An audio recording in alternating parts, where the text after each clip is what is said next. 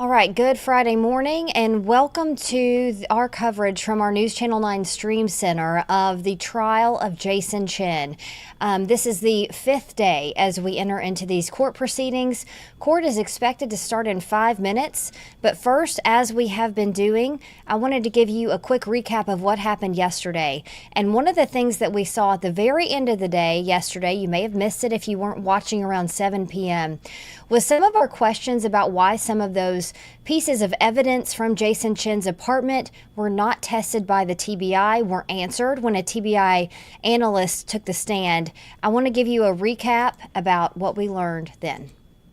Throughout the trial, the amount of items CPD sent to be tested as evidence has come up repeatedly. We now have answers to some of those questions. TBI agent Kim Lowe testified there's a memo at the TBI forensic lab that 10 items can be tested per case. She says there have been exceptions made in other cases. Jason Chen's defense has questioned CPD crime scene investigators why all the blood evidence was not sent to the lab. This includes the items found outside of a dumpster at Chen's apartment complex, including pants, shoes, and undergarments with dark red stains. I ended up looking at what was there, and noticing that most of the swabs originally came from the bedroom or the bathroom.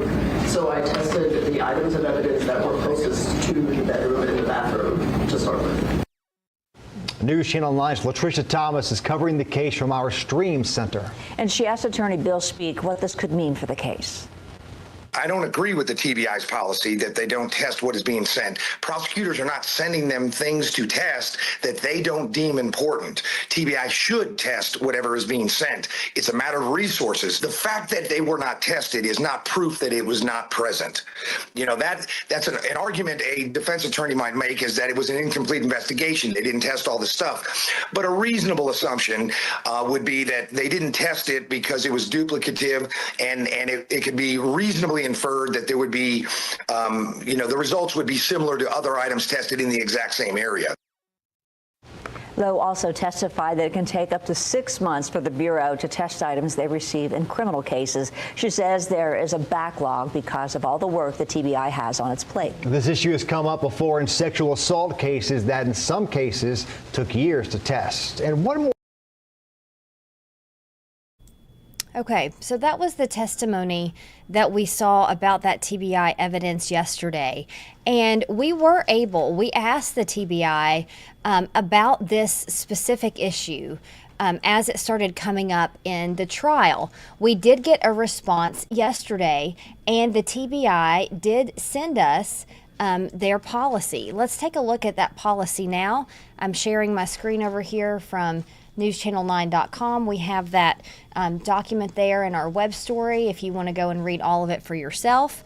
So here's what we learned from that.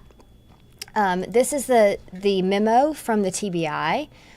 It says DNA profiles obtained and eligible to be entered into CODIS must have appropriate elimination standards requested prior to upload to a searchable category.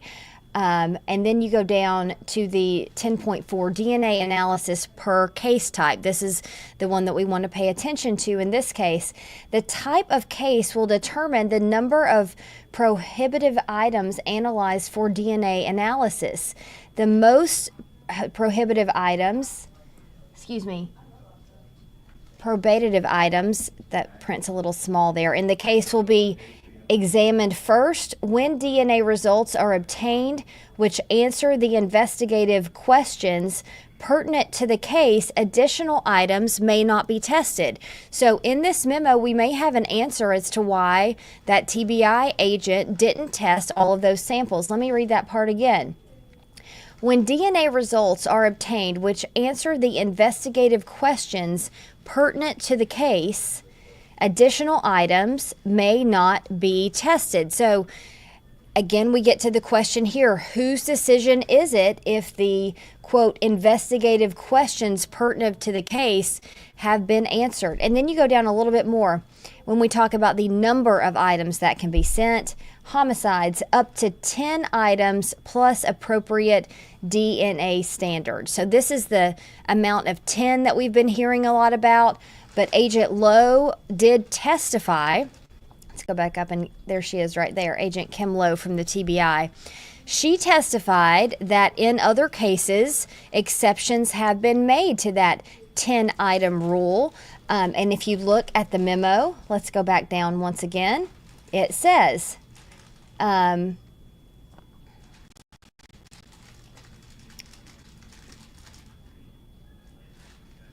see if we can find that part there. DNA analysis will be complete when an association is established from the evidence. For example, established between the subject and the victim, subject and crime scene. So let's go now. We also got a statement from the TBI's media spokesperson, Josh Devine, when we asked about this 10-item rule. And his statement said, more items can be tested if requested, but that's handled on a case-by-case basis. Now, what is not 100% clear is if the prosecution then went back and asked for more items to be tested. What we do know is that of the items that were sent, not all of them were tested. Let's take a look and see which items were submitted and which ones were tested. So there's Kim Lowe holding up a piece of the carpet, and this is some of the samples that she said she chose not to test. So you can see here, these are the exhibit items that were sent to the TBI. The first one is a known blood standard from Jasmine Pace. That was collected from a toothbrush in Jasmine Pace's apartment, according to testimony. So that's like the standard. This is what we're going to show is Jasmine Pace's DNA. And then these other things that they submitted, upon questioning, we learned that they wanted those to be matched to Jasmine Pace. So what all did they submit? They submitted the swab from the shackles and the swab from the handcuffs. Those are the two items that were found in the suitcase on Jasmine Pace's body that was found on the side of Suck Creek Road. And then the next three items, swabs from pulled areas of bag 1, 2, and 3. What are bag 1, 2, and 3? What are they referring to there? Those are the garbage bags, the 3 different garbage bags that Jasmine Pace's body was wrapped inside before she was placed in that suitcase. The next item, swab from a suitcase handle. So that's the handle of the suitcase that her body was found in. The next piece, swabs from the steering wheel of the Chevy Equinox. That is Jasmine Pace's vehicle. Then swab from bedroom under carpet. Swab from bedroom under carpet. And then backer board from the bathroom. So, of those 3 items, we know those last 3 items with the carpet, we know some of those were not tested. That's from the agent's own testimony. So, when they did test those items, what did some of them show? She also was on the stand to enter that into evidence. So, this is item 002C. So let's go back one here and just double check 002C. This is the swab from the handcuffs on Jasmine Pace's body. What did it find? Chemical testing indicated the presence of blood. And then that the DNA profile matched that of Jasmine Pace. So they were able to determine there that they did have Jasmine Pace's blood DNA on those handcuffs. Now, of some of the other pieces, we know that they walked through court. Jasmine Pace's DNA was also found on the garbage bags that her body was inside. And then some of them came back inconclusive. That includes the handle of the suitcase that her body was in and the steering wheel of her car. Not enough DNA was found on those 2 items to make a definitive match. So we're expecting to hear more about all of these issues today. Let's talk a little bit about our timeline as we go into day 5 here. So The judge has talked a lot about what this weekend will look like.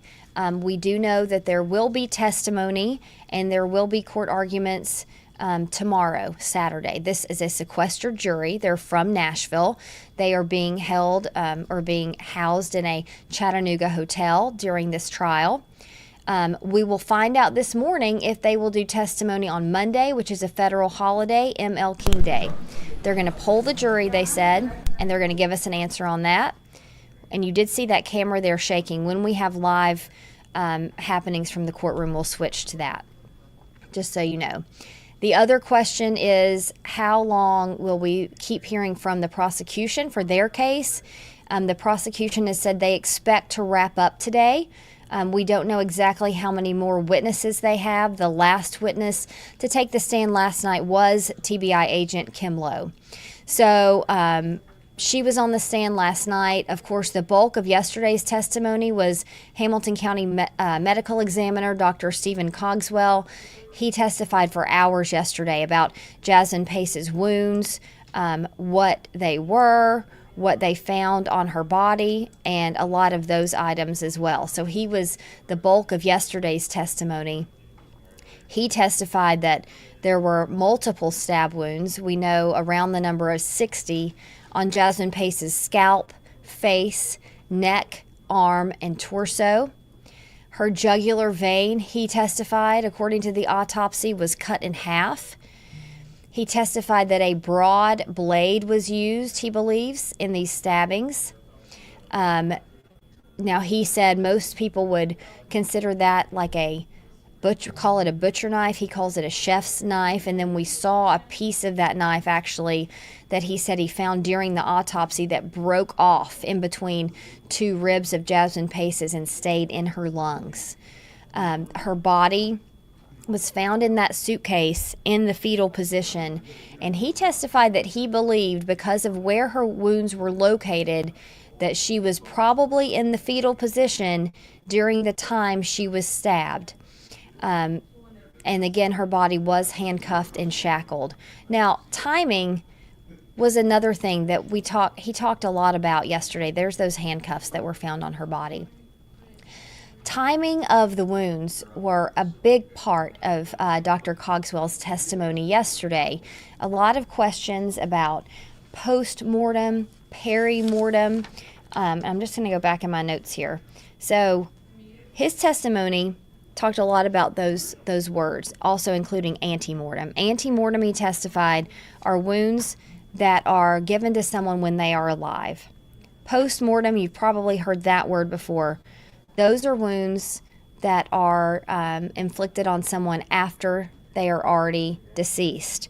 Peri-mortem, he said, that is around the time of death. So that is as someone, in this case, who's been stabbed a lot, is bleeding out and dying. He said those are harder to pinpoint an exact time. And he comes up with this information about when the wounds were inflicted on someone, by the bruising, by how much they bled, lots of different things in his long career of over 7,000 autopsies that he's learned from that. He testified that the majority, if not all, of Jasmine Pace's wounds were inflicted upon her either peri or ante-mortem. That means she was either alive or she was around the time of death. He does not believe that any of the significant wounds, this is all according to the autopsy results, were inflicted upon Jasmine Pace after she died. Why is that important? We've been talking to legal analyst Bill Speak a lot about that. It all comes down to the idea of premeditation. So Jason Chen is charged with premeditated first-degree murder. In order to get a conviction on that charge, the district attorney, Cody Wamp, has to prove that the murder was premeditated. There was some sort of pre-planning into it. You'll remember from opening statements, the defense came out and said that this was a crime of passion. They are asking the jury to convict Jason Chen on a lesser charge of voluntary manslaughter, which carries a much shorter sentence. And they are saying he became angry and scared when Jasmine Pace, the defense claims, actually came at him first when she found text messages from other girls and women on his phone, and that they said, blacked out in the moment. So that's the question here. Were these wounds inflicted on Jasmine Pace in the heat of one moment with no planning or with some planning? That's what we're hearing from both sides here, the prosecution on one side, the defense on the other. And as Bill Speaks said, that will be the huge question here, what the jury believes. From the opening statements, what will the defense bring on their side of the argument? No one knows for sure. But from our opening statements, and you can watch all of those on our News Channel 9 YouTube page if you want to go and get caught up, those including all of the testimony in this trial. The defense says that they will show us text messages between Jasmine Pace and Jason Chen before she died to show the nature of their relationship, to show what their communication was like, so we can look at that. And then will Jason Chen take the stand? That's a big question here. Attorney Bill Speak, again, not related specifically to this case, but he's helping us by watching the testimony and giving his opinion. He believes that Jason Chen will testify because he says some of the things that the defense is trying to prove happened can only be known by two people, and one of them is Jasmine Pace, who is deceased. So the other person, Bill Speak says, that could give us that insight would be Jason Chen. So that's why he believes the defense will call Jason Chen to the stand. Of course, that is Jason Chen's choice by law, so we'll have to see whether or not that happens. We know the prosecution does have some witnesses left to call today. We don't know exactly who they are. I will bring up, we have a witness list here that we can go up and kind of look at. The main witness list here has the bulk of the witnesses on it.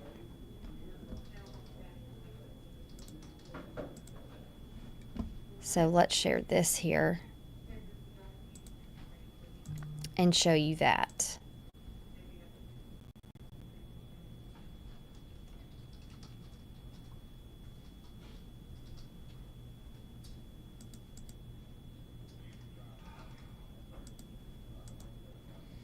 Okay, so here's the witness list. Here is who we could be hearing from today.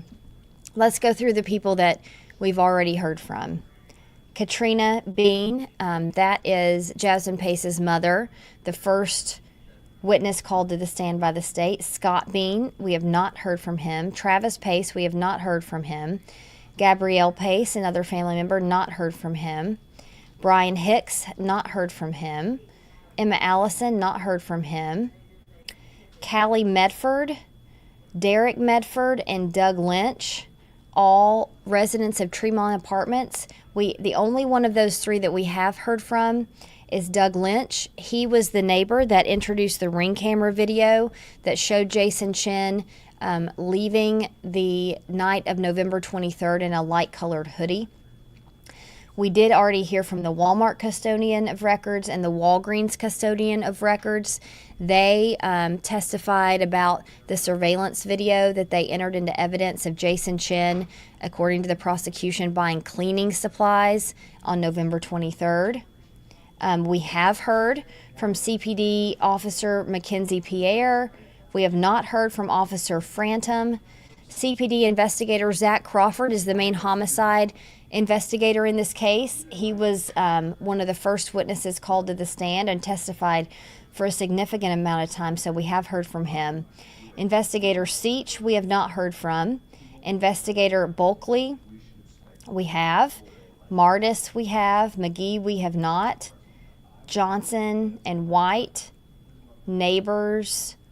I don't believe we've heard from. Curtis and Brown, I also don't believe we've heard from, but I could be mistaken about that. CPD Lieutenant Franklin, we have not heard from. Sawyers, we have not heard from. Monica Datz from the Bradley County Sheriff's Office, we have not heard from. Medical Examiner Stephen Cogswell, that's who we did hear from yesterday. Mark Hamilton from the DA's office have not heard from. And then there's Kim Lowe from the TBI, which we did hear from yesterday. Now, Again, just because people are on those witness lists does not mean that they have to be called. It just means that the prosecution can call them. It's not expected if they are going to wrap up today that we'll hear from all of those people. So we'll have to wait on that and see. So what are we waiting on now? It's 10:15. Court was supposed to start at 10 a.m. this morning. We have seen some movement in the courtroom, but Jason Chen and the jury are not in the courtroom yet, so we're waiting on that to happen. If you want to go to our YouTube page and get caught up on all this testimony, we have just everything gavel to gavel there to talk about. We'll be looking out for some of those main issues that we've been discussing this morning, the TBI evidence, the prosecution's last witnesses, all of those expected to happen today in Hamilton County Court. We'll be keeping an eye on it for you and bringing you a wrap up in those mid-morning breaks. For now, we'll go and wait for court to begin.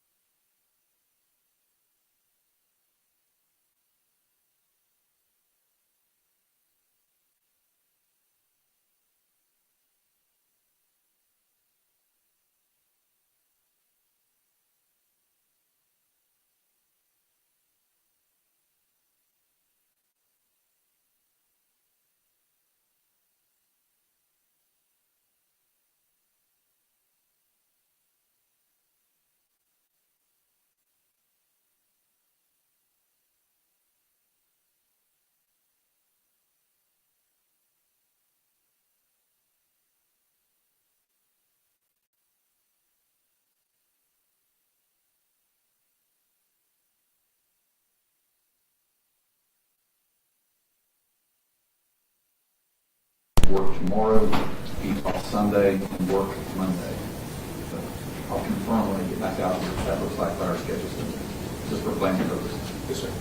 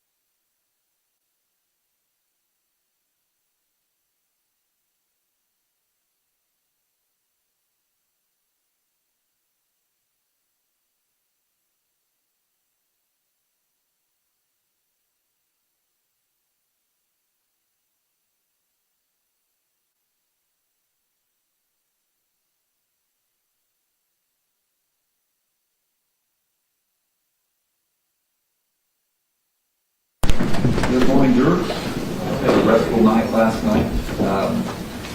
Fridays are a big day in court for us generally, so we got a lot done this morning. So I appreciate your patience in getting this started a little later than usual. First, as always, I'll ask to make sure everyone was able to abide by the court's admonition, not to let yourself be exposed to the media or not discuss the case by yourself. Just nod your heads, let me know. Nod your heads.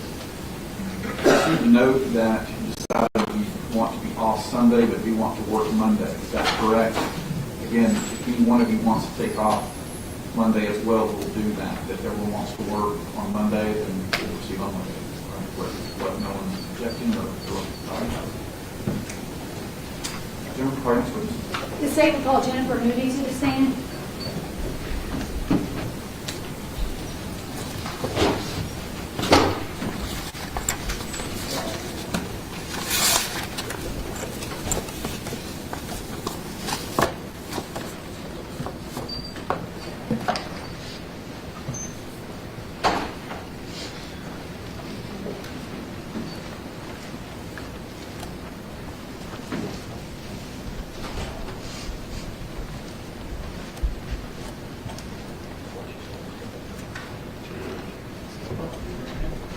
Solemnly swear affirm that the testimony about to give the truth, the whole truth, and nothing but the truth, so help you God. Yes, sir. Okay. Good morning, Ms. Moody. Good morning. Can you say your full name for the record? Jennifer Moody, And Ms. Moody, where are you employed? the Hamilton County Sheriff's Office. What do you do at the Hamilton County Sheriff's Office? The capacity of my current assignment is a fingerprint technician, according to the policy and procedure. It's considered a fingerprint technician. Okay, and in your role at the Sheriff's Office as a fingerprint technician, what do you do? Each morning I collect all of the police reports, accompanied by the disposition forms and the fingerprint cards from all the arresting agencies. First, they're sorted by date, and then they're sorted by agency after having checked to make sure the names match, the names on the fingerprint cards match the name on the reports. The charges are according to what the report says, and the ORI, that's original reporting incident, or the origin reporting incident, matches the agency for which the paperwork is going to go to. Okay, and for what purposes do you have to go through all of those steps? It's basically a quality assurance to make sure that all of the charges that we submit on behalf of other agencies are correct and accurate. Okay, thank you. And who operates the Hamilton County Jail? What entity? Oh, the Hamilton County Sheriff's Office. Okay. And when a person is charged with a crime, are they required to be fingerprinted? That's correct. Does that occur at the jail? It does. Can you describe that process to the jury? That's correct. We use what's called a TENS machine. It's a digital machine provided by DataWorks, and they are an integrated software provider for criminal justice agencies. And so each fingerprint, if each finger is scanned digitally with the print of the, what they call a slap, that's the hand being placed flat, the full hand being placed flat, accompanied by a palm, just the lower palm, and then the upper palm. And how are those records kept at the sheriff's office? They're kept digitally. Okay. They're And, collected digitally and stay collected digitally. okay. And do you have any other job responsibilities when it comes to the fingerprints that are collected from individuals being booked at the jail? No. Okay. I'm going to approach with a document.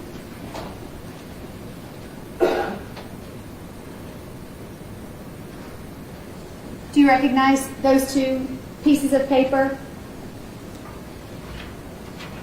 These appear to be a front and back copy of a fingerprint card. Fingerprint card from the Hamilton County That's Jail. correct, yes. And I'm gonna, is this a record that is kept in the normal course of the sheriff's office business when That's it comes to correct. operating the jail? Yes, And do you have access to these records? I do. Okay, Your Honor, I'd ask that this be State's Exhibit 212. 212. All right, I'm gonna show these records to the jury behind you. If you could, you can use either, but I'm gonna be pointing to the screen screen behind you.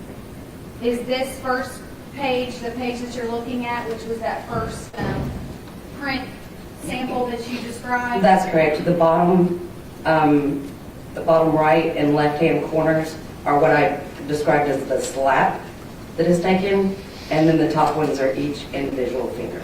Okay, and specifically, who are the prints taken by? The booking officers. Okay, are the booking officers required to insert the inmate's information into these print cards? That's correct. Initially, they're entered into what's called CJIS. That's a criminal justice information system, so that they're on file for our records. And then those records are then imported into the machine prior to the prints being taken. And who inputs the information about the inmate? The booking officer. All of it? That's correct, yes. Okay, and you can see on this print card, there's a name, Chen, Jason. Is that correct? That's correct. And then do you see a social security number? Just below the name, that's Would correct. that be the social security number attached to Mr. Chen? That's correct. And then you look down, you see his date of birth, is that correct? That's correct. And then can you describe to the jury what's over to the right of that, the M, the A, the numbers? That is what's called an FBI number. No, I'm sorry, if you'll look up to the screen, this part. Oh, the M is the sex, the A is the race, and then the 601 is going to be the subject's height, the 170 is going to be the subject's weight, and then the BRO is the eye color, and then the BLK is the hair color. Okay, and you were about to describe the FBI number, what is that?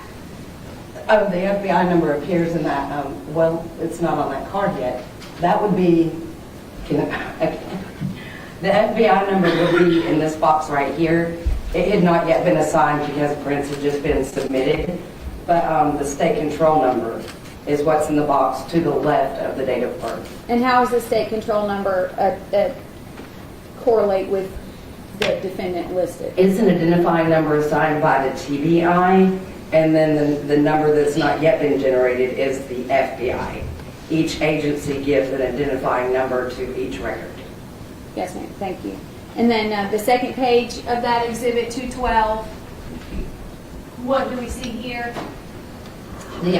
The top two dates, the top one is the date the subject was fingerprinted. The block below it is the date the date the offense occurred.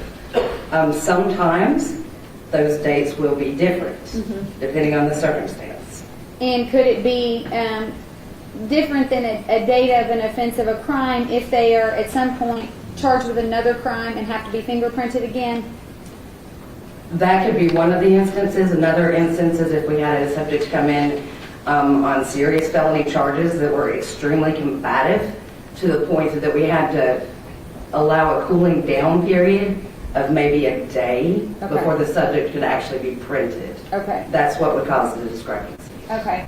Are you aware in this case, and you may not be, are you aware in this case that Mr. Chen had been charged with 2 counts? I am no, I was not aware. Okay, all right, thank you.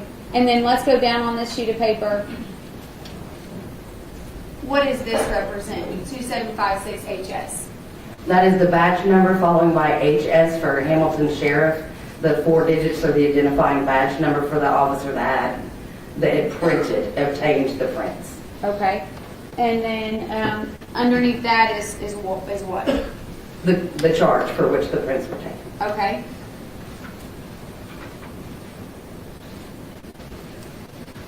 And then residence is just simply what the defendant lists as their location of That's residence. correct, yes. Is that right? Yes.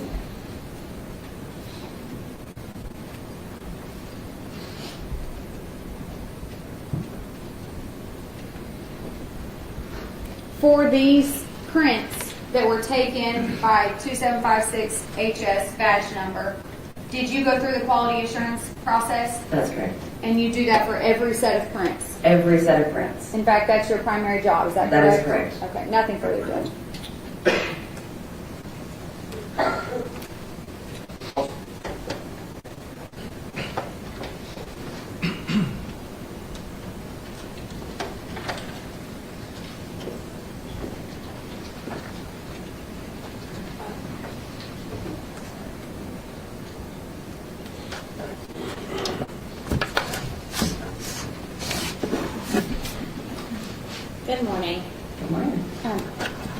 Is that Officer Moody or Miss Moody?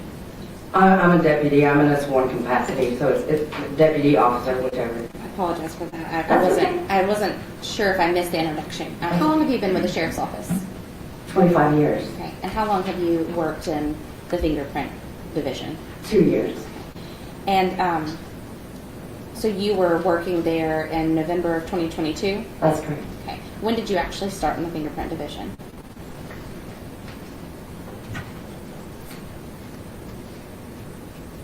February of 22. Okay.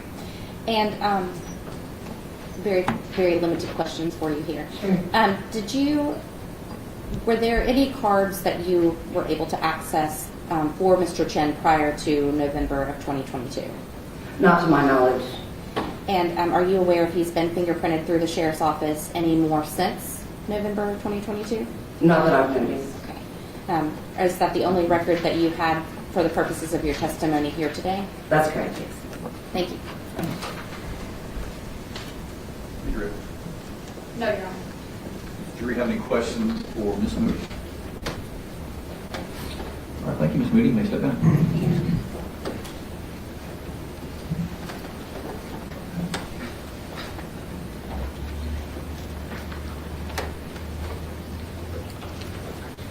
Right next to you.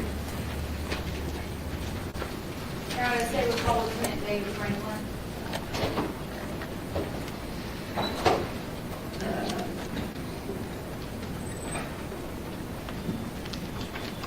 Lieutenant Franklin. Lieutenant Franklin.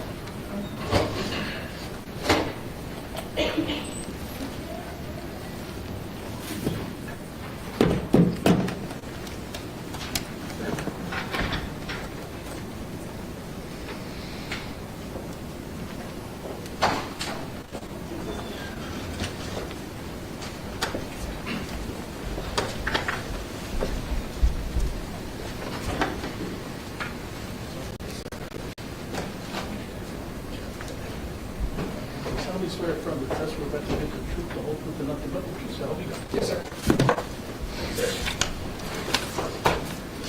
Good morning, Lieutenant.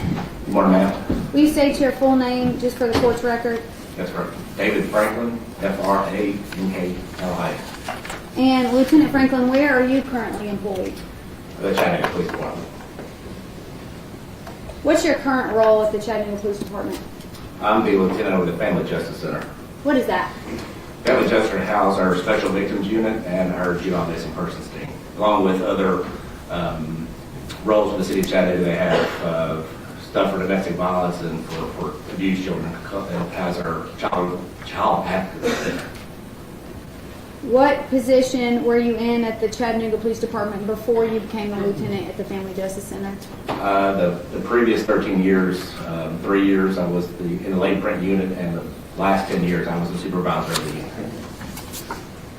Okay, let's go back through your employment history with the Chattanooga Police Department. When did you join the police department?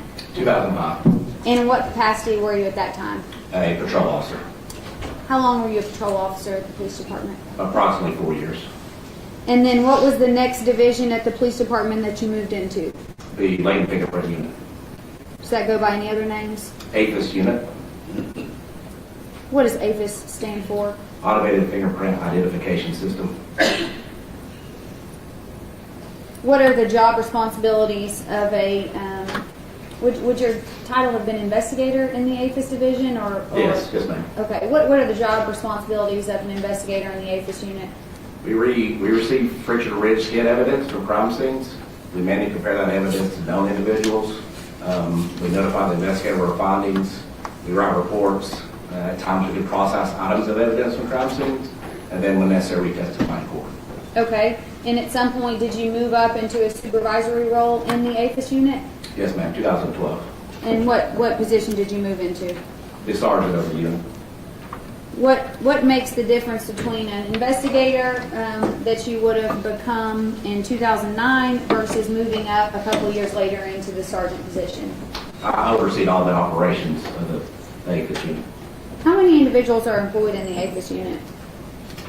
Currently, there is 3. And are all of those sworn law enforcement officers? Yes, ma'am. Okay. So In 2022, what position were you in? 2002, 2022. 22, the sergeant of the unit. Okay. How many people were underneath you at that time? There were 2. Okay. Let's go through your educational history and your training history. Do you have to be specially trained to be a latent print examiner at the Chattanooga Police Department? Yes, ma'am. Can you describe, first of all, do you have a bachelor's degree, sir? Yes, ma'am, criminal justice. Okay, thank you. And can you describe, going back in time to when you first were in the APHIS unit, what training was required to be in the APHIS unit and be a latent print examiner? Okay. For 2 years, in the latent fingerprint unit, you're basically in training. You're learning. So I trained another certified latent print examiner. That examiner was certified by the International Association for Identification. I trained underneath him. During that time, I attended a school put on by the National Institute of Justice, the National Forensic Science and Technology Center. This is in Largo, Florida. It consisted of 12 different modules, 11 different modules of instruction. And in between that coursework, you'll do additional coursework and assignments and pass tests, of course. I completed that school, and during my time as a latent print examiner, I completed over 300 hours of continuing education in latent fingerprint examination. That first training program in the latent print examiner training program is how it's described on your resume. That was a long training, was it not? Yes, ma'am. What do you recall? What months? It was a total of 10 weeks, but it was spread out over several months. Okay. And in those 10 weeks, did you have to have training, a certain amount of hours of training in different types of subjects that deal with fingerprint examination? Yes, ma'am. Each week was 40 hours. Okay. And you testified that since then there's been over 300 hours of training. Does some of that training include IAI conferences? Yes, ma'am. You just mentioned it, but for the jury, what is IAI? It's the largest professional organization in the world. It houses latent fingerprints, DNA, serologies. Do you recall how many times you've attended IAA training since 2010? I would say pretty much since 2012, every year except the last 2 years, I would attend that conference. Okay. Has your training been ongoing from 2010 when you went to the original latent print examiner training program? Was your training ongoing through your time in the APHIS unit? Yes, ma'am. Was that required by the Chattanooga Police Department? No, but it is required by the IAI. You have to have continued training hours to keep your certification. You have to recertify over 5 years. Okay, so you can't just be certified and not worry about your training for 10, 15 years? Yes, ma'am. Okay. And you just testified about certification. Who certifies you as a latent print examiner? The IAI, International Association for Identification. Do you have to be certified to work in this capacity at the Chattanooga Police Department? No, ma'am. Okay. Are the other 2 individuals that work in the APHIS unit also certified? Currently, one other person is. And who is that? Sergeant Siders. Salyers? Yes, ma'am. What are some things, what are some subject areas that your training has focused on over the years when it comes to fingerprint examination? Processing items of evidence, determining sufficiency of latent print impressions, tell the difference in distortion, the pressures of blood, biology of the skin, the history of latent print examination, the list goes on. And after you were certified as a latent print examiner, were you recertified after those 5-year periods? Yes, ma'am. I've recertified twice. 2016 and 2021? I believe it was 2017 and 22, I believe those are the dates. What types of cases at the Chattanooga Police Department does the APHIS unit work? All crimes. From burglary to a homicide? Yes, ma'am. And at whose request do you examine fingerprints? It's when the officers or investigative unit submits cases to our office. In your years in the APHIS unit, both as an investigator and as sergeant, how many fingerprints would you say that you reviewed? Items of evidence I've looked at for impressions, probably over 10,000 comparisons. Actually comparing a latent print and a known print, well over 300,000. 300,000? Yes, ma'am. Okay. And is there any type of peer review process at the Chattanooga Police Department? Yes, we follow a scientific process known as ACE-B, which requires verification. So would that mean that after you examine prints, if you're able to make an identification, somebody else would have to verify that identification? Yes, ma'am, that's correct. Is that a nationally known procedure? It's a standard that we follow. Does IAA require it? No, SWCFAS, which is Scientific Working Group for Friction Ridge Analysis, Study of Technology, Defined Standards, and that's one of their standards. Okay, so the IAI doesn't even require it, but the Chattanooga Police Department still does that? That's right. Okay. And is the methodology that you use in fingerprint examination, is that accepted nationwide? That's correct.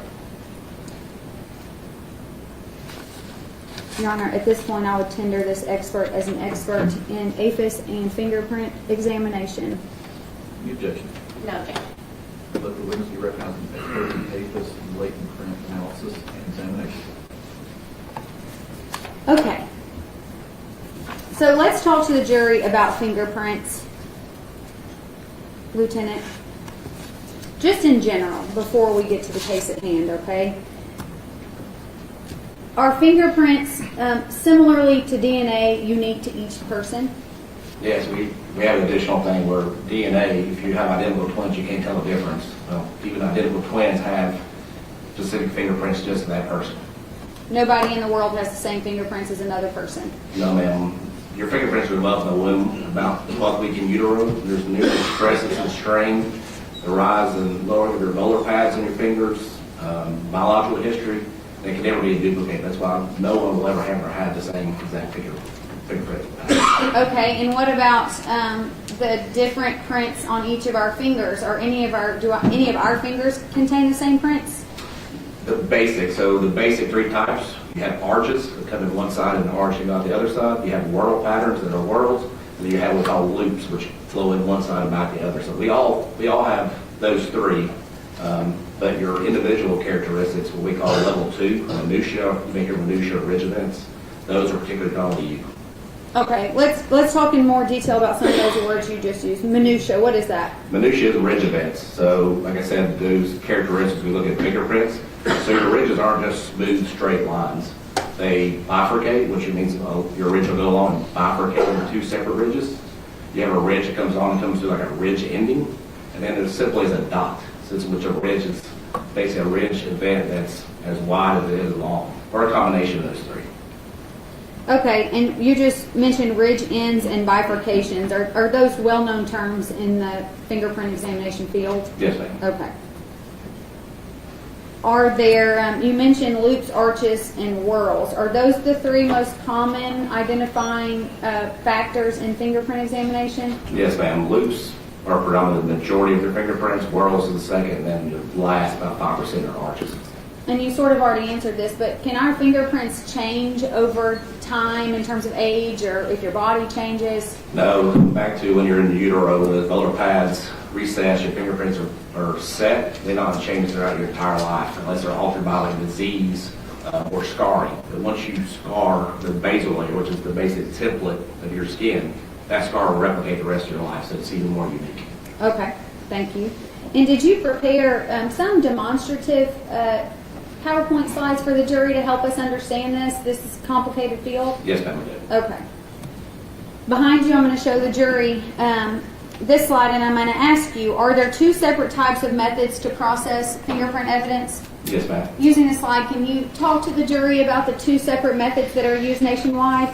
Y'all may have sat down, so I know something. Felix, if you could turn the microphone. Yeah. Yes, sir.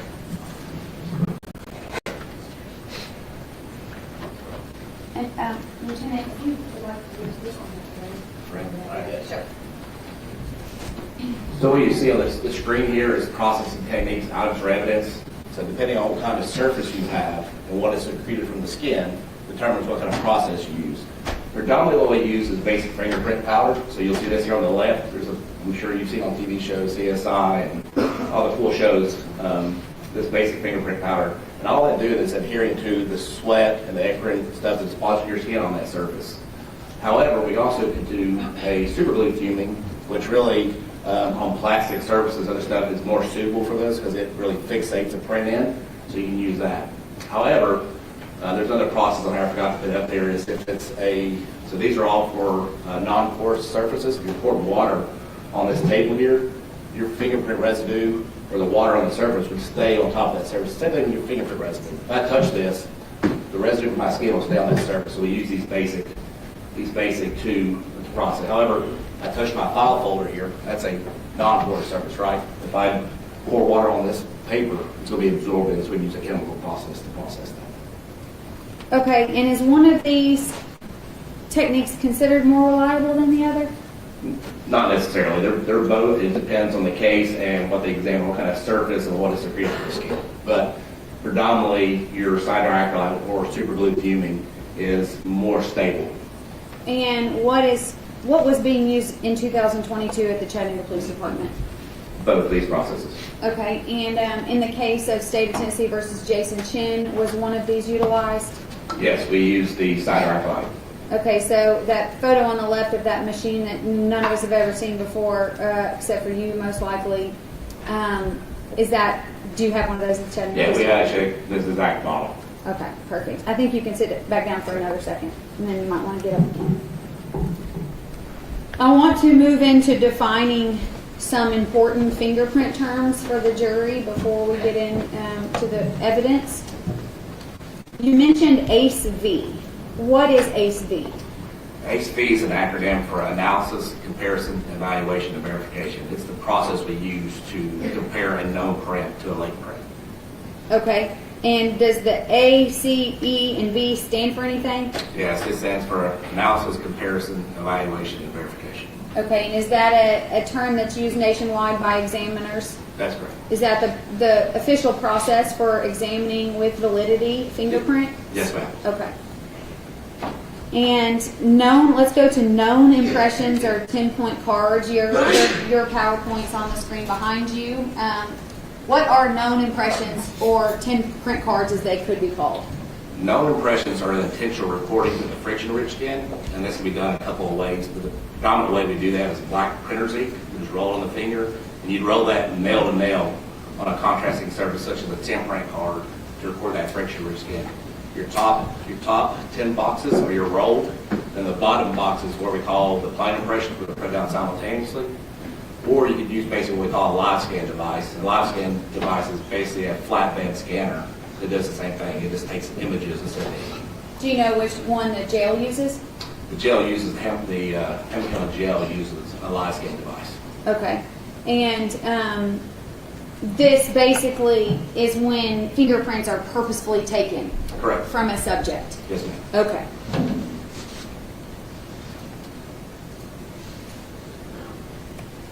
All right, the next slide, latent prints. So this is the other kind of fingerprints, correct? Correct. And can you describe these for the jury? So latent prints are accidental or unintentional reproduction of that same friction-rich skin from secretions in your skin or a contaminant. Your body secretes mostly sweat.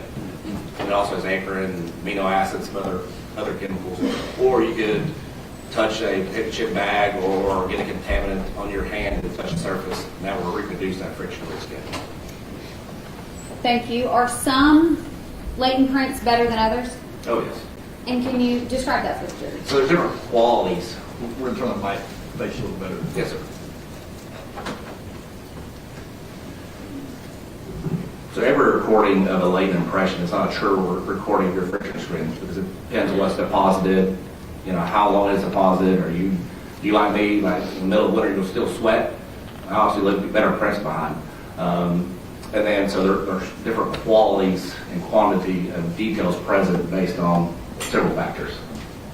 Okay. Is part of your job determining the value of latent prints? Yeah, so back to the ACE-V, your analysis stage is the first stage. We'll look and analyze the print. Is there sufficient quantity of those level 2 details, those bifurcations, those ridge endings, those dots, level 3 details, which is called edgeoscopy, which is the outer edges of those ridges they're not smooth lines either. They actually have peaks and valleys, like a mountain range.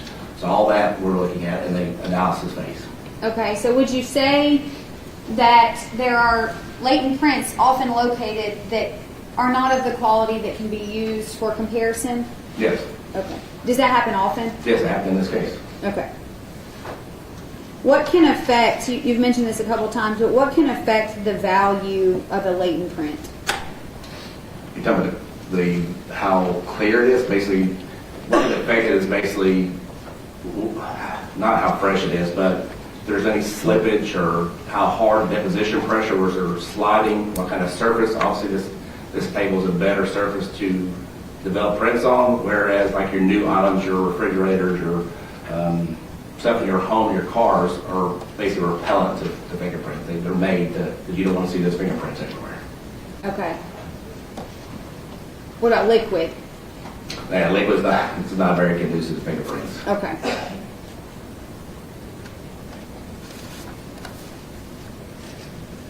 When analyzing latent prints with known impressions, what do you begin looking for at the very initial part of your examination? So that's when you move from the analysis phase. So once you leave the analysis phase, you determine there's sufficient quantity of details present.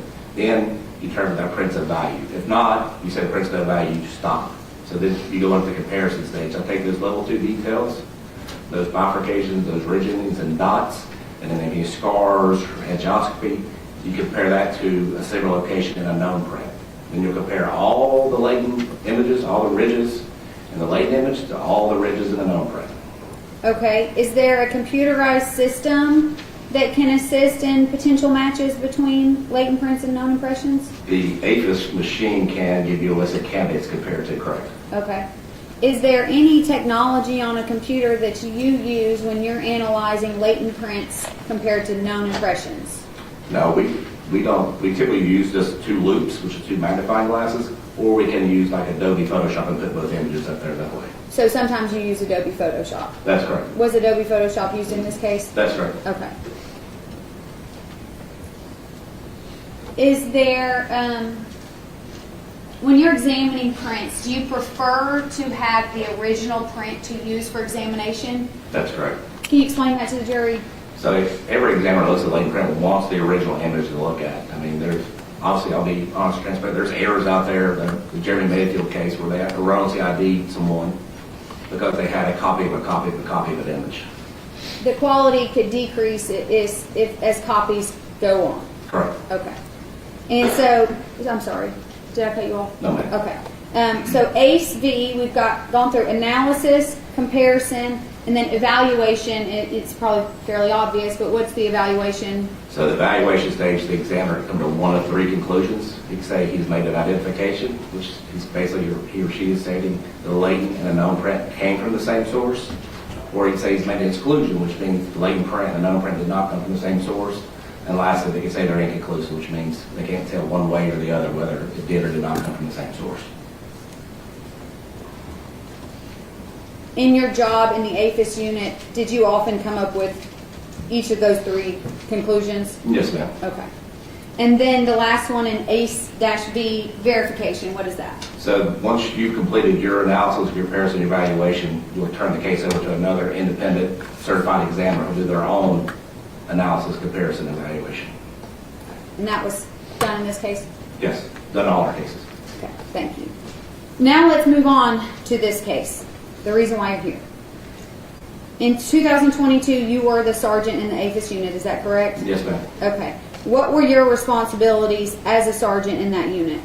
I was working for a majority of our most violent cases. I had the most experience, and then I would also be tasked by the homicide unit to process items of evidence. Was there, or is there still, a way that cases are distributed to fingerprint examiners in the APHIS unit at the police department? Yes, ma'am. What is that? So they come in, we have red lock boxes, so we kind of keep bias out, so the officers or the investigators or crime scene investigators will put those cases in a red lock box. We'll go every morning, open that red lock box, take them out, sign them, and then we'll assign cases based on what type of crime there is. Okay.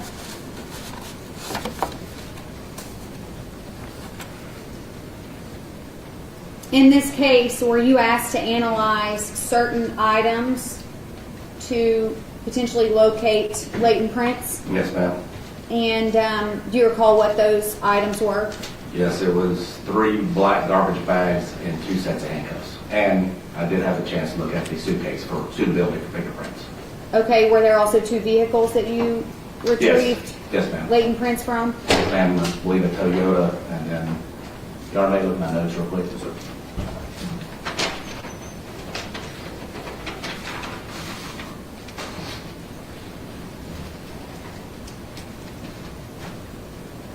And a Toyota and a Chevy. Okay, and jumping ahead and then we'll come back. After an evaluation, do you issue a report? Yes, ma'am. Okay, and in this case, did you issue a report that's specifically related to the Chevrolet, the Toyota, and the garbage bags? Yes, ma'am. Okay. All right. Let's first talk about the Chevy. Do you recall what kind of Chevrolet? No, ma'am. Did you actually take the prints off? No, ma'am. Okay. Our crime scene unit processed them. Okay. Were you able to locate any prints or did the prints that you received from crime scene, were you able to observe any latent prints that you could use for analysis and comparison? Yeah, they submitted 4 separate impressions lifted off the vehicle, and one of those lifts had a latent dose of value to compare to a known individual. Do you recall where on the Chevrolet that latent print with value was? The front passenger door. The front passenger door. Yeah, exterior. Okay. And was a comparison made for that print? Yes, ma'am. Was there a positive identification made? Yes, ma'am. And who was that person? It was made by Mr. Jim Cooper. Why did so to make a comparison, you have to have known impressions and the latent prints, correct? Correct. Because if you don't have one, you have to compare 2 different things. Why did CPD have Jim Cooper's fingerprints? So all our impressions are run through that APHIS database. It gives a list of candidates compared to. So you're fingerprinted for numerous reasons, for applying for a job, maybe a teacher, a lawyer. There's numerous reasons why you're fingerprinted, and it's collected. So that latent print went into the APHIS system and it came back as a positive match with Jim Cooper. Correct. Do you have any knowledge of Jim Cooper's involvement in this case? No, ma'am. When we're in our late print unit, we stay back and try not to figure out who was involved. Okay. And then let's talk about the Toyota Camry. Were there observable satisfactory prints on the Toyota Camry?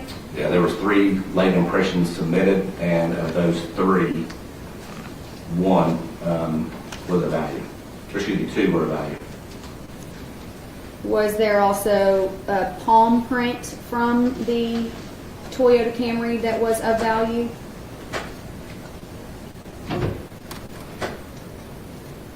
That's correct. Okay, so 2 fingerprints and a palm print were of value? So each of the last 2 lists had multiple impressions of value. Okay, all right, thank you. You're correct. And on that Toyota, were you able to identify where the latent prints on the Toyota were observed? Yes, ma'am. The front driver's side hood and the second lift from the front driver's side hood, exterior. And who did those, were you able to come back with identification on those prints? Yes, ma'am. Who were those prints? Investigator Crawford's. Okay. Is it common in criminal investigations to locate an investigator's fingerprints on an item of evidence? Yes, officers' first job is right for preservation of life. So they're trying to save someone, or they're trying to get someone in custody. Maybe an officer safety issue. They don't have time right away to put gloves on. So it happens quite frequently. Okay. And now I'd like to specifically focus on the garbage bags. I'm going to show you, Lieutenant, what's already been identified or placed into evidence as Exhibit 185. Do you recognize this photo? Yes, ma'am. What's depicted in the photo? This is our crime scene processing bay with the bags hanging out to dry. And in fact, is that you in that photo? Yes, ma'am. Were you told where the bags were collected from? That's correct. Where, to your knowledge, where were those bags collected from? They had held Jasmine Pace's body. Okay. And I want to clarify something. Investigator Schubert's testified already, and it became confusing to me. the order in which the bags were numbered or identified. The three garbage bags have already been entered into evidence as 182, 183, and 184. However, the labeling, first of all, do you know who did the labeling in this case? I believe she did. Okay. One of them says that it's number 1, front most exterior. So do you know which bag that would have been around Jasmine's body? From the documentation I received, number 1 was the most exterior bag, number 2 was the middle, and the bag she labeled 3 was the closest to the body. Okay. From the outside in 1, 2, 3. Correct. And so this one says number 2 middle, and then this one says number 3 back. It's slightly confusing. I'm assuming it's number 3, but do you know why I would say number 3 back? No, ma'am, I don't. Okay, it's just labeled confusing. Yeah, I believe so, yes. That was Investigator Booker who put those back in the bags. I'm not sure how she let them. When she passed the evidence on to me, I wrote down in my notes which bag she told me was in relation to the body. And that's when I did my investigation. Okay, thank you, sir. Yes, ma'am. And were you able to locate latent prints on any of these garbage bags? Yes, 2 of the bags. 2 of the bags. Do you recall which bags? Bag number 1, which was the furthest from the body, had 4, and then the bag that was closest, most interior bag, the interior of that bag had 1. Okay. And were any of those latent prints of value, high enough quality to be examined for comparison purposes? Only 1 set. And what set were those? That was lift A. Where was lift A on the bags? The exterior of the 3rd bag. Okay.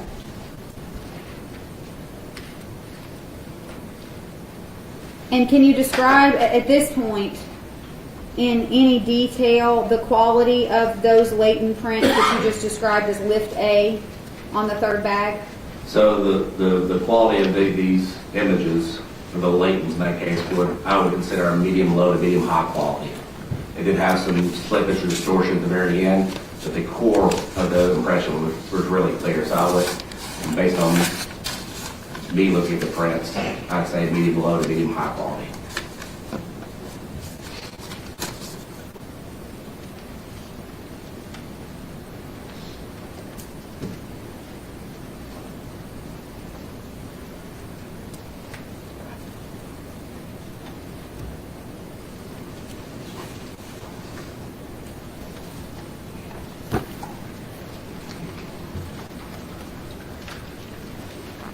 Lieutenant, I'm going to hand you 4 photos, ask you to look at them, tell me if you recognize them.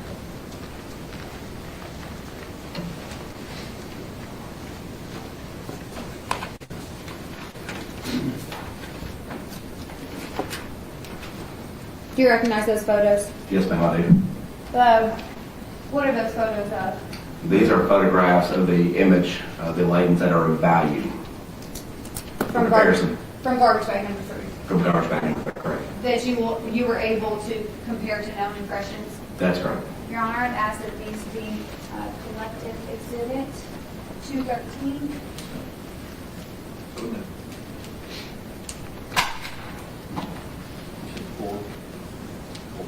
Yes, Your Honor.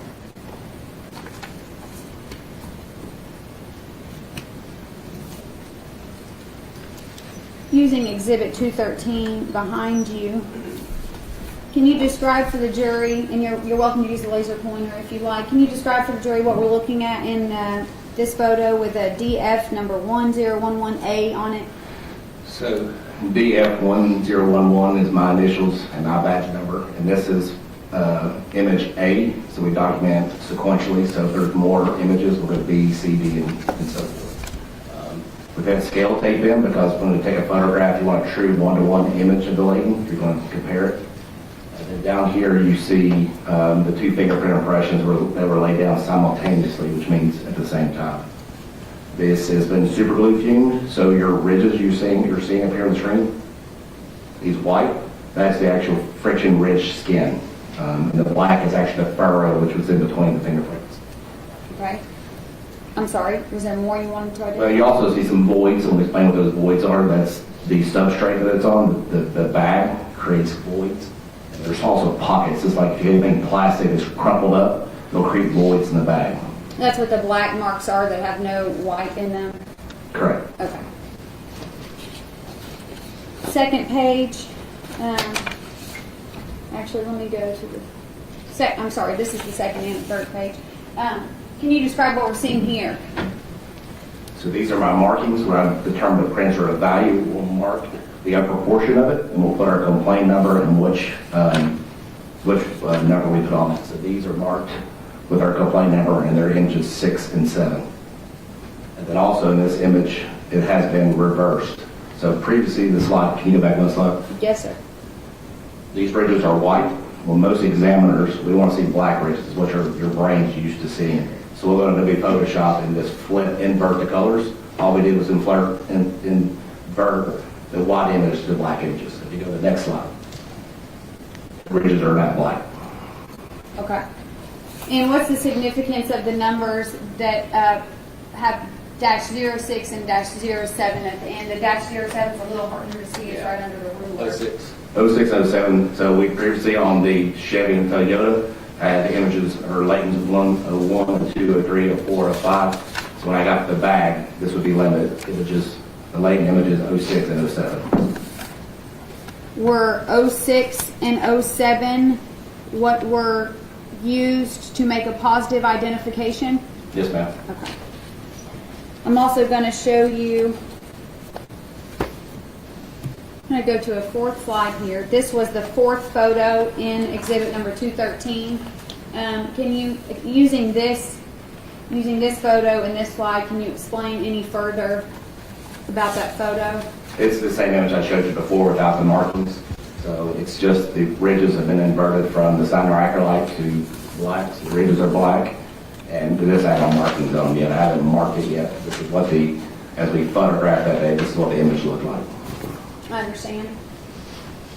I'm going to hand you what has already been admitted into evidence as exhibits 198 and 199. There's 2 documents with each of those exhibits. Can you look at those?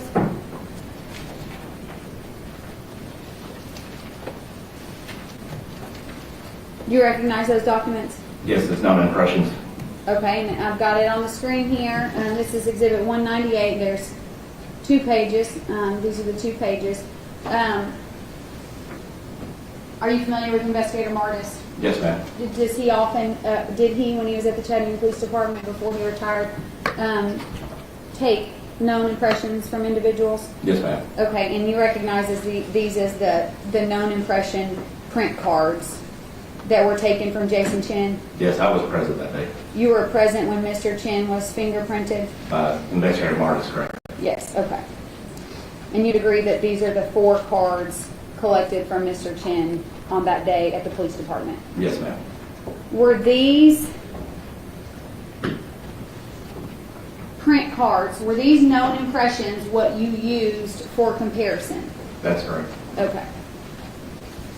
So explain that to the jury. When they now see the known impressions in the same set of slides as they see the latents. So explain that comparison process. So then we would go back to our office. We would put the latent impression on the screen and the known impression.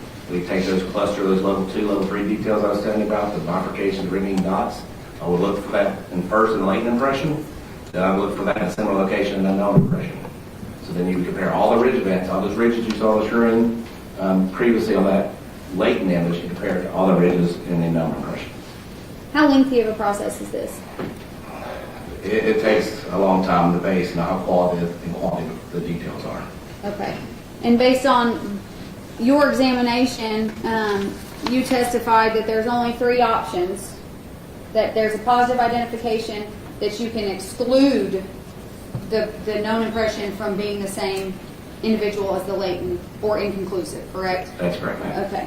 And in this case, when we talked about -06 and -07 on one of the latent print photos, were you able to make a positive identification? That's correct. All right. I'm going to show you what's already been admitted as Exhibit 212. collective. Would you agree that this is a different print card than the prints collected by Investigator Martis? Yes, this is the live scan recording of this group scan. From the Hamilton County Jail? Yes. Did you use, for your either investigative purposes or for your testimony today, did you use the Hamilton County Jail prints? I did use them to create a chart. Would that be a chart to help the jury understand identification? That's correct, ma'am. Okay. And is this something that you often do? For every case. Okay, thank you.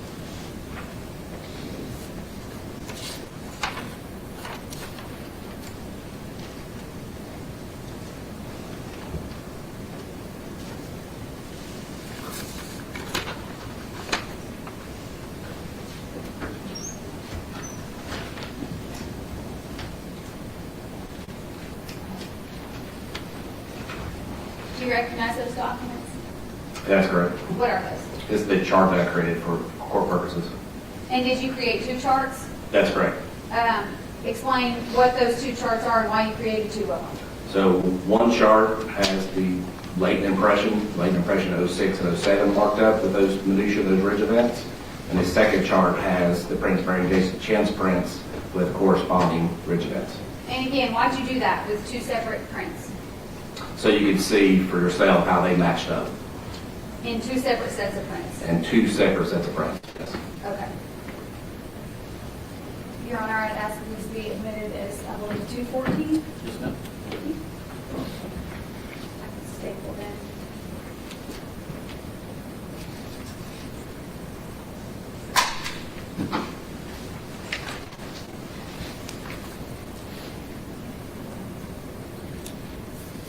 The display for the jury. The second page of Exhibit 214. So, describe for the jury, care what we're looking at. So this is a live scan image of those 10 print cards you saw, the ones that the Hamilton County Sheriff's Office took. So this is the left ring and left middle finger from that 10 print card on the screen of Jason Chen's. Okay. And I apologize, that is just a demonstrative exhibit. This photo is the first page of Exhibit 214. Well, it doesn't have a...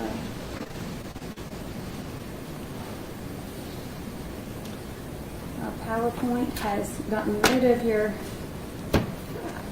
1 second, Judge.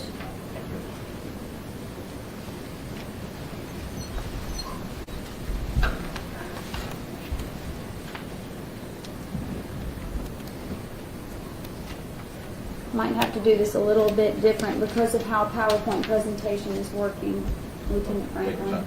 Yes, ma'am. You use the document can. I might have to. We'll see if this works here.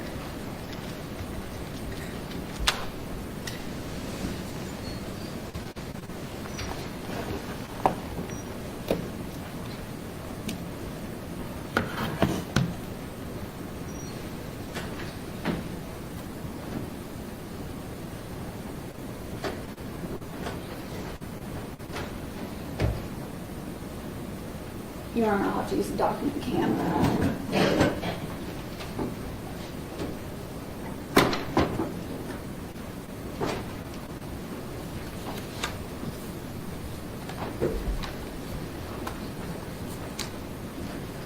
I apologize, Lieutenant Franklin. Some of it didn't show up in PowerPoint. No problem.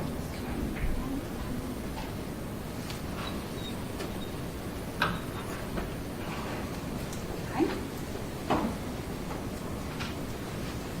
Yep. All right, so here's that slide with the numbers that are going to be helpful for the jury. Can you describe for the jury in this 214 exhibit what we're seeing? So once again, you have the two latent impressions. You have latent 06, latent 07. Then you have the corresponding ridge features that are marked. Those minutiae, once again, bifurcations, red endings, dots, with red arrows going to those associated numbers. So in this image here, you have 20 ridge events that are marked. And are those 20 ridge events which you were able to look at and then match to a certain person's fingerprints? That's correct. And is that certain person Jason Chen? Yes, ma'am. Okay. Is this a common practice, a common demonstrative exhibit in your examinations? Yes, when I testify in court, I always prepare a chart for the jury. Okay. In every case, are there 20 ridge points? Is that the right term? It depends on the latent impression. Can there be less than that? Oh, yes. Can there be less than 20 with a positive identification? Yes, if the scientific working group for ridge analysis study technology has a sophisticated chart that basically gives you a guideline if your quality or latent is better or less, how many ridge events you need to affect an identification. How many ridge events do you need to affect a valid identification? 1983, the IEI, which looks at every body, determined there's no scientific proof for a set number of ridge events to affect an ID. Depends on each examiner's training, experience, and knowledge. With that said, certain labs or agencies will have a threshold. We do not have a threshold. There are agencies out there that may have a threshold of 10 or 12 and so forth. What do you feel comfortable with? It's each case is specific. Okay, in this case, you feel comfortable with 20 ridge events. I've never seen anybody have 20 ridge events in common that's not been the person we identified with. But no one's had 20 ridge events that match up. Thank you. And then the other page to Exhibit 214. Tell the jury what we're seeing here. So these are the known images of Jason Chen's left ring and left middle finger, and that's the corresponding ridge events that match the previous slide of the latent impression. So you have, once again, you have 20 ridge events. And that's not all 20 that match, but this is 20 that mark on the chart. Understood. Let's go back to the report that you prepare that memorializes your findings.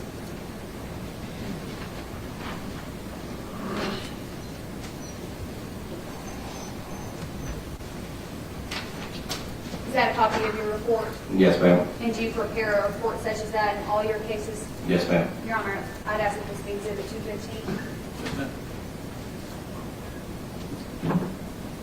We're going to show it to the jury lieutenant. Hopefully we can go back to PowerPoint. Your Honor, DVD.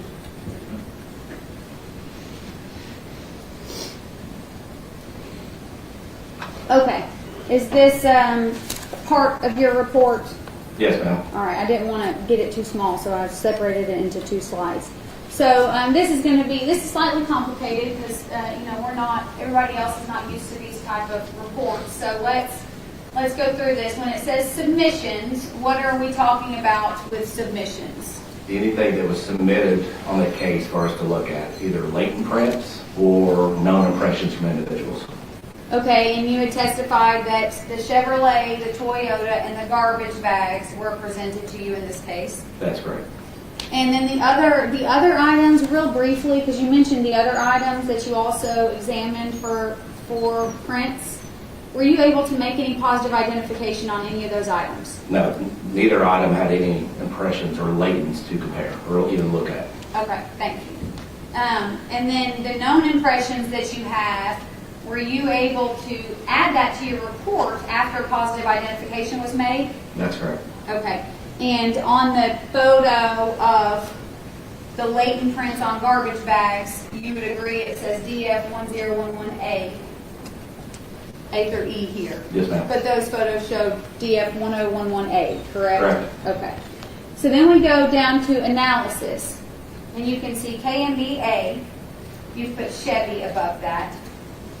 What does this represent here? That's the lift that was a value that I could compare to another individual that was off lift of KMBA, which Kristen Booker at the time, that was her lift. And can you explain what the 22-128-018-1 is?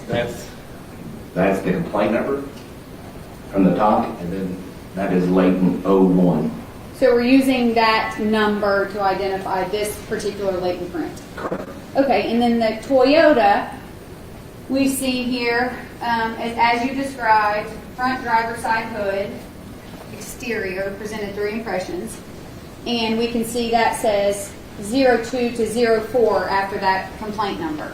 Correct. That's because there were 0203, 3 prints identified. 3 prints, that's correct. Okay, and then MJ 74585, document is being recovered off the front driver's side hood. Again, now this is 05. Correct. A 4th, and this was also Investigator Crawford's. Yes, it was. 02 to 05 were Investigator Crawford's. 02, yes, 02 to 05 were Investigator Crawford's. Okay. Now we're going to go to the next page. We need to start at the top here. Now you get to garbage bags. Correct. And you can see the DF1011A, which is reflective of the bag and the identification on the garbage bag. Correct. Okay. Document is being recovered off garbage bags. Exterior presented 2 impressions. Those are the impressions you've testified to. Is that correct? Correct, ma'am. Okay. And then your conclusion section at the end here is where you make your identifications and you report them in your official APHIS section examination report. That's correct. So what you had previously testified to was the fingerprint on the passenger side door of the Toyota was Jim Cooper's. Correct. The fingerprints found, the only examinable fingerprints found on the Toyota were from Investigator Crawford. That's correct. And then the 2 prints of quality to examine from that garbage bag around the body of Jasmine Pace were made by who? Were made by Jason Chen. The prints of value were made by Jason Chen. The prints that were not of value that you received or that you were able to extract from the other bags, they were... They can be compared. Okay.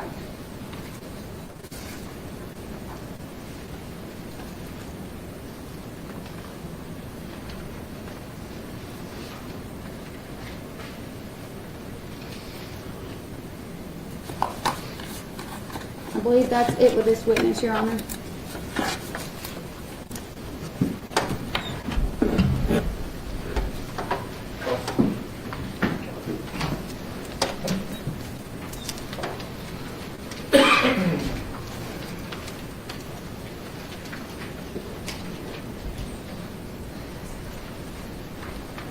Good morning, Lieutenant Simpson. How are you? Good morning, ma'am. How you doing? Good, thank you.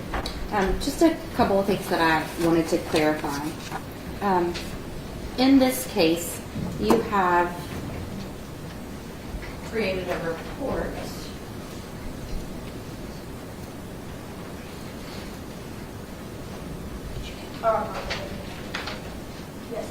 Thank you. All right, finding out the document came right.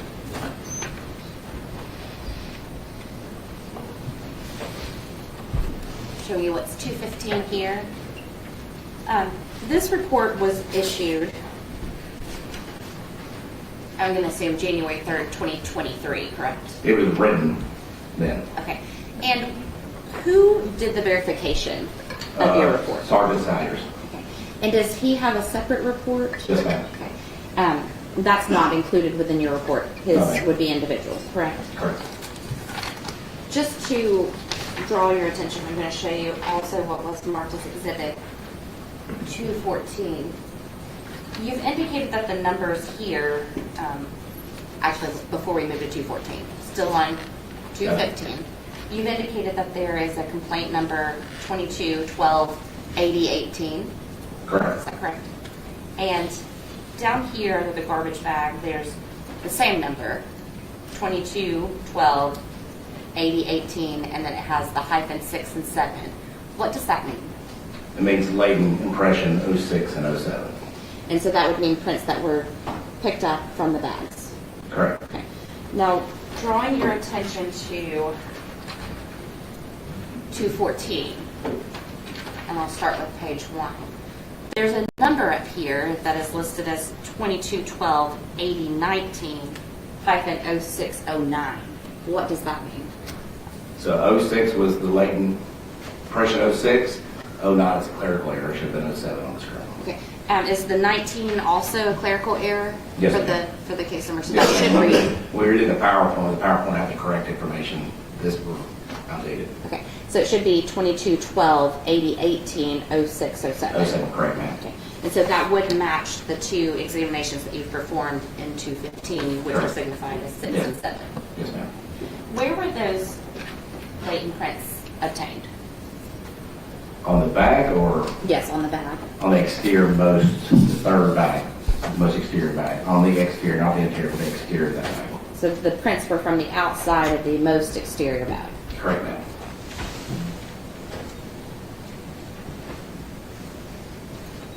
Now, you mentioned earlier that the testing that you did in 214 was used with prints from the Hamilton County Sheriff's Office. Or did I misunderstand that? That was used to complete the chart. To complete the chart. And to clarify, do you use the Sheriff's Office prints for every case or make the chart for every case? Make a chart for every case. Okay. And so this was typical work that you do, or that you did do while you were in the APIS unit. That's correct, ma'am.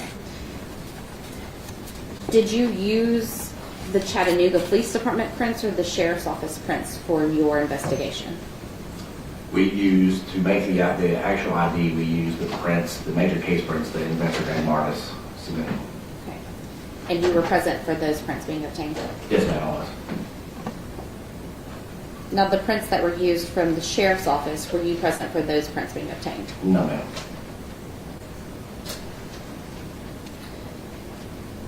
While doing your testing on these prints, did you have any instances where there was difficulty for you matching or processing the prints? No, I mean, when we look at latent prints, we take our time. And I believe the day that I got them, I think it was 2 days later before I even started marking or looking like in detail at the print. Now, is Investigator Sawyers the only person that reviewed your work? Officially reviewed, yes. Okay. Unofficially? Did you have other people review? Yes.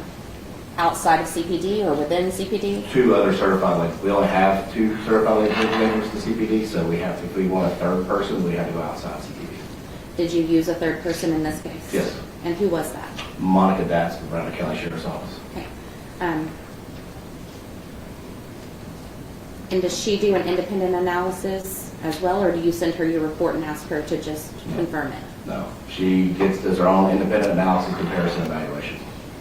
So within CPD, Investigator Sawyers, would he also conduct a truly independent, do you use the same procedure where there's no bias in a red box? So if you have a single latent fingerprint, which means just one, we would do a complete form blindness test. We wouldn't even allow you to see the notes or anything else. When we ID multiple prints, the secondary examiner gets all my case notes, gets everything, because his job is to prove me wrong.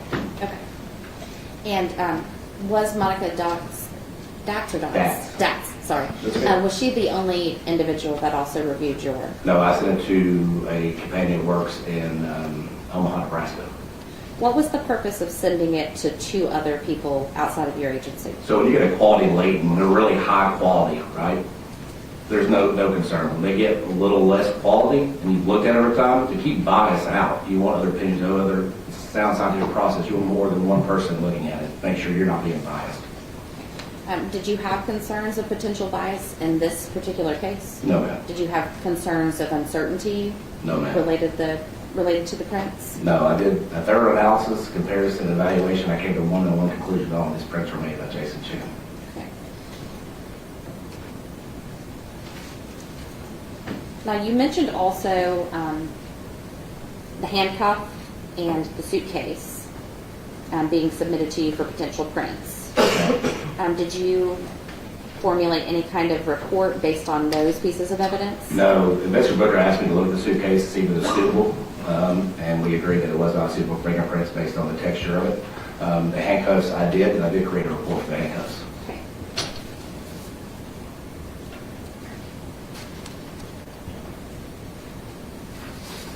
Now, that's not any of the reports that have been presented to date, correct? Not that I'm aware of. While you've been testifying, we've not seen that report? Yes, ma'am. Okay. Thank you. Has that report been provided to the state of Tennessee? Yes, ma'am.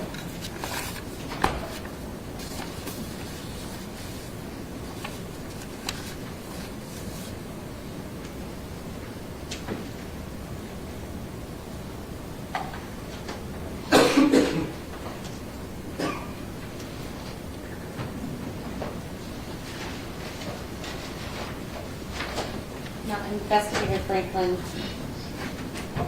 in Exhibit 213, behind you here, the signifiers here, David Franklin badge 1011, Yes, ma'am. and then the A stood for, this was My lift A. first, no, my first lift. So when each investigator processes an item of evidence based on that complaint number, you start with A. So any image, any lift you take, that would be your first one, and then you go sequentially to Z and then double A and so forth. And is there a report that shows what A is?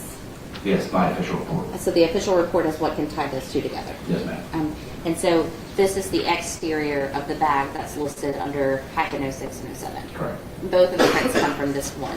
Correct. Did you have any usable prints from bag 2, bag 1, What is your definition of usable prints? that you were able to test?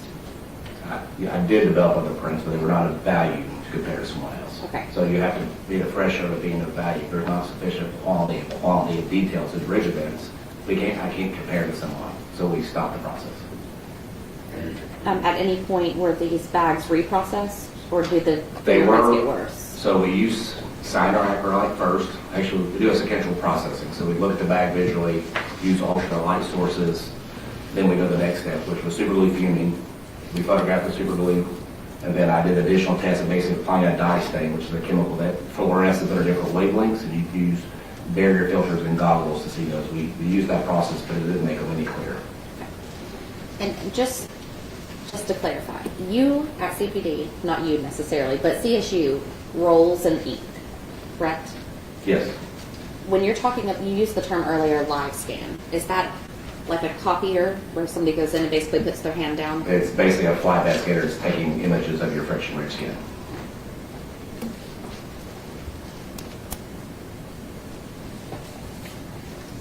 And if I may have one more.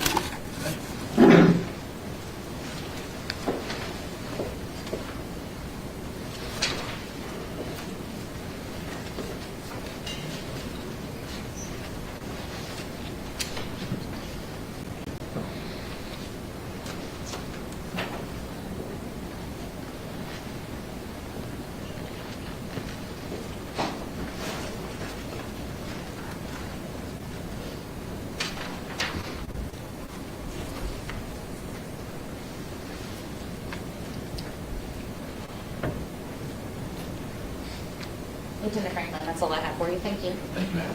Can you redirect? No, Does the jury have any questions for Lieutenant Franklin?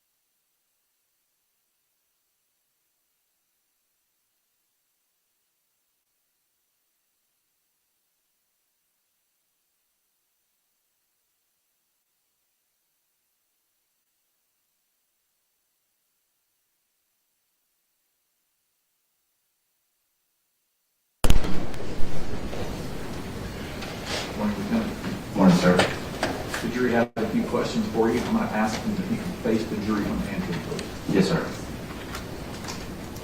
Can you explain the process of how latent prints are looked for? Is it done over a large area, i.e. the entire trash bag or the entire car hood, or a smaller targeted zone based upon a visual inspection of the naked eye? So examiners would look for the entire area. So if you had a car, for example, we'll process the entire car from front to back, the interior. They tend to key on areas where they think someone would touch. Obviously, the middle top roof of an SUV, more likely it's not going to be touched, but the areas to the door, the front, the back, obviously in this case we process from the hood of the vehicle. So the garbage bag is a smaller item. I process the entire bag. All three bags, interior and exterior. When you run Sagner-Acrylite or superglue filling, any prints or any residue on that bag it will attach to. Do you recall if Investigator Crawford ever shared with you the occasion in which his prints were made on the Toyota? No, he didn't. I ran those prints. We run all prints before we know any information. I had no idea those are Investigator Crawford's prints. So You may need to refer to your notes for this one if it's helpful. Can you please confirm the number of the bag fingerprints of value were found on? Is it bag number 1 or bag number 3? yeah, bag number one I have labeled the most exterior bag was the one on the exterior of that bag, not the interior. The exterior of that bag is the two prints that were identified to Jason Chen. And just so the jury's clear on that, we'll make sure there's an outer bag, a middle bag, and an inner bag. There's an exterior and an interior each bag, correct? Correct, Can Your you Honor. just explain that? So each bag, also you have it outside the bag, and there's also the interior of the bag. So those prints are on the third bag, which is the furthest from her body, and it was the exterior of that bag, not the inside of that bag.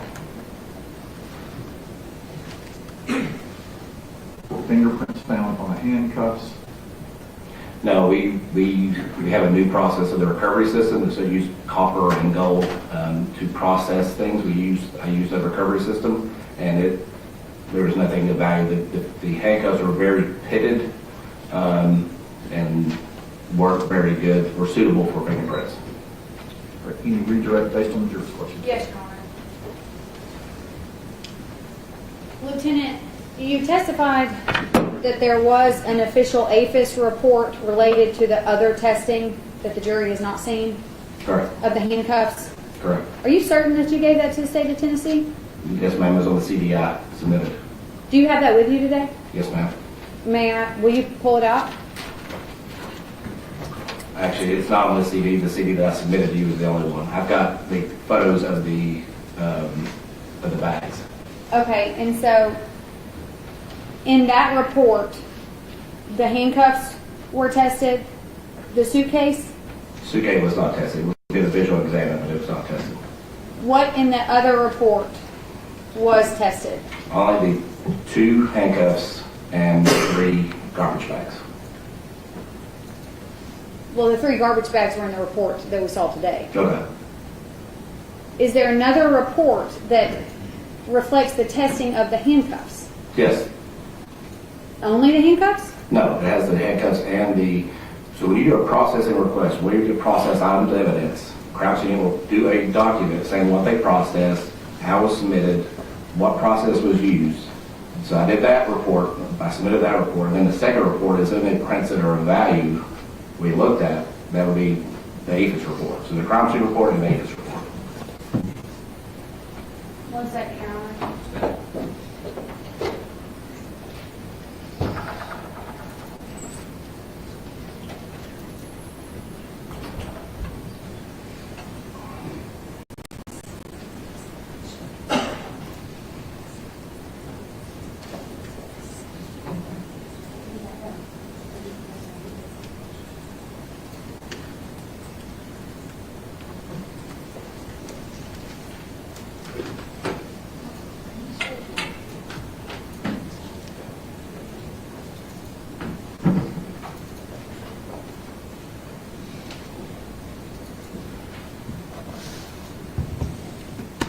I want to be clear about something.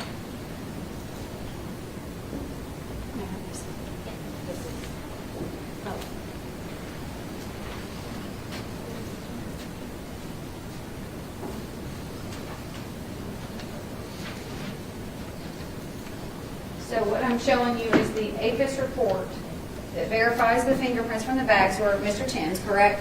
Correct. Okay. Are you saying that there's another report like that? No, ma'am. This is the official APHIS report. So there's two separate reports. The crime scene does a report, so my process out of the evidence for crime scene. I am part of crime scene. So then I would do a processing request saying every technique I use, how I process it, what time it was processed, what sequential processing I do. So I'd write that report. Since there was no prints of value, there was nothing on the handcuffs, would not build an APHIS report because there was no prints developed. Do you now understand where the confusion lies Yes, ma'am. in that exchange? Yes, ma'am. There is no official APHIS report for anything else Correct. because there was no identification. There was no prints developed on the handcuffs. Nothing further, Judge. No further questions, sir. Any questions from the juror based on that exchange? All right, thank you, Finley. You may sit down. Thank you, Your Honor.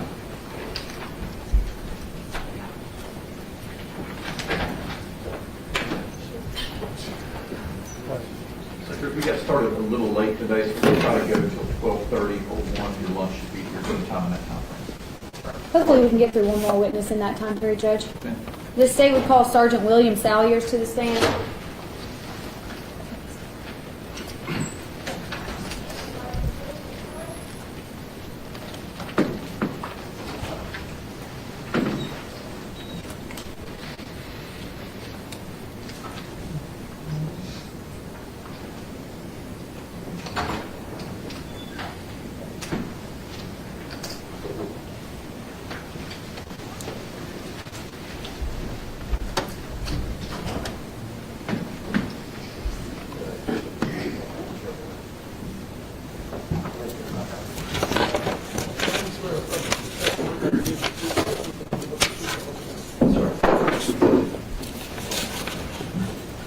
Hello, Sergeant Salyers. Hello, Will you state your name for the court's record? Sergeant William Salyers, All right. And Sergeant, where are you currently employed? Chattanooga Police Department. In what unit do you currently serve? I am in the APHIS unit, which is our latent fingerprint unit. Let's go back through your history at the Chattanooga Police Department. Your Honor, may I have that DVD? When did you begin your service at the police department? In 2006, In what capacity? I was a patrol officer. For how long were you a patrol officer at the Chattanooga Police Department? Approximately 3 or 4 years. Okay. And then at some point, did you move to another unit? Yes, in 2010, I moved to the crime scene unit. The jury's heard from a couple of crime scene investigators, but can you describe your responsibilities when you were a crime scene investigator? Well, I would respond to scenes and I would document those scenes with notes, photograph, video, collect any type of evidence and report all that stuff to the case file when appropriate to testify in court. Okay. And at some point from the crime scene unit, you moved to APHIS, is that correct? That's correct. January 2015, I moved to the APHIS unit. And when you began in the APHIS unit in 2015, what was your role? I started on entry level to examine fingerprints and report all those case findings and to the case file, but mostly training as soon as I got up there because I didn't have any kind of training in fingerprints. So I trained under a certified latent print examiner for over 2 years, and since then I've attended over 500 hours in specialized training, and I've attended the IAI conference as well as the IDEMIA conference every year since then. Is it common practice that when an individual moves to the APHIS unit at the Chattanooga Police Department, they have got to be trained for a certain period of time? Yes, we typically train for 2 years, and the IAI certification board says that you've got to train for at least 2 years if you have a college degree before you're even eligible to take their certification test. So we kind of hold to that model as well. And sir, do you have a college degree? I do. And what did you get your degree? Business management. All right.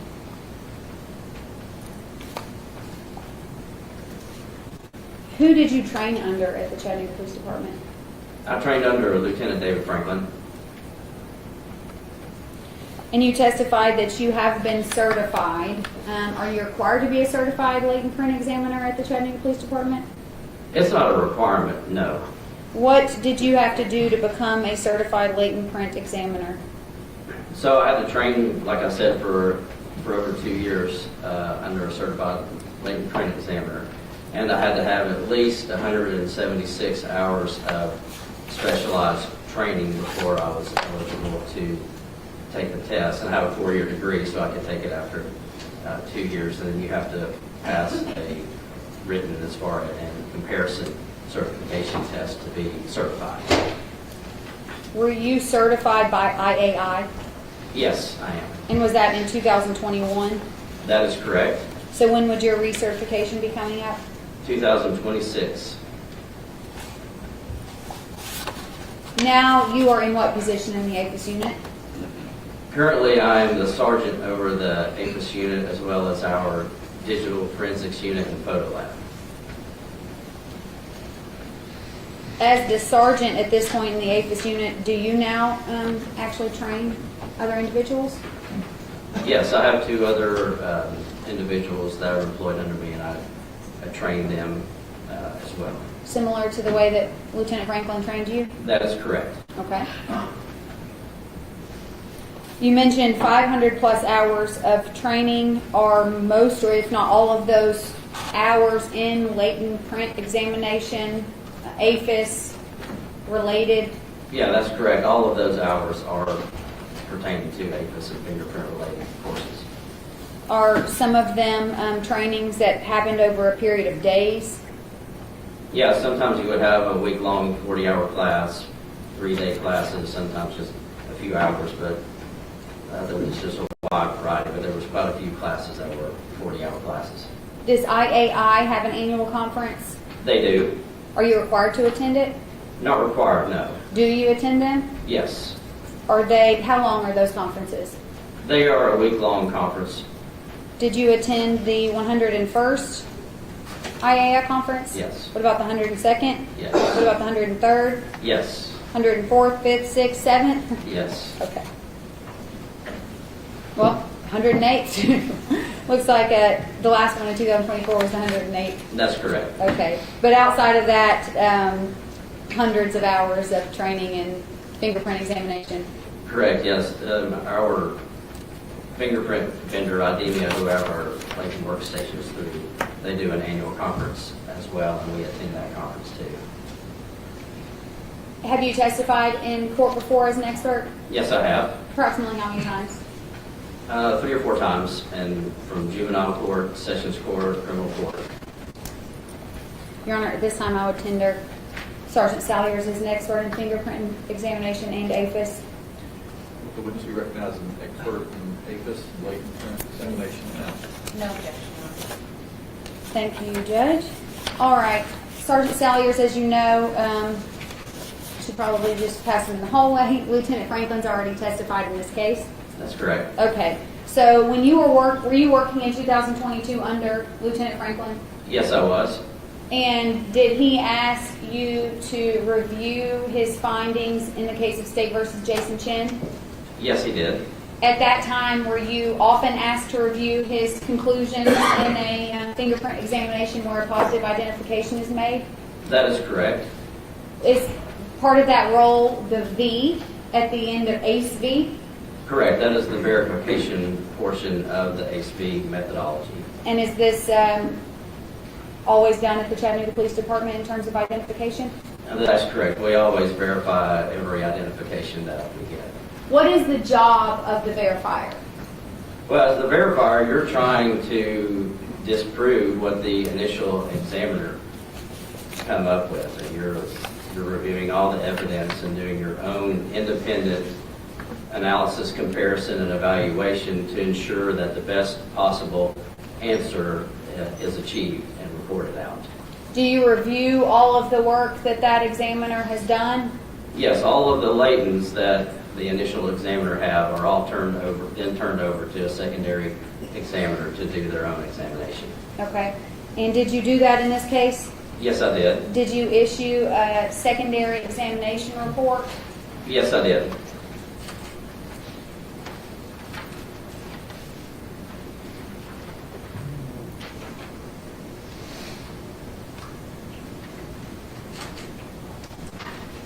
Sergeant, is that the report that you issued in this case after verification? Yeah, that is correct. Your Honor, I'd ask that this be moved into evidence as State's Exhibit 216.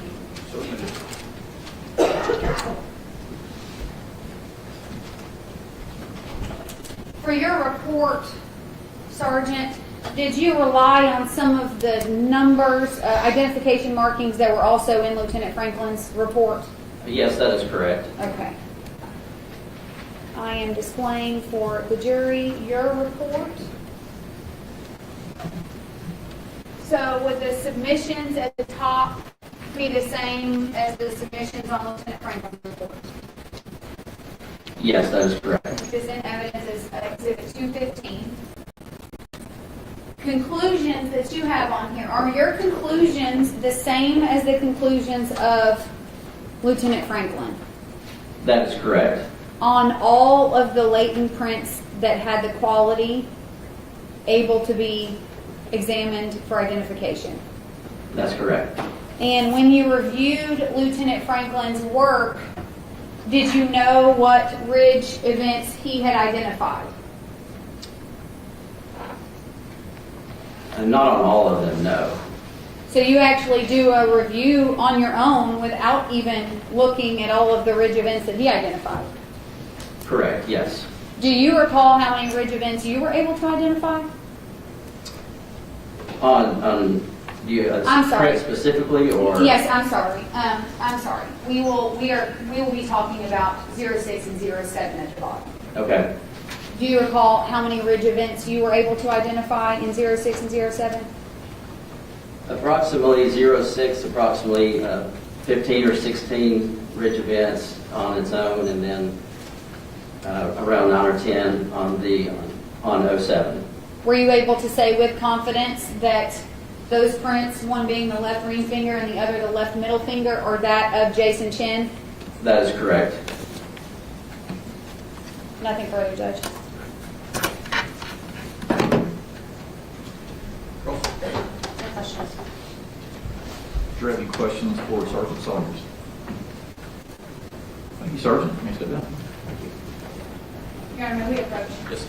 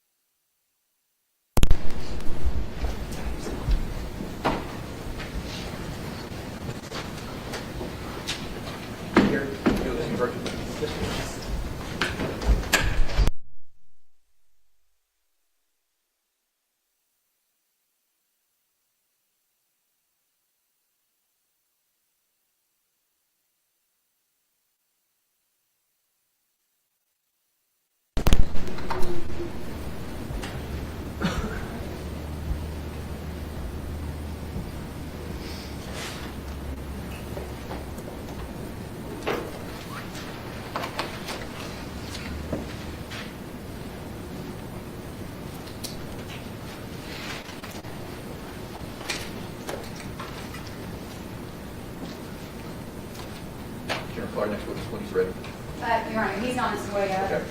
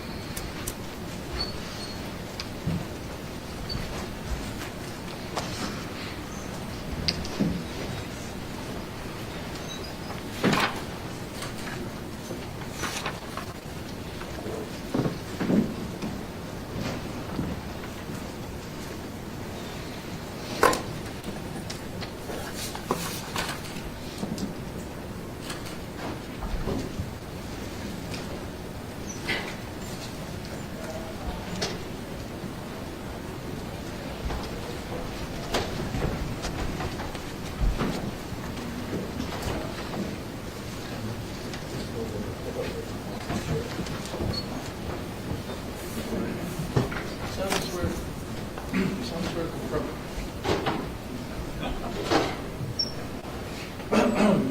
Yes, sir. Swear or affirm to tell the truth, nothing but the truth, so help you God. I do. Mr. Hamilton, can you say your full name for the record? Yes, Mark L. Hamilton. And did I tell you you'd probably be testifying after lunch? You did, yes, ma'am. And did you anticipate putting a suit on before you testified? No, ma'am. Did you? Did I just call you a second ago and tell you to get up here in 1 minute? Yes, ma'am. Okay, I apologize for that. Welcome. Can you tell the jury what you do for a living, where you currently work? I work for General Cody Wong. I'm an investigator here, doing mostly technical investigations. Okay, I want to go back through your work history, okay? And I want to start from the beginning. Okay. So in 1986, if you would consider that the beginning, I'm not sure. In 1986 to 2009, what were you doing? I was in the U.S. Air Force and then later in the U.S. It was Air National Guard, Tennessee. What did you do in the United States Air Force and Tennessee National Guard? We did communications engineering, ground radio communications, and then later I was doing engineering installations all over the world. Okay, will you remember throughout your testimony that if they're anything like me, we don't speak your language? Yes, ma'am. Okay, so let's make sure we break some things down. I've already told you my IQ in this field is low, so let's go slow, okay? Yes, ma'am. Okay, what are ground radio communications that you were doing as a specialist in the United States Air Force? So it was a mixture, basically anything that doesn't leave the Earth. So we didn't work on aircraft. We worked on the launch sites, air traffic control systems, air traffic towers, mobile, even the fire engines. A lot of it was stuff like post-nuclear attack, stuff that works after the nuclear bombs go off and all the radios are gone. This stuff still works. So it was a SAC, Strategic Air Command. In a technical way, what are radio communications? They're basically just the transmission of electrons in waveform, and frequencies can be way varying. So it's all the way from super low to up in the microwaves like the flip wave and above that. But they're just waves of energy. What training did you have to have in radio communications before you were in this capacity with the Air Force and the National Guard?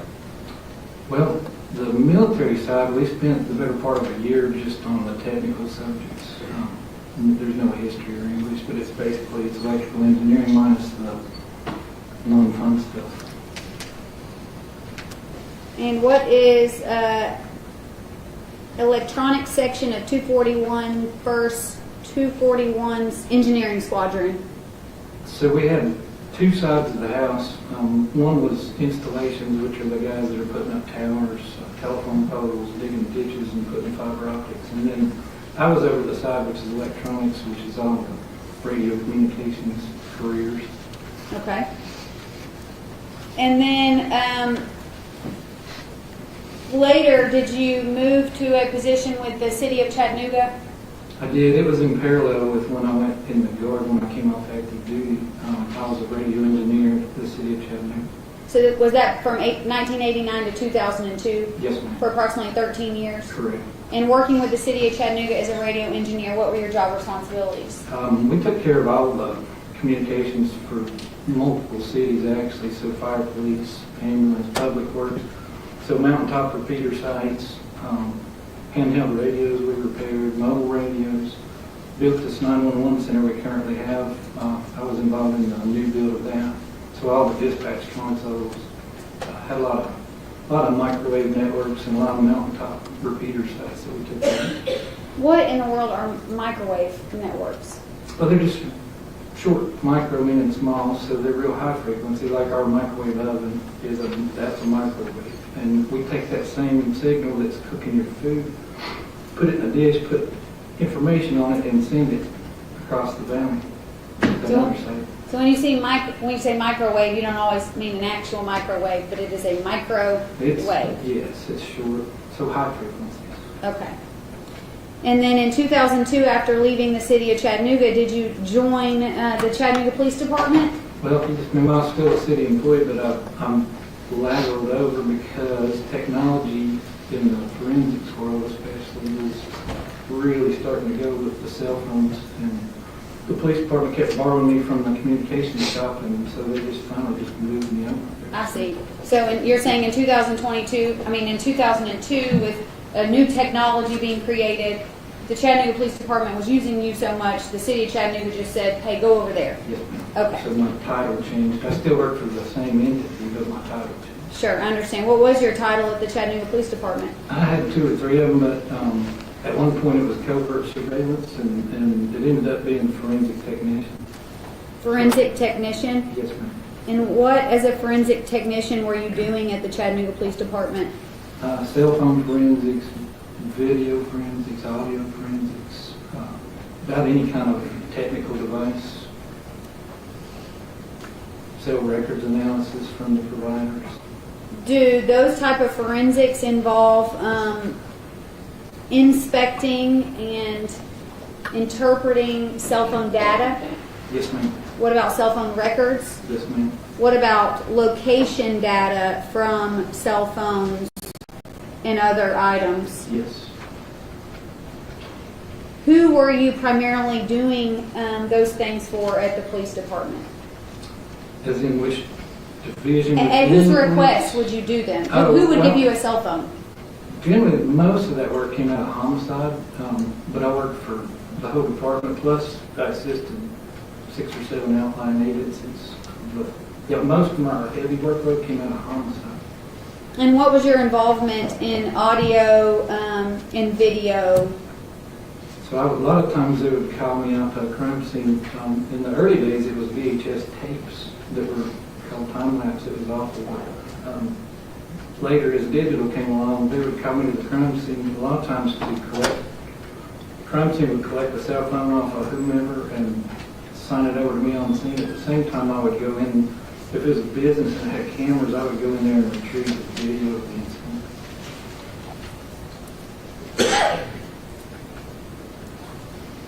And then in 2019, did you join the Hamilton County District Attorney's Office? Yes, ma'am. And was that before I was at the District Attorney's Office? It was. And before we get any further into your experience and qualifications, I'm going to address an elephant in the room, okay? Yes, ma'am.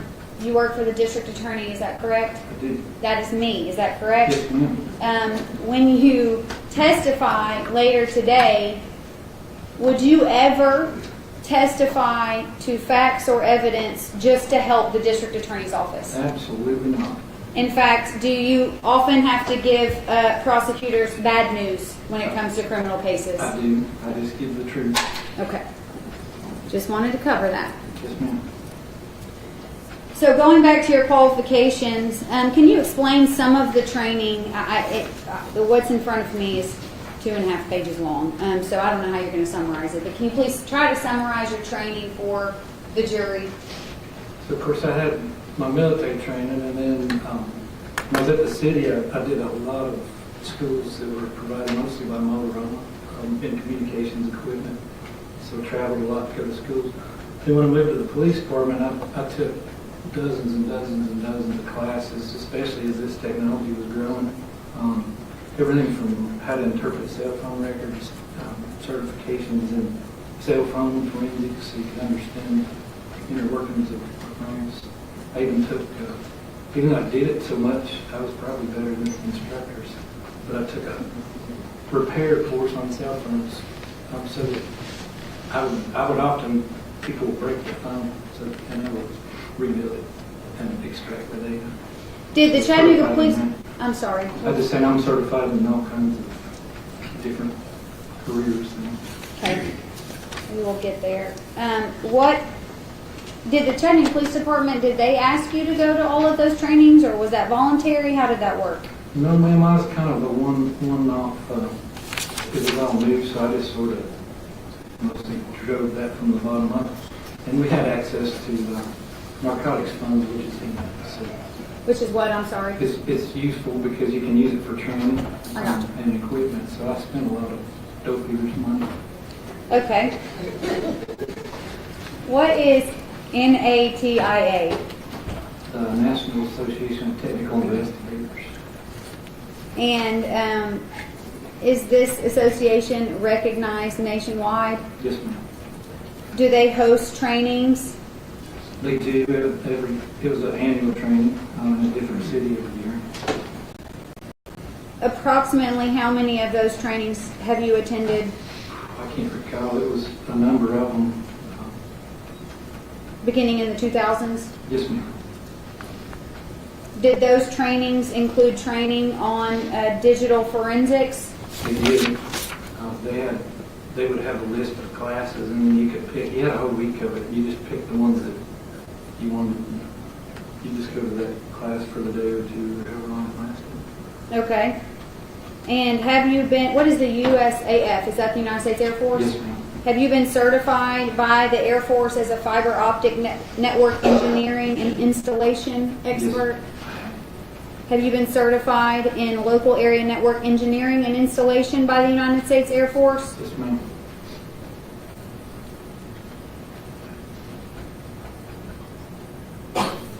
Do you, off the top of your head, know of other certifications you've received? Yes, there's a bunch of them. Probably the biggest thing is I was eventually qualified. You have qualification levels, like 1, 2, 3. I was qualified as a 9 level in the Air Force, meaning I could supervise or work in any career field that was technology. So I got to the top of that list. What I'm is- actually still in the reserves at almost 60. They can call me back if they need. Let's hope that doesn't happen. I have to talk to my wife. What does Motorola factory certified mean? So we have very specific, very expensive, like the repeaters on the mountains, and even the handheld radios are $6,000-$7,000 back in the day. But you would go to Schaumburg, Illinois. The other classes were down right outside of Miami, and you would sit in their classroom, and you would learn that one specific line and how to repair it, and how it worked, and keep it running. You're certified in that? Yes, ma'am. Multiple mobiles, repeaters, handhelds. Over the years in your training, have you been trained in forensic cellular downloads? Yes, ma'am. Have you been trained in cellular data locationing? Yes, ma'am. Multiple different courses in that. What the words that I just said, what does that mean? Cellular data locations, probably not the words that go together. I'll have you describe that. Well, the providers, i.e. like T-Mobile, Sprint, AT&T, they potentially had to, under FCC rule, figure out where you were, especially before GPS was big. And so they have different ways of arriving at your estimated position. And that becomes important on criminal cases. It's not important to them so much, except they use it for engineering, find bad towers or dead spots they need to add a tower, but we use it for criminal use. You were asked to locate people before there were cell phones. Is that right? Yes. And I've had that help even the FBI find a terrorist phone that they couldn't find. When was that? In your days in the That Air was Force? when I forgot the date, but it was when our military guys got killed here on Indicola Highway. You helped in that operation in terms Yes, of and cell the phone? FBI came to me and they couldn't find his missing phone, and I put him within 100 feet of it right next to their office. And as times have changed from when you didn't have any devices that allowed you to locate individuals, have you received training in cellular device location as it's progressed throughout the years? Yes, ma'am. There's something on your resume that says GPS devices in March 2011. Was that a training? It was. You've also been a part of the FBI digital imaging and video recovery team. Yes, ma'am. I was took training from them. What's Hawk Analytics? So that is a product that ingests the records the providers give can be very cryptic and huge, and we had to do it by hand. That product was developed just specifically for law enforcement to be able to take like a T-Mobile provider record and ingest it and make it in a readable, human understandable format. It's called CellHawk. And so I'm certified in it. Yes, ma'am. It's actually involved in this case. You are certified in CellHawk interpretation? Yes, ma'am. What is CellBright? CellBright is a product that downloads your cell phone and extracts all the information. And some people probably remember back in the day when you would go to Verizon, you got a new phone, and they were flip phones. They had a black box that they would transfer your phone numbers from the old phone to the new one. That's a CellBright phone. And somebody along the way went, hey, we're getting that data, we'll just put it on a thumb drive, and now the police or whoever can use it. So it's a product specifically engineered to extract a lot of information from a cellular or any mobile device. Are you able to interpret records from CellBright? Yes, ma'am. Have you done that in many cases before? Thousands, probably. Yes, ma'am.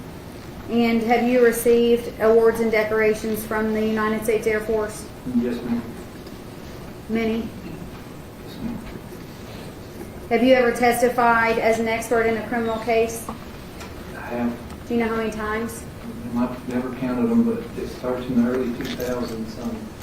It's hundreds. Have you testified in each criminal court in the Hamilton County Courthouse? Yes, ma'am. Your Honor, at this point, I would tender this witness as an expert in digital forensics and radio frequency engineering.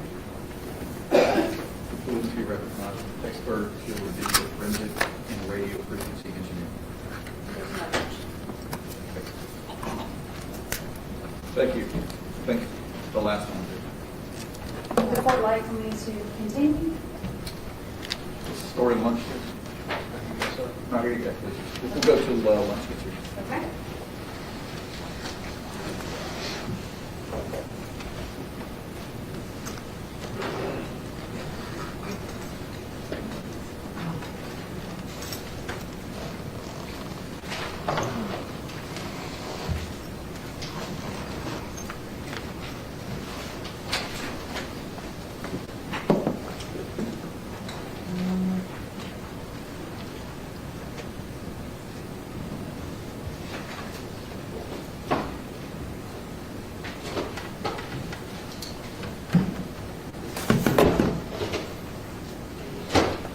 All right. DVD, Your Honor. Yes, ma'am. All right, let's start from the beginning, Mr. Hamilton. Can you turn around and look at the screen behind you?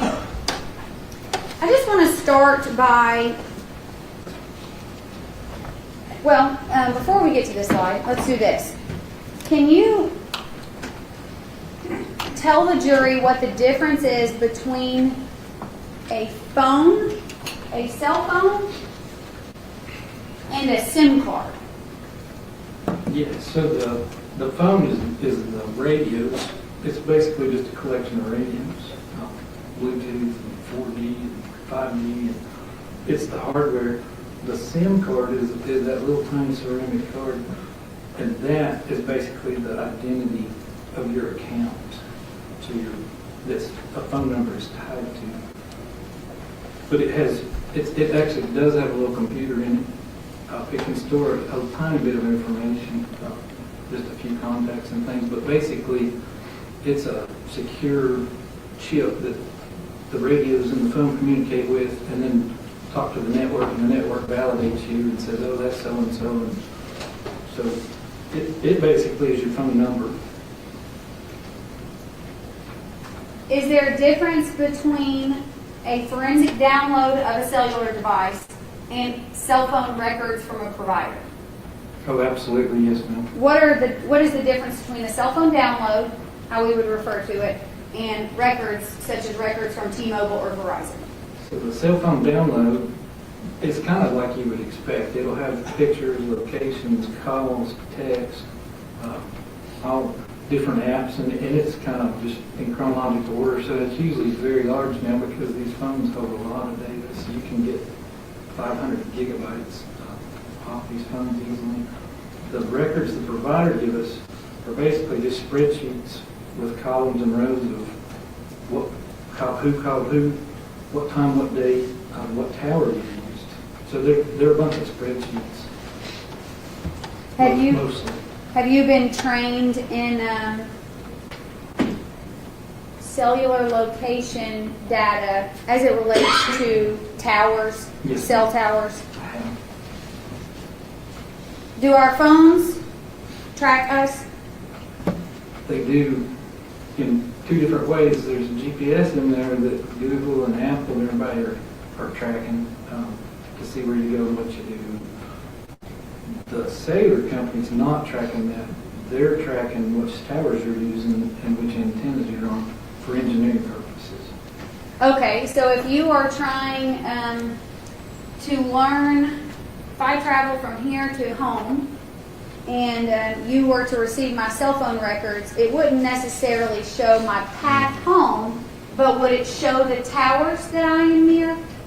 It would show the towers and antennas that your device communicated with, yes. And when you say device communicated with, what does that mean? It's not all the time, so you may start downtown and maybe hit one in the middle and then one or two up at the end, but you might miss some. What causes our phone to communicate with towers? There's a myriad of reasons. Now with these smartphones, it's your stock market update, and then plus your device announces itself all the time so that they can't light up every tower in the country looking for you when you get a phone call. That would just wreck the network. So your phone occasionally just comes out and says, here I am. So they know when you get a call to go to that tower first and try it and see if they can get you, because that's where it will last heard your phone. But yeah, they're talking, if they're on and working, they're talking on the network quite good. Okay, so you're saying that any activity that occurs on our phone is as little as a notification from a news outlet would connect in some way, that might not be the right word, you can tell the jury, connect in some way to a cell phone tower. Yes, it can and will. But it's not continuous, so it's not like you're tracking somebody minute or about every 10 seconds. It might be some gaps in there many minutes. And do our phones record that activity? The phones necessarily don't, but they do at the provider and their computers store all that.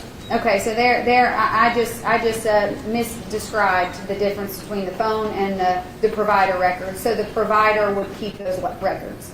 Yes. Such as T-Mobile? Yes. Okay. And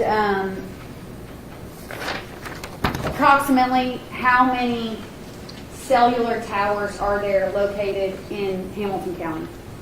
I could not answer that, but it's thousands and thousands of them, and each one has multiple technologies. So you might see one tower shared with 3 or 4 providers, and then there's multiple antennas, so you can literally have 50 different radios running off of one tower.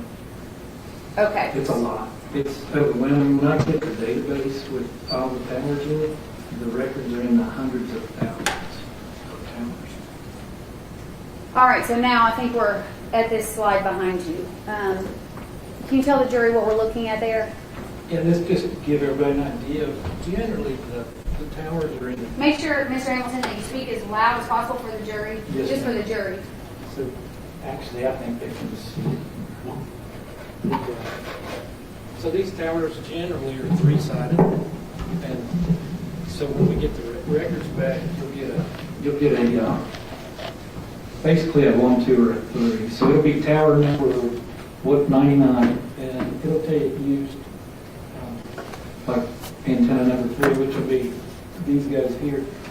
But they generally break them into 3 spots. A lot of them they do 120 degrees, so they cover a 360. But if you have a shopping mall or a high density area, they put the towers where they make money, so they might point all 3 antennas in one direction to put them into, say, a big shopping area. So it's not, or as we have here with these mountains, they don't want them covering the valley from the top, so the ones up at the top will actually all face onto the mountain.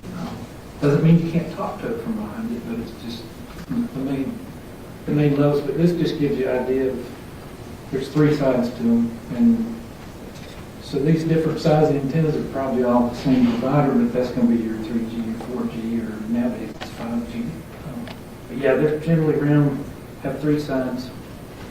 Okay. In this slide, what is the jury seeing? So this is kind of, just give you an idea of the way the signals come off that tower. They overlap, even though they're 3 different sides. That's not a perfect laser beam. It kind of stands out. So that just gives you an idea they're designed to cover everything around them. And then what is what's depicted in this photo different than the first photo? So you'll see on some of these maps, the LTE antennas, which are going to be your data on the 4G, they don't put 3 sides on them, they just put a stick up, and that guy just radiates in a circle. So it's like all 3 sides together at once. So it just sits there, and the signal's equal all the way around it, so we can't tell what side of the tower they're on when it's on the data. You'll see a circle instead of a triangle. And that tells us what tower, which antenna, but we don't know if it is north, south, east, west. Let's start talking about this case in particular, the case of State of Tennessee versus Jason Chen. Were you asked to work on different forensic downloads, digital forensics, audio, video, cell phones? Were you asked to work on this in this case? Yes, ma'am. And when you do that, do you also consider other, what we would call discovery, which is evidence in a case? Yes, ma'am. How many hours of work would you say you've put into this case when it comes to what you are an expert in? I would guess 60 to 70. 60 to 70 hours. Okay. And when you did you examine both T-Mobile records in this case? Yes, ma'am. And Verizon records? Yes, ma'am. Okay.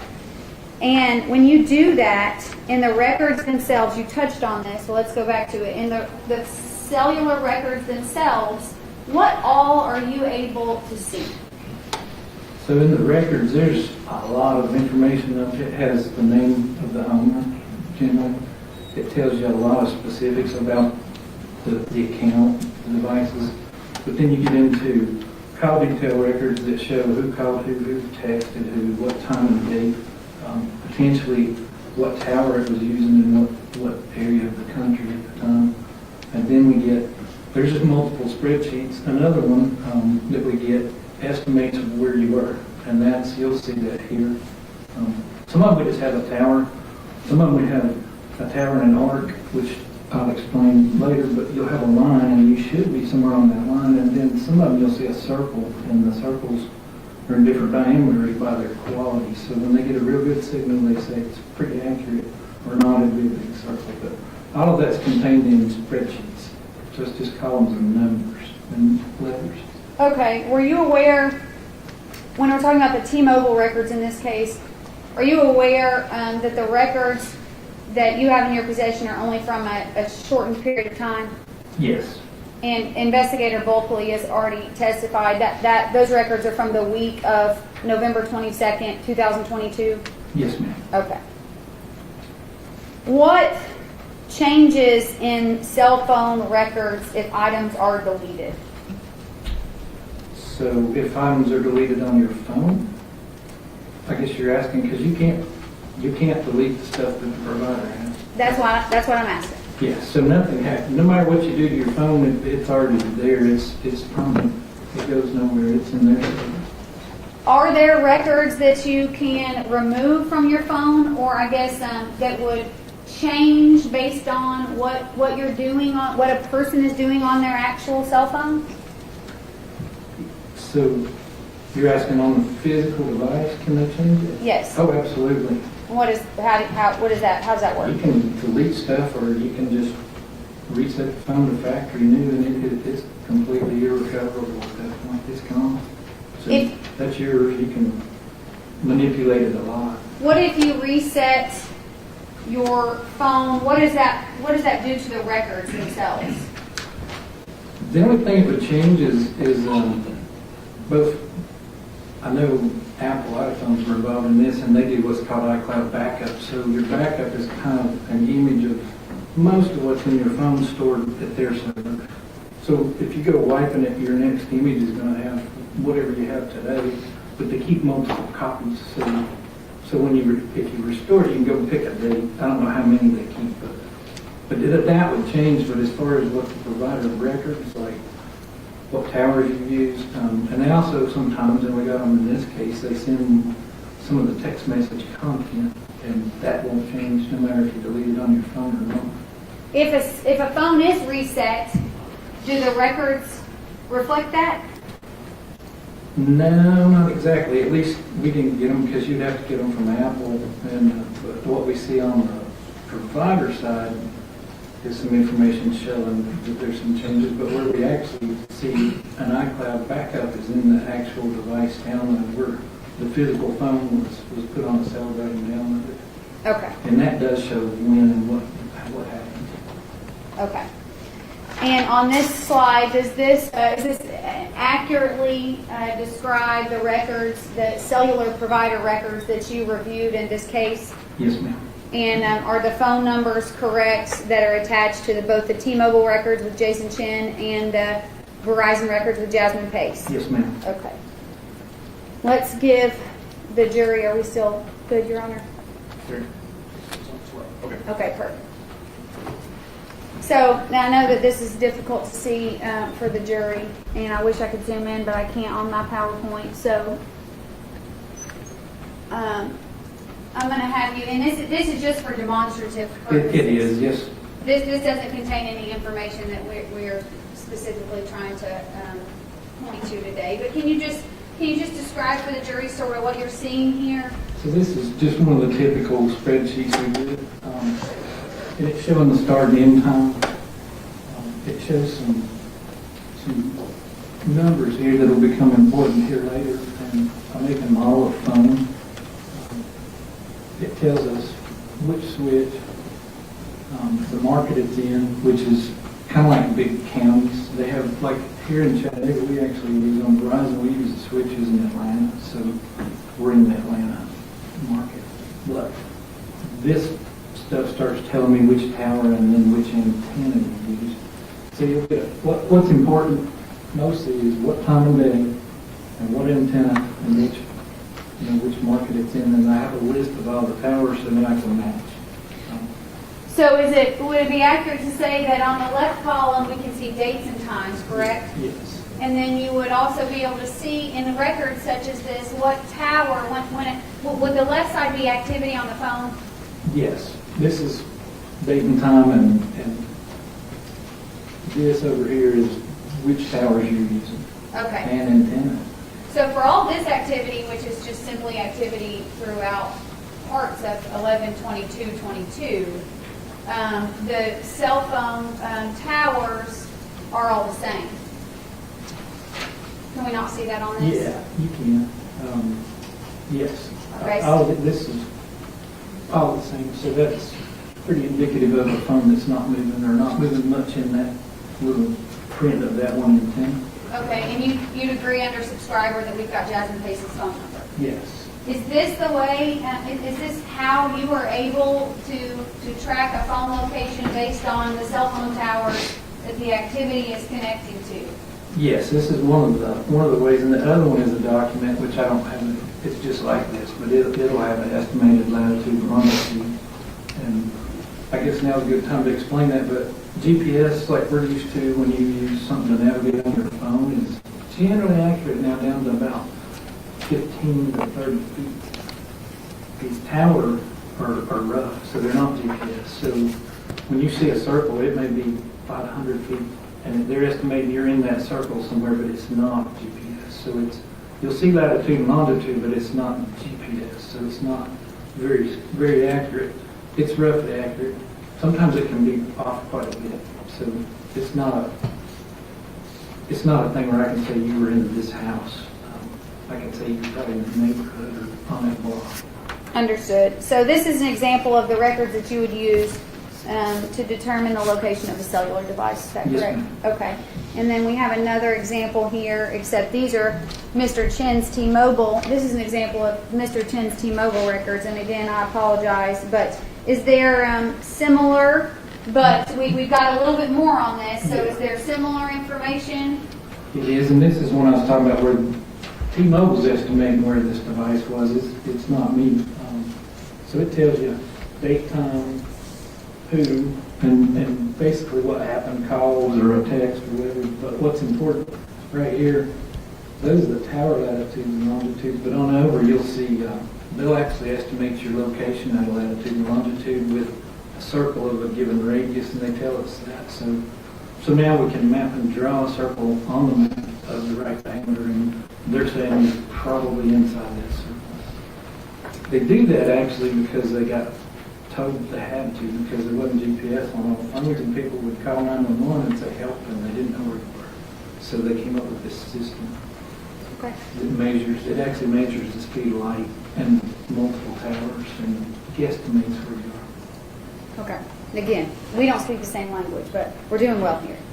Okay. Were you able to review the T-Mobile records of Mr. Chen and the Verizon records of Ms. Pace to determine their approximate locations the week of November 22nd? Yes, ma'am. In doing that, did you identify quite a few cellular towers that at different times their devices were connected to? Yes, ma'am. There's a lot of them. And on top of determining the location of their cell phones, did you also review other records from both Mr. Chen's and Ms. Pace's records that were provided to you by T-Mobile and Verizon? Yes. Like data used, messages, calls, etc.? Yes. There's a whole string of spreadsheets you get with the returns. Is it helpful to review other records on the phone to corroborate a location? It is somewhat, not so much the location, but the dates and times, because these phones, especially where we live, we're right on the timeline, and the phones will jump in and out of Central Time. The records, a lot of them are stored in what's called Greenwich Mean Time, or UTC, which is in England. And part of the year we're 5 hours behind them, and part of the year because of daylight savings we're 4 hours. So it's nice to take the record, find the same call or text in the phone and match them, and know that your calculations are right. Where I'm subtracting 5 hours. Some of these call sheets are in the accurate local time, so you have to have a good understanding of how AT&T or T-Mobile or whoever, what they provide you. You got to know how to read it.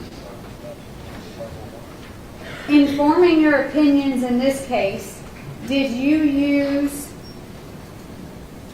other evidence to corroborate those opinions or to even make those opinions? Yes, ma'am. So I used somewhat looked at the phone download, but I mostly used some videos that were available in the discovery to corroborate the location. What about text history? Yes. Is the location data, as you are going to describe it and explain it to the jury, is it inconsistent with anything that you located in the records? No. Or in the phone downloads? No.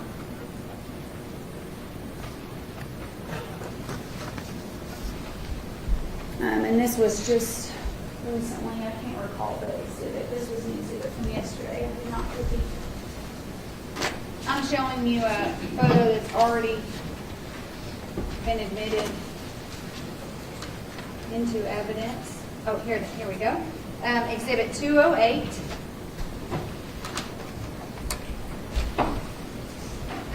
This is a photo of Ms. Pace's vehicle. Yes.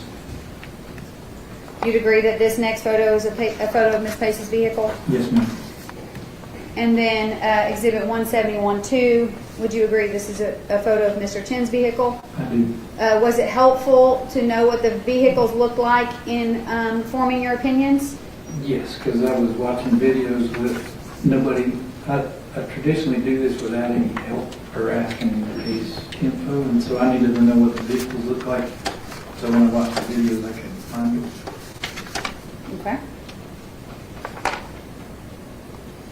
Now let's begin chronologically going through location data that you were able to collect. And let's start with Miss Pace's phone on 11/22/2022. This is exhibit number 1. Have you seen this exhibit before? Yes, ma'am. What does this show to your knowledge? That is a screenshot from an app that was on her phone, and it records dates and times, start and stop. When reviewing the records to determine the location of Miss Pace's phone on the 22nd, were you able to find evidence that corroborates this trip? Yes, I was.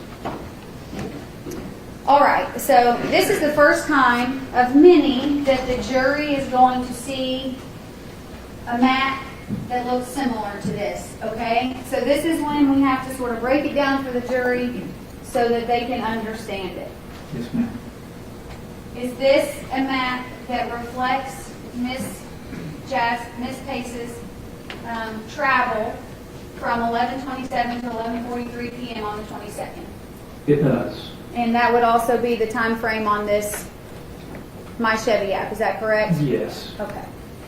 So what are the green circles or semicircles? So this is that product called Cellhawk, and it'll ingest the records and do all this heavy lifting for you. So the circles, remember I was saying the LTEs are omni, meaning they cover all the way around, so we don't know which side of the tower. That's what these big circles here. And then when you see this line, it's hard to see, but that pie shape is going to be a sector antenna like we saw that covers generally 120 degrees. The coverage is not the green part. That's just showing you what direction it's facing. And the coverage of the circle ones is not the circle. It can be huge. It can have holes from ridges. But generally, like when you see this triangle, they're using the antenna on that side of the tower facing north. And its coverage is going to be out this way. So if you were traveling down this road right here, you would be hitting, these antennas like that. And it's very consistent that the path that's from the GPS in that phone on that record from my Chevy matches the radio signal I'm seeing and the timing. So this is rolling into, have you guys seen it on a map yet? Sort of, but if you want to go ahead and describe for the jury, well, first of all, let's start here. Are you from the Hamilton County area? I am. How long have you been here? Since the mid-70s when the Apollo program quit. Okay. Are you extremely familiar with the geography here? Yes, ma'am. Okay, so we can see, would you agree that the furthest green, like you said, pie shape and semicircle, whatever, and circle, that is close to, or very, very close? What is that top? What is so that? that's 5977, which is the Pace residence. So is the map that we're seeing all the way from the Pace residence down to Mr. Chen's apartment? It is. Go ahead and describe that where we're at. So this is Hickson. We call this around here North Chattanooga and Hickson. So this area down here where he's at, North Chattanooga, it's covered up. But right here, 110 Tremont Street's right in there. And you'll see eventually Walmart, 900 Mountain Creek Road, upmark the pertinent location. The body location is up here on the river, down there. But, yeah, so basically this is the area that we're mostly going to be looking at, this lower half. Okay, did you identify on there the significant locations for this case, like Walmart and the body location of Mountain Creek Road? Did you insert that? I did, and there's a Walgreens here. It's kind of messy on this one because we're so zoomed out, but yes, the body, 900 Mountain Creek, Walmart, the drugstore down here right next to Tremont Street where the apartment is. Okay, and the jury can see all of the times associated, which there's a lot of them. In fact, when we get to the bottom, they overlap each other. Does CellHawk create those times? It publishes them. The times are created by the provider. So in this case, the red ones are going to be Mr. Chen's, and the green ones are Mrs. Pace. And the times they come from those spreadsheets. So the only thing I physically did in this case is put those addresses and put a pin on the address, and everything else is automated by CellHawk. Okay, and you just mentioned this, but we need to be clear because this is going to continue throughout our time together here. The green is going to represent whose cellular device? Jasmine Pace. And the red now and in the future is going to represent whose cellular device? Jason Chen. Okay. And did you do that so that we keep them separate? Yes, it actually chooses the colors for you, but you can alter them. But yes, each phone number is a different color. General, I've been advised that lunch is here, so you can set up, you can stop. I don't want to cut you off whenever you're ready. No, Your Honor, when we come back, I'll probably refer back to the slide to explain the next couple, but it's totally fine. Okay, you ready to take a break at this point? Sure, Your Honor. All right, ladies and gentlemen, the lunch is arrived, we're getting set up. 5 minutes after lunch, we'll take our usual hour, 15 minutes, so we'll resume this jury trial at 2:20.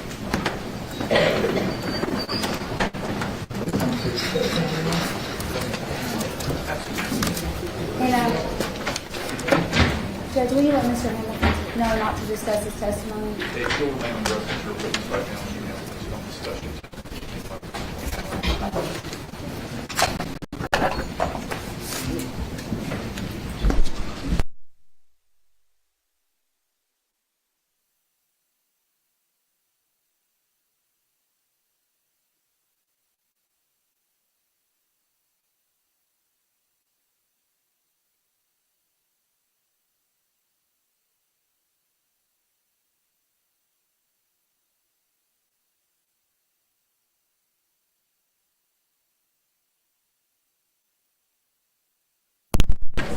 Thank you.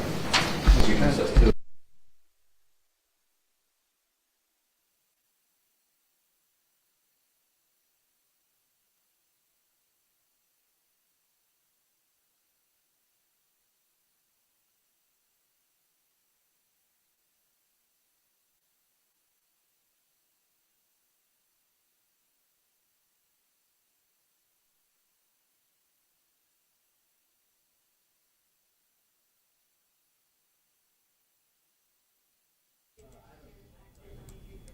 Okay, you just heard court wrap up for lunch in day 5 of the Jason Chen trial. Lots of discussion this morning about fingerprint evidence. Let's walk you through some of that. We have here a little bit of some of that evidence and the images that go with it. And joining us now is attorney Bill Speak. Bill's been helping us unpack and understand all of these things that have happened. Bill, lots of talk about this fingerprint evidence this morning. Yes. Obviously, fingerprint evidence is a way of identifying who was, holding in possession of an item. Again, the state methodically going through its case, establishing the homicide and establishing that he was the one that committed it.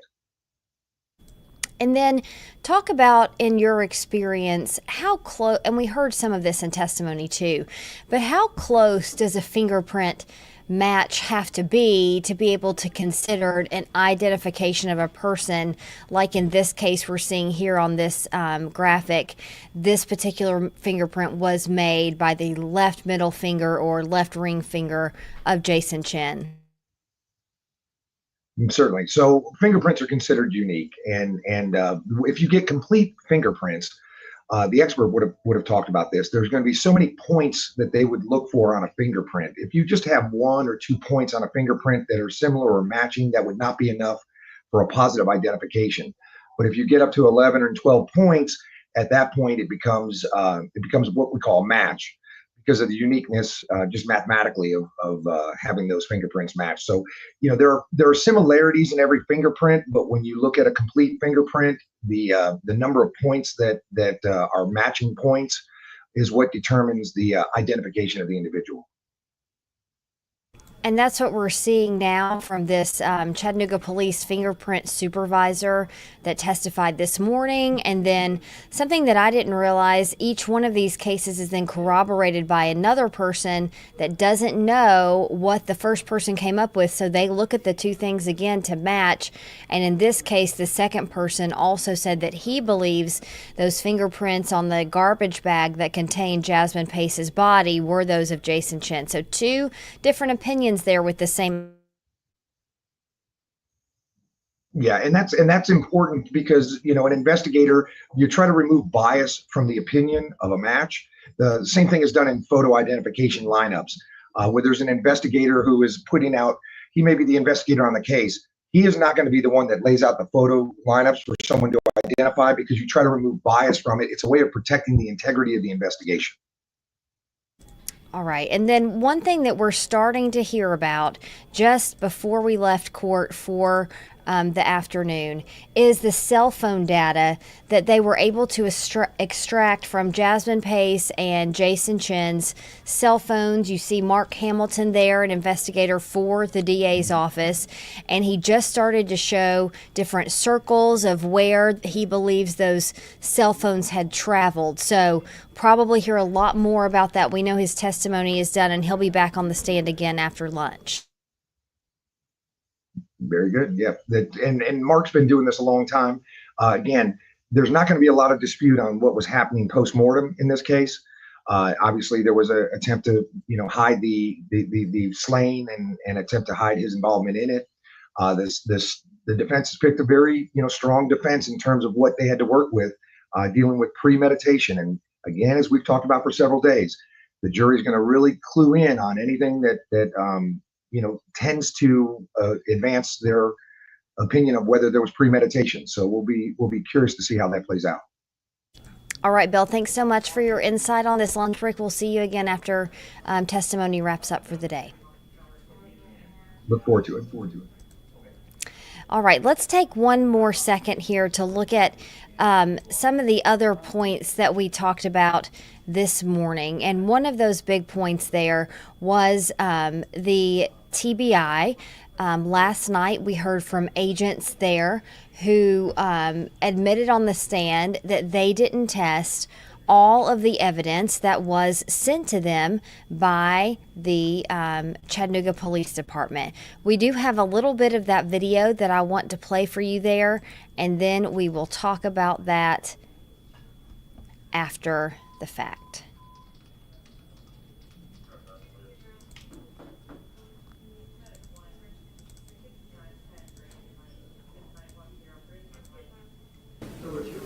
The Chattanooga Police Department sent 2 batches of evidence for analysis,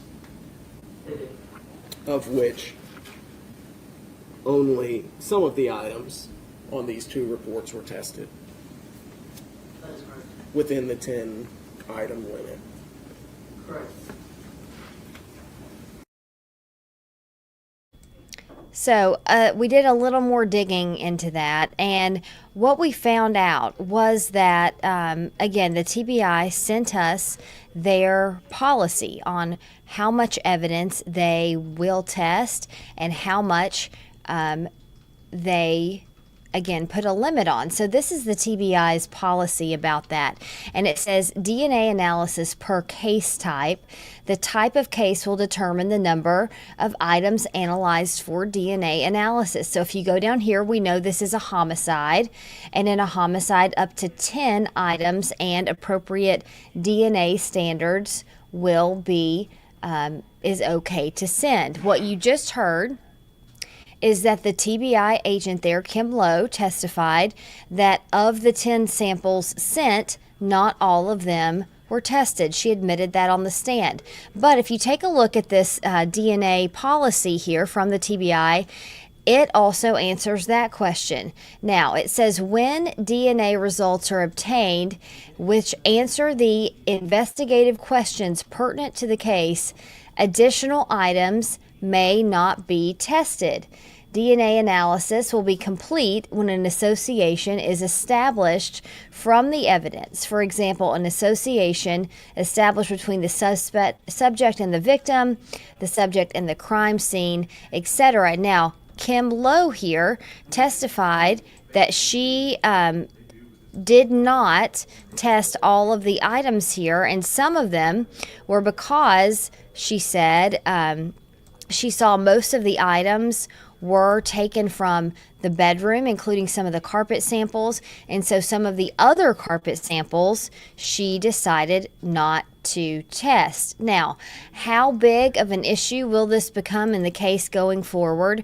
We don't know yet, but we continue to ask questions of the TBI. We ask another question to get their reaction to some of this, and this is what they told us.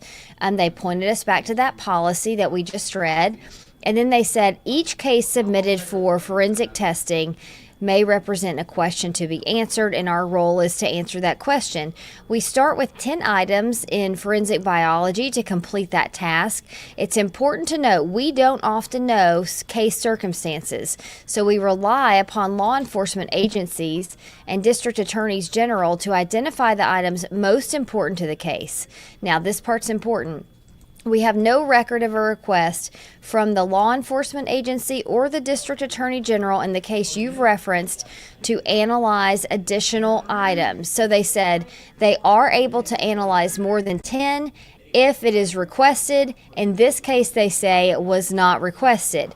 Now, they also said initially testing more items beyond 10 is a challenge for both time and expense. That's from Josh Devine, the TBI spokesperson there. So again, once we come back from court here, we will be looking for some more cell phone data to be put up on display. Where did Jason Chen's cell phone go?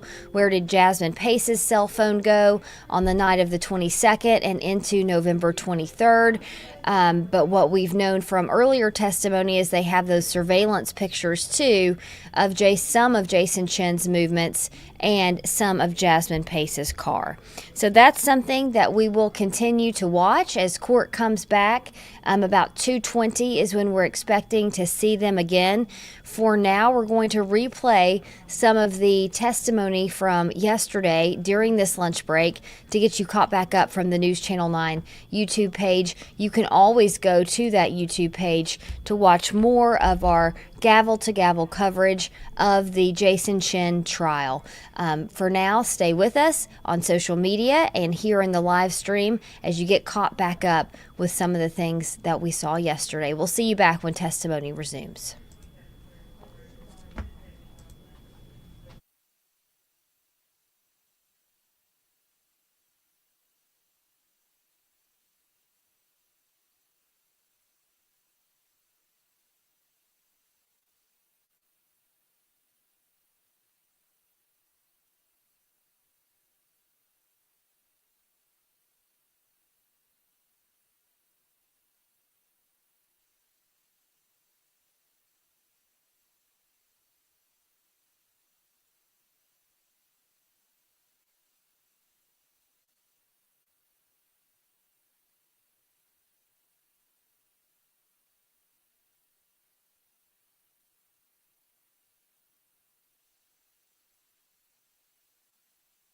Yep.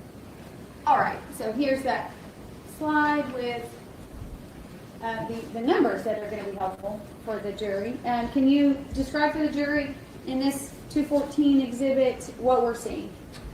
So once again, you have the two late impressions. You have late in 06, late in 07. Then you have the corresponding ridge features that are marked. Those are minutia once again, bifurcations, red endings, dots, with red arrows going to those associated numbers. So in this image here, you have 20 ridge events that are marked. And are those 20 ridge events what you were able to look at and then match to a certain person's fingerprints? That's correct. And is that certain person Jason Chen? Yes, ma'am. Okay. Is this a common practice, a common demonstrative exhibit in your examinations? Yes, when I testify in court, I always prepare a chart for the jury. Okay. In every case, are there 20 ridge points? Is that the right one? It depends on the latent impression. Can there be less than that? Oh, yes. Can there be less than 20 with a positive identification? Yes, if the scientific working group for ridge analysis study technology has a sophisticated chart that basically gives you a guideline if your quality or latent is better or less, how many ridge events you need to affect an identification. How many ridge events do you need to affect a valid identification? 1983, the IEI, which is looking at every body, determined there's no scientific proof for a set number of ridge events to affect an ID. Depends on each examiner's training, experience, and knowledge. With that said, certain labs or agencies will have a threshold. We do not have a threshold. There are agencies out there that may have a threshold of 10 or 12 and so forth. What do you feel comfortable with? It's each case is specific. Okay, in this case, you feel comfortable with 20 ridge events. I've never seen anybody have 20 ridge events in common that's not been the person we identified with. But no one's had 20 ridge events that match up. Thank you. And then the other page to Exhibit 214. Tell the jury what we're seeing here. So these are the known images of Jason Chen's left ring and left middle finger, and that's the corresponding ridge events that match the previous slide of the latent impression. So you have, once again, you have 20 ridge events. And that's not all 20 that match, but this is 20 that mark on the chart. Understood. Let's go back to the report that you prepare that memorializes your findings.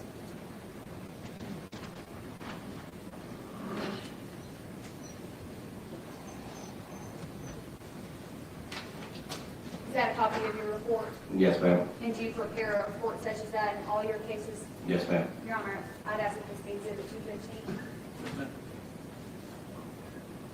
I'm going to show it to the jury lieutenant.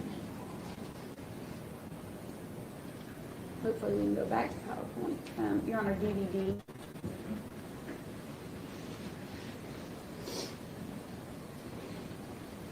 Okay. Is this part of your report? Yes, ma'am. All right. I didn't want to get it too small, so I separated it into two slides. So this is slightly complicated because everybody else is not used to these type of reports. So let's go through this. When it says submissions, what are we talking about with submissions? Anything that was submitted on the case for us to look at, either latent prints or known impressions from individuals. Okay, and you had testified that the Chevrolet, the Toyota, and the garbage bags were presented to you in this case. That's correct. And then the other items, real briefly, because you mentioned the other items that you also examined for prints. Were you able to make any positive identification on any of those items? No, neither item had any impressions or latents to compare or even look at. Okay, thank you. And then the known impressions that you have, were you able to add that to your report after positive identification was made? That's correct. Okay. And on the photo of the latent prints on garbage bags, you would agree it says DF1011A, A through E here. Yes, ma'am. But those photos showed DF1011A, correct? Correct. Okay.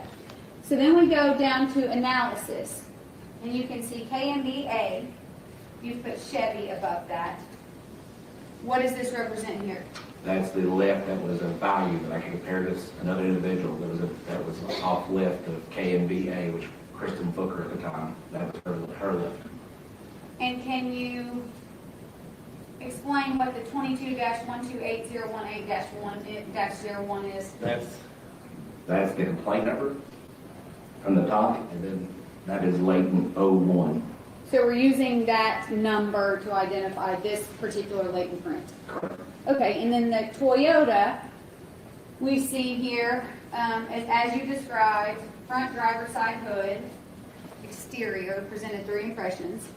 And we can see that says 02 to 04 after that complaint number. Correct. That's because there were 02, 03, 3 prints identified. 3 prints, that's correct. Okay, and then MJ 74585, Document is being recovered off the front driver's side hood. Again, now this is 05.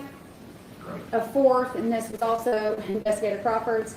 Yes, it was. 02 to 05 were Investigator Crawford's. 02, yes, 02 to 05 for Investigator Crawford's. Okay. Now we're going to go to the next page. We need to start at the top here. Now you get to garbage bags. Correct. And you can see the DF1011A, which is reflective of the bag and the identification on the garbage bag. Correct. Okay. Document is being recovered off garbage bags. Exterior presented 2 impressions. Those are the impressions you've testified to. Is that correct? Correct, ma'am. Okay. And then your conclusion section at the end here is where you make your identifications and you report them in your official APHIS section examination report. That's correct. So what you had previously testified to was the fingerprint on the passenger side door of the Toyota was Jim Cooper's. Correct. The fingerprints found, the only examinable fingerprints found on the Toyota were from Investigator Crawford. That's correct. And then the 2 prints of quality to examine from that garbage bag around the body of Jasmine Pace were made by who? Were made by Jason Chen. The prints of value were made by Jason Chen. Check this out. I'm going to show you how I afforded this car.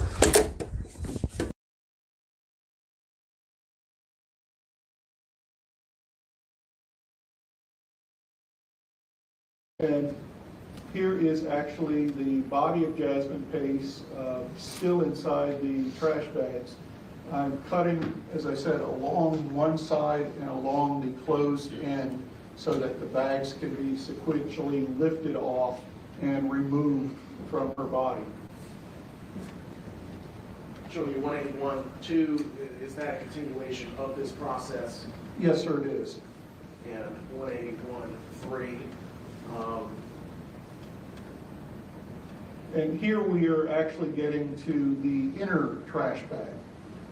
And now we actually can see, obviously, a hand, right hand, handcuffs, and this is an ankle and foot. Thank you, sir.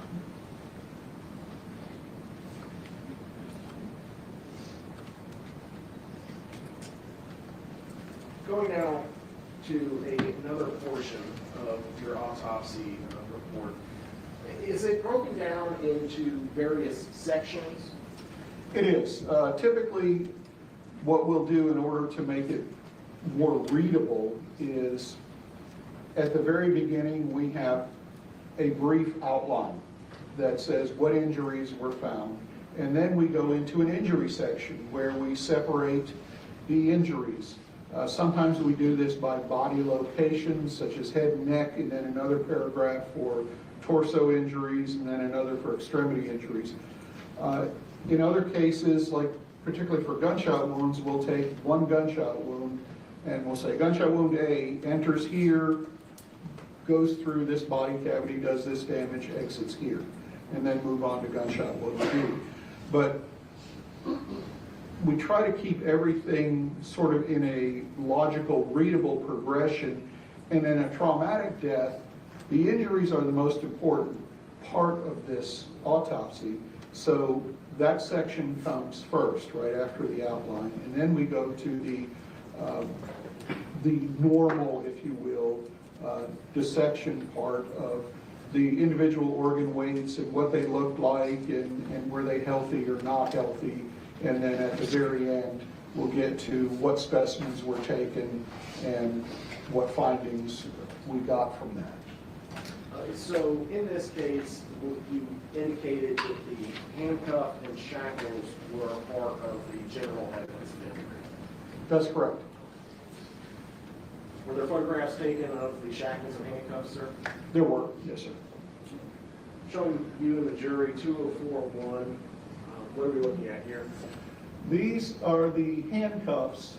You can see this is Jasmine Pace's right wrist and left ankle.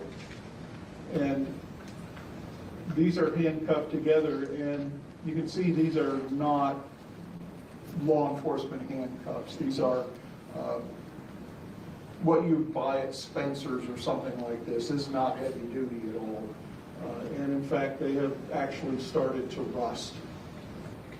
In addition, you can see over here, we have a better photo of it later, the shackle that is actually connected or was connected to this shackle over here on the other ankle in the area of the right elbow, or right forearm and elbow. Sir, what's the significance of the white item that somebody is holding towards the bottom of this photograph? This is our case number and ruler. Because we're interested in documenting everything, all of our photos, almost without exception, are going to have a scale of measure in them, and the 6-inch gray plastic ruler is a standard throughout the profession. And we're also going to put our case number on it. Now, we have a case number system or a database system that automatically assigns case numbers. We get a call for a death, we assign a case number to it. It generates it based on the year, which is 2022, the month, which is December, and the date, the 1st. And then the following 3 numbers are randomly generated, so the 666 just happens to be generated that way. So all of our photos, except for very, very close-up photos, will have the scale and the case number in them. Thank you, sir. Now, 204-2, what are these items? These are the handcuffs that you just saw a picture of on her body. And again, you can see that these are not the typical law enforcement handcuffs. In fact, there's a little lever on each side that can be used to release them. So these, again, are something that would be novelty items as opposed to anything that was used for serious purposes.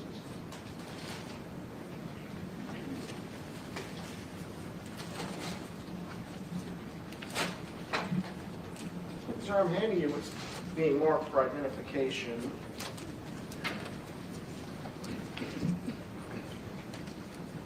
As 205. Do you recognize this?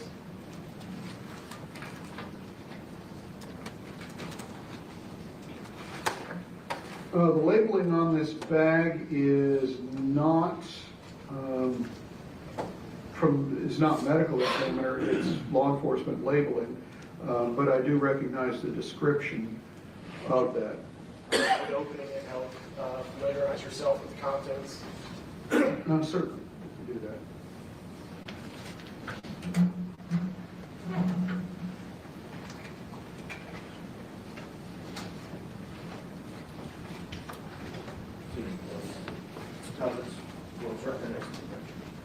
If he needs it.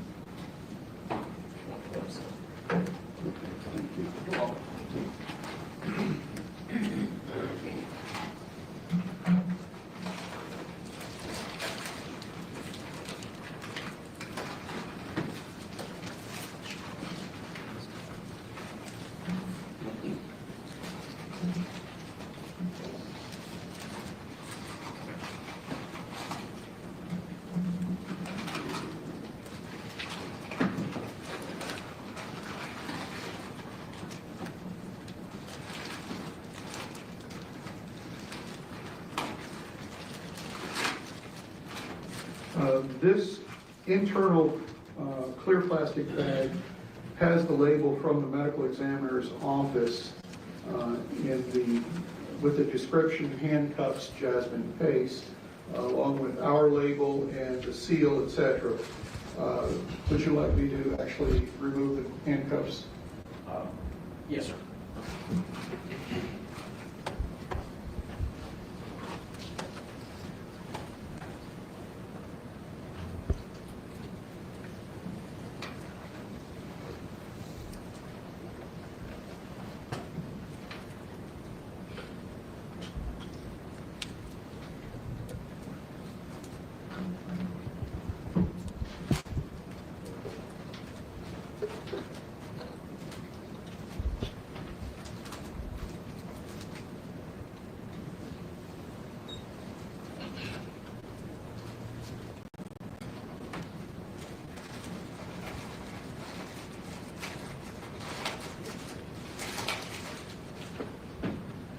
They are still wrapped in the surgical towel that came from the medical examiner's office.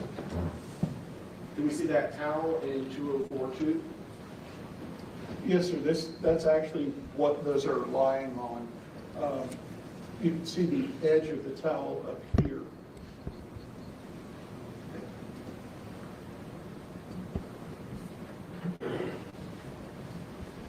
And again, these are not the typical law enforcement handcuffs. They're simply cheap steel, chrome-plated.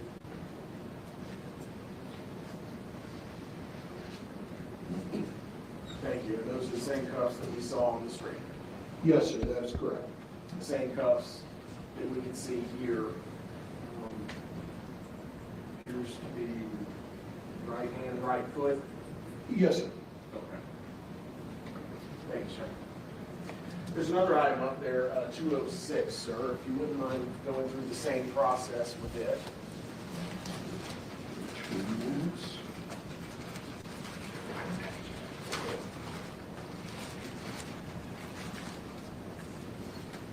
You want to move to admit into evidence 205. So moved.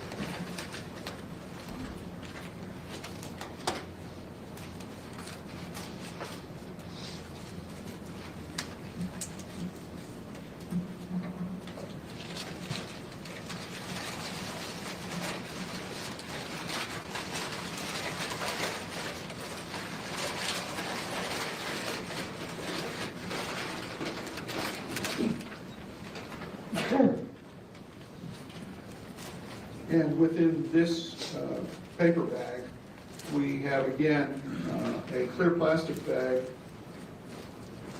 with the medical examiner's office label marked as Shackles Jasmine Pace. And these would be those that were, or the shackles that were removed from her body at the time of autopsy.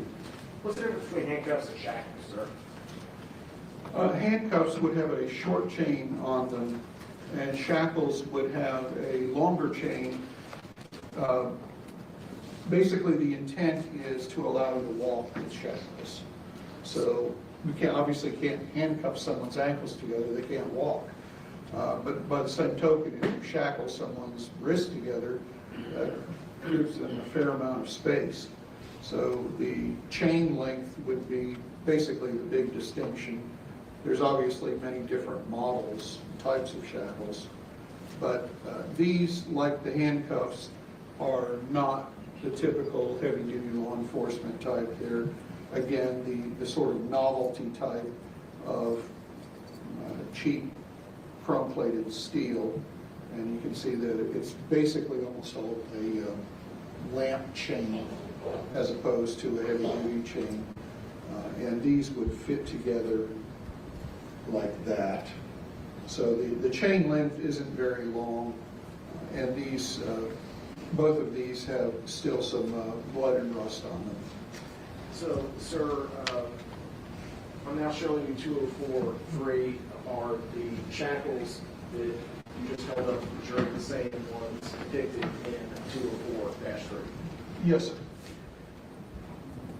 Where were the shackles affixed to Jasmine Pace's arm? In the case of the shackles, it was not to the left arm, but it was to the right elbow, or the forearm just below the elbow. So her left hand and arm were actually free. They were not bound. I'm showing you this admitted into evidence as 204-19. Could you tell us what we're looking at in this photograph? This is Jasmine Pace's right elbow area. You can see this would be the tattoo on her shoulder. This is her actual elbow here. And you can see 2 lines of rust, basically, along with the pattern of that chain, again, with a rust pattern showing where the shackle was. And in fact, you can see, I think, where the double part of the shackle is over here, right at the inside crook of the elbow. Sir, what is the substance darker in color that's adjacent to the measuring device that you have held up the elbow? This right Yes, sir. here is blood that has dried. The lighter, more yellowish is rust. Now, some of this is rust and blood mixed because, again, her body is wet, and so the blood tends to creep everywhere by capillary action. So basically, the entire outside of her body has a thin layer of blood on it. And blood being very oxidizing, I guess is the best way of putting it, does prompt rust. So it's not surprising then that these handcuffs rusted in a wet environment being exposed to blood. Thank you, sir. Going on to the external examination of Miss Jasmine Pace. 62 inches is what in feet? 5 feet 2 inches. 98 pounds, obviously, is just measurement of weight. How would you describe Miss Jasmine Pace's build? She's a small, fairly thin young female. You also described down here genitalia atraumatic with a menstrual pad in place. What's that mean, sir? The external genitalia, that would be obviously the labia minora, majora, etc. Atraumatic means there's no trauma visible. So there's no damage, there's no lacerations, abrasions, etc. There is, of course, blood because there's a menstrual pad in place. So rather than a tampon, she's actually wearing a pad. Was that item collected? It was, yes, sir. Turned over to the police department? Yes, sir. The remaining was been marked for identification as 207.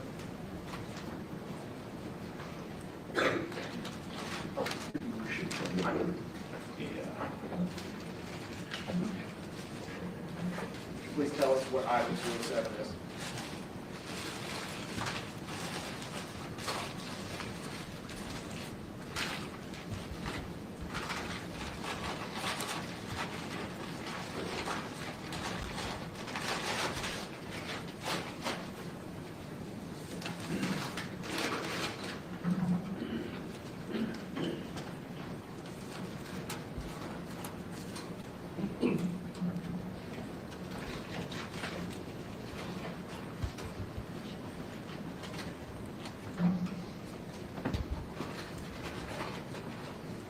You don't have to hold the list.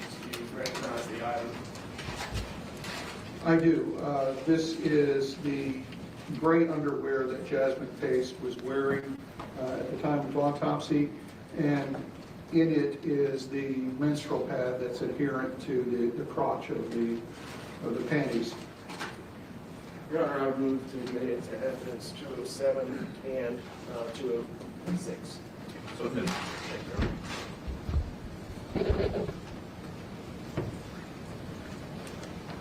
During your autopsy examination, were you able to determine whether this case was on a menstrual cycle?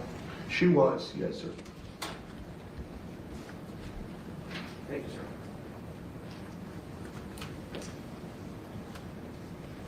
You mentioned in your autopsy report on page 2 that the injury locations are consistent with the decedent's fetal body position as found. I'm going to show you now 204-4. Is this the condition and positioning of Ms. Pace after the final interior garbage bag, I think it's garbage bag number 3, was removed from her body? Well, it's actually open. She's lying on it, so it hasn't quite been removed.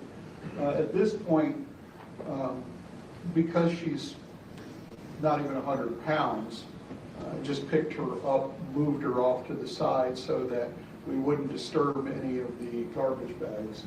So I just physically lifted her, but this is her position, and you can see from the x-rays that this position is documented by the x-rays that we took of her still in that suitcase.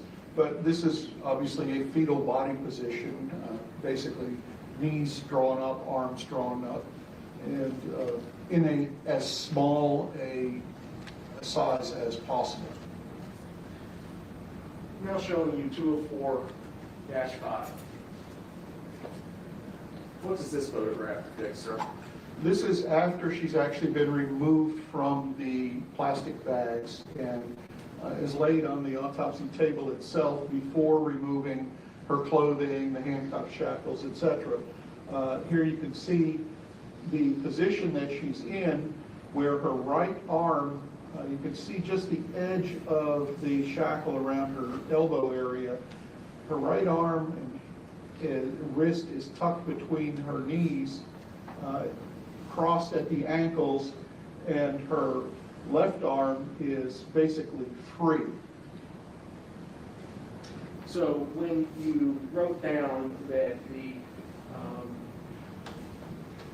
want to make sure I don't misquote you, the injury locations are consistent with the decedent's fetal body positioning as found, I don't see any stab wounds up there. Can you explain that? Well, this is actually showing, as you can see, this is the left side of Jasmine Pace's body. The stab wounds are virtually all on the other side of her body. And when we look at the other side of her body, in this position, basically we just rolled her over, all of those stab wounds and incised wounds are clustered in the area of her head, neck, shoulder, and upper torso. They're just all on the other side of the body. So this side of the body, as you can see, basically has no injuries. So when you say consistent with the fetal body position, what do you mean? Well, if we have, in a fetal position, by tucking our legs up and getting ourselves into as small a ball as possible, some areas of our body are protected, relatively speaking, others are exposed. And if you have your knees drawn up, obviously she's not quite as tightly compacted as she was inside that suitcase. If you have your knees drawn up, you're basically protecting your abdomen and the lower part of your chest. If you have your arms crossed, again, you're protecting your chest. But what you're doing is exposing your shoulders and your back. And so the stab wounds clustered on the other side of her body are all in that area that is exposed if she's in that position. And they're all pretty much about from the area of where your rib cage comes together at your solar plexus up. In fact, there's very little that's even below the level of, say, the armpit. So this is all from head, neck, shoulder, upper chest, well, upper back, really, and virtually nothing below that except for that free left arm. Because that free left arm, if we roll her over, that free left arm is up here.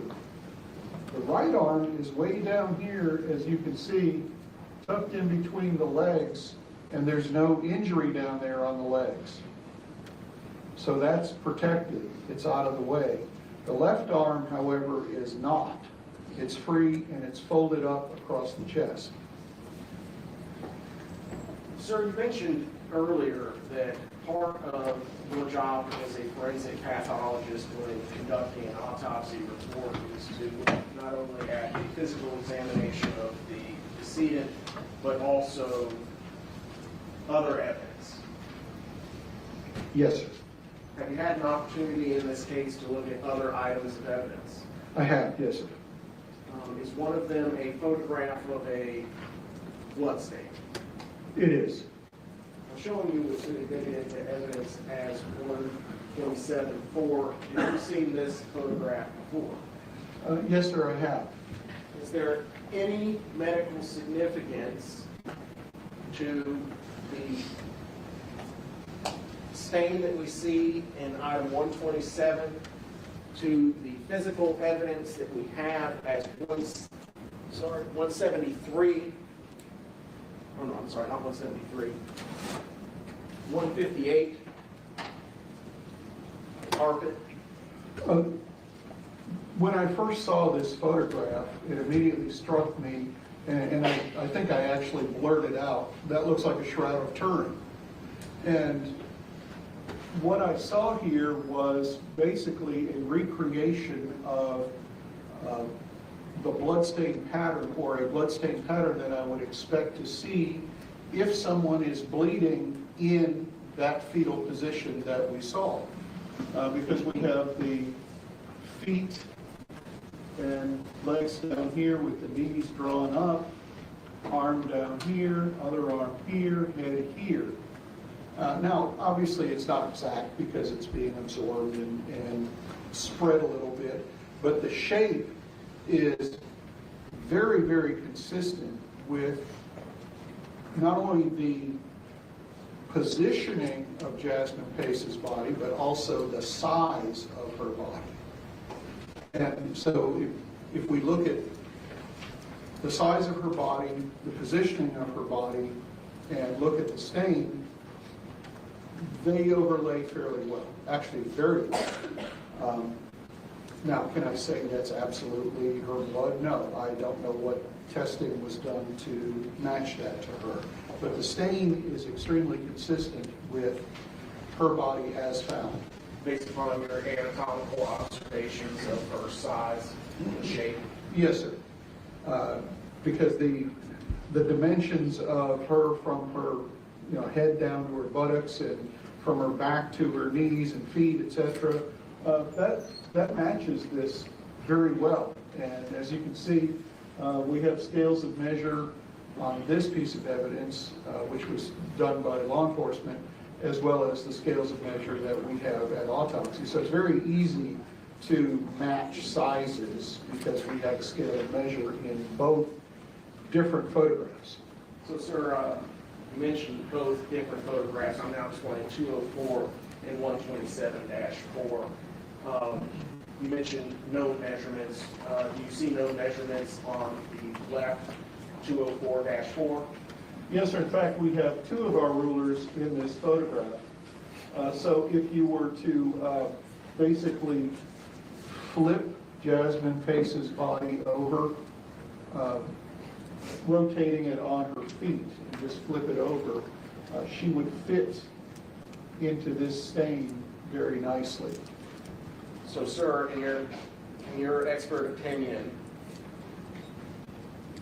Exhibit 158, where's Jasmine Pace's head? On this actual exhibit, yes, sir. Her head is... Yours, feel free to stand up if you want a better view. If we look here at this area, that's this area right here, and that's where her head is going to be. Her head and shoulders are right in this area. You mentioned legs and buttocks.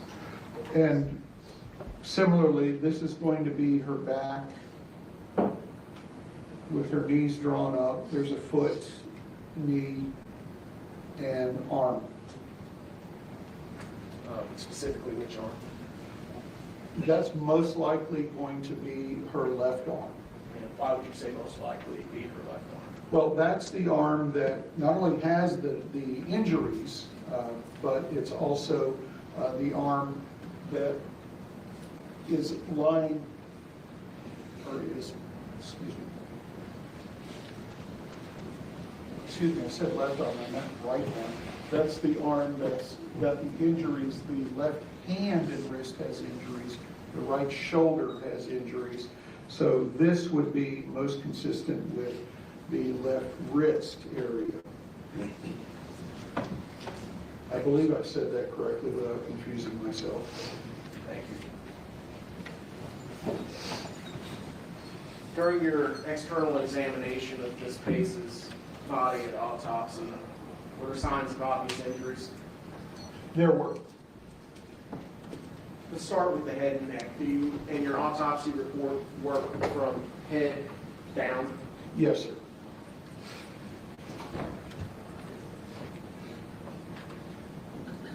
First injury you document, sir, on page 2 of your autopsy report is a 1.5-inch, slightly curvilinear stab incise wound at the vertex of the scalp. What would a curvilinear stab and incise wound look like? Well, we have our stab and size wound, and obviously since we have stabs and we have incised wounds, there's got to be sort of a middle ground where it's kind of stabbing and cutting as well. And so that is a stab and size wound. Curvilinear means it's not absolutely straight, but it's curved. And it's not irregular, it's linear. So we have a curved but linear wound that is a combination of a stab and incise wound, and the measurements all refer to the length of that wound. And the vertex scalp is the top of the head. It's at the vertex, the most vertical part of the body. So at the top of the head, we have this wound on the scalp. I'm showing you now 204-6. Is that injury depicted here? It is. If we look, here is her forehead. Here's her nose. So just to orient you, so this is forward, and here's that wound. You can see that it's got stabbing characteristic here, and then it slices. So that's where you get the curvilinear stab incise. So the blade's going in, it doesn't penetrate the bone, it just goes down to the skull, and then it cuts backward. Thank you, sir. The next injury you describe is a 1 3/4-inch stab incise wound on the right forehead above the eye. Sir, I'm going to show you 204-7. Would you mind pointing that out to the jury? That would be this wound that we see here. And here, obviously, now we've got what we call clean pictures because we've removed this, washed away as much of the blood as we can. And now we can see the characteristics of the wound themselves. This is that wound that we're talking about. And you can see there's a blush of bleeding around these wounds. So again, these are wounds that have some blood pressure with them, but you also see the underlying fat here. Our fat is yellow. It looks like chicken fat, quite frankly.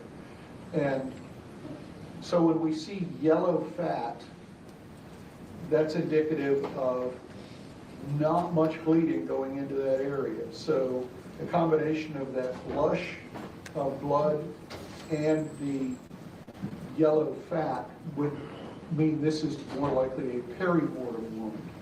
And again, what's perimortem? Perimortem is at or around the time of death. There's not full blood pressure at that time. So she's bled enough to drop her blood pressure down. She's in the dying process, but she's not yet dead. Thank you, sir. The next injury you describe is a 1.18-inch stab incise wound to the left forehead. I'm now showing you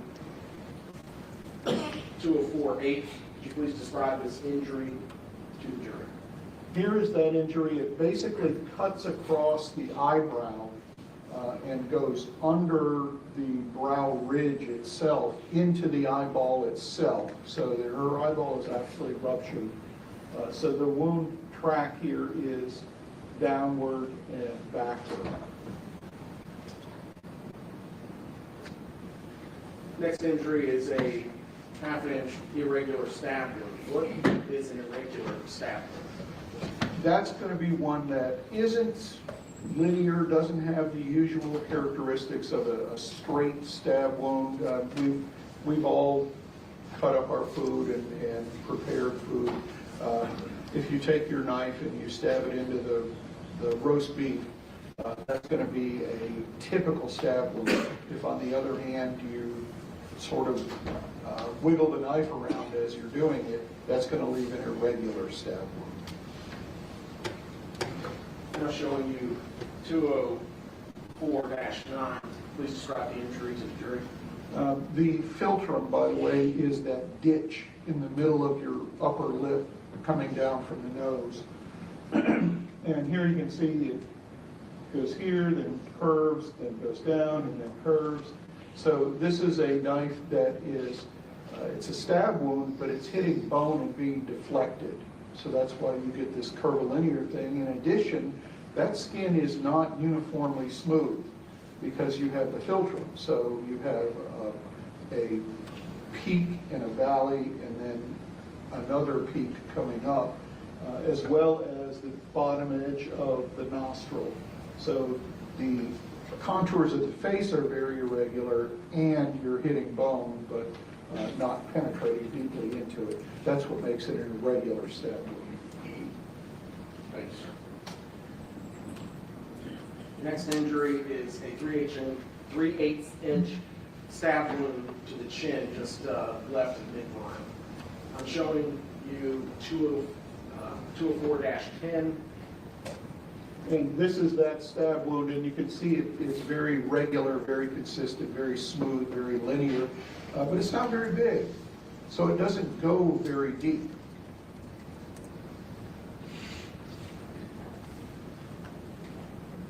But this also has that blush of hemorrhage around it. And when you say hemorrhage, you just mean bleeding? Bleeding, I'm sorry. Oh, no. The hemorrhage means bleeding. Thank you, sir. Next, sir, you go on to describe a large number of stabs to the side of the head and neck. And for this, you may need your autopsy report to explain them. So here's Exhibit 202.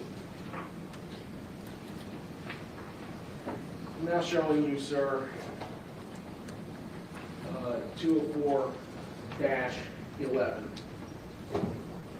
Could you orient the jury to which side of Jasmine Pace are we looking at? Obviously, this is the right side of her head, right ear, eye, top of the shoulder down here. Here you see her left hand, which we'll get to momentarily.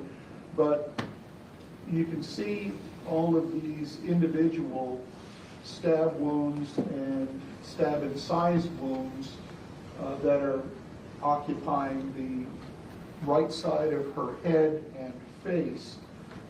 These don't go any deeper basically than what you see. They don't penetrate into the skull until we get down to neck wounds. Even this double stab wound in the ear here only goes to skull. So her brain is remaining intact. So there's no actual brain injury at this point. These are basically stabbing into muscle, soft tissue, etc. And because it's not penetrating the skull, would any of these injuries be immediately fatal? They wouldn't be immediately fatal, but obviously with this number of stab wounds, there's going to be a lot of bleeding coming from them because the head is a very vascular part of our body.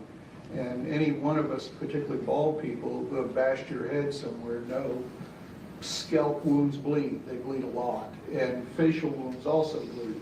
So these are going to do quite a bit of bleeding. When we get down to these wounds in particular, these are significantly deeper. This one just behind the ear and at the lower edge of the jaw. They don't cut into large arteries or veins, but they do go deeper, and so they do cut through a lot more muscle. Doctor, are these injuries that we see on the screen, 20411, slashings? Well, they're mostly stab wounds. Some have stab incise characteristics. That is, the blade comes in, and as it's coming out, it doesn't come straight out, but it cuts its way out and back. So instead of going straight in and out, it's in and then out at an angle. So you have more of an incised characteristic to, say, for example, this one. In this particular wound, this is a good example of where you have that little curved edge here, which would be the initial penetration, and then the cut coming out as the blade deflects, hitting skull, etc. So when you see this little fishtail,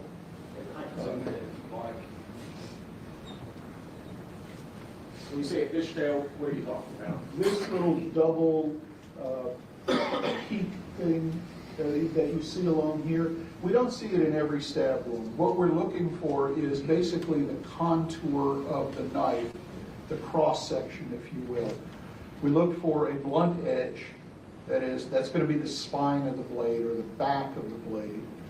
In a single edge knife, a double edge knife, of course, will not have a blunt edge, but a thin single edge blade frequently doesn't show you a good blunt edge. The other thing we're going to look for are the fishtails, as you can see here and here. And that's because things are in motion. As the knife comes in, it creates one of those little fishtails, and then a little bit of motion as it's coming out creates the other fishtail. So you have one coming in, and then a little rotation, and one coming out. So that tells you the edged part of the blade, or the edge of the blade. Even if you don't have a good blunt edge to see, that tells you where your sharp edge is. Sir, Miss Jasmine Pace was in the fetal position at the time of the infliction of the injuries. Are you able to tell anything about the, I guess, direction from which the penetration stab occurred? Well, these are all going away from us, and with variable degrees of forward and backward or downward, for the most part downward. Some of these on the skull, they're shallow enough that it's hard to get a good directionality, but they are all coming from her right to her left, and for the most part a bit downward.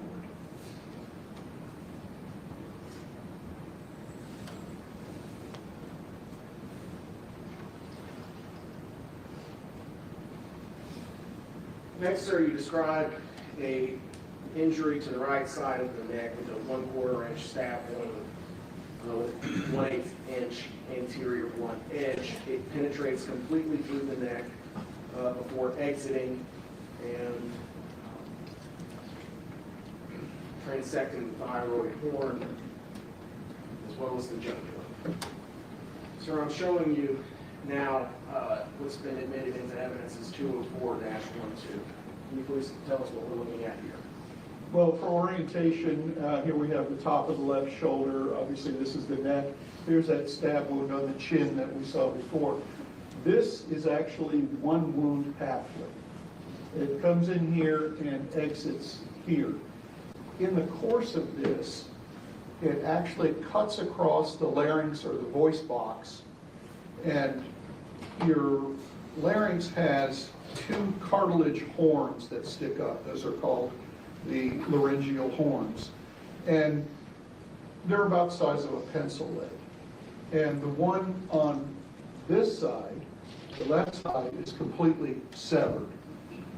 In addition, the jugular vein, which sits right next to the carotid artery, is also transected. By transected, we mean cut in half. So it's completely divided.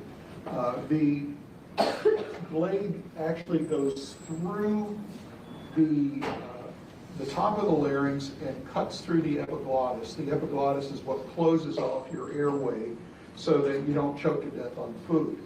So it's basically a thin flap of cartilage about the size of your thumbnail. And as you swallow, it flips down to close the larynx and the trachea so you don't get water into your lungs. So that is cutting right through there. The interesting thing is that it doesn't actually cut through carotid arteries, even though the carotid runs right next to the jugular. So it misses the carotid and it severs the jugular. The important thing to that is the jugular vein is a large volume of blood, but it's at low pressure. So you don't bleed as fast from a cut of the jugular vein.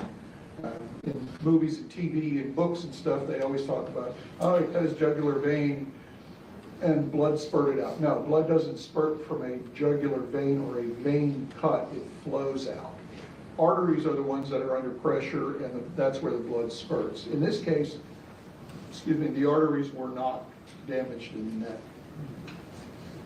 Now, doctor, can you tell, since it was a entrance on to our left, okay, on the screen, and exiting on the right side of the screen in 204-12, are we able to glean anything about the size of the knife? The knife is going to have a relatively broad blade, but relatively thin. And by a broad blade, I mean that from the spine to the cutting edge is going to be wider.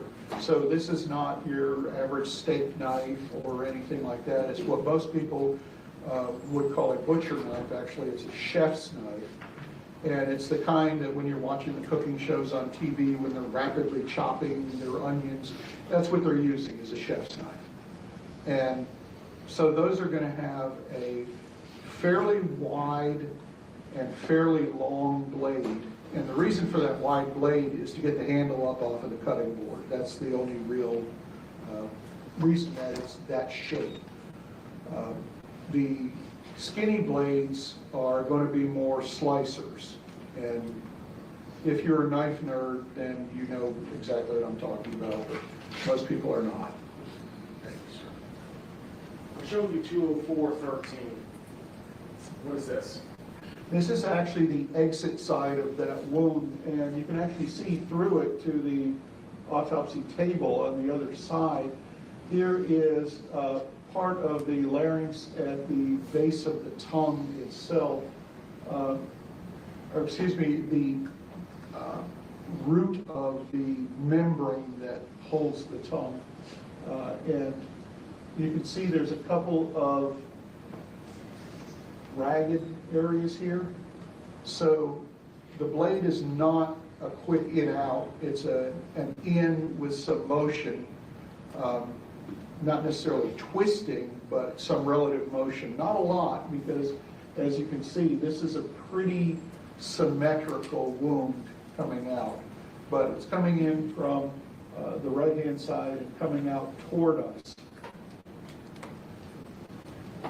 Doctor, the injuries that we just saw on the screen, it bisected the larynx with a hole on both sides, and that affects the person's ability to vocalize, talk? You're above the vocal cords themselves. Those are buried down in the larynx. So you can actually make sounds, but because the sounds that you would make are not just made by your vocal cords, they're made also by the back of the throat and the tongue, but you now have that air escaping out of the sides. And so what used to be one pathway is now three. So in combination with that, we have bleeding, and a fair amount of bleeding. And so that blood pouring into that area is also going to affect the ability to vocalize, at least vocalize in anything intelligible other than just sounds, wheezing, gasping, bubbling, that sort of thing. You also mentioned damage to the thumbnail-sized flap, I forget the term. The epiglottis. The epiglottis, that was damaged as well because of that wound? Yes. What would the end result of that be with blood beginning to come out of the jugular vein. Well, you're not able now to close off your airway.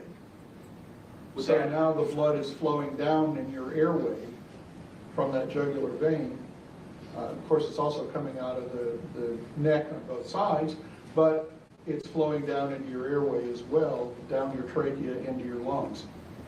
So that's going to fill your lungs with blood. It's not to the point of, quote, drowning in your own blood, but you are inhaling blood and filling your lungs with blood. Thank you, Doctor. The next injury you described is an injury to the left posterior neck with a 2.1-inch stab wound without an identifiable blood edge. I'm now showing 204-14.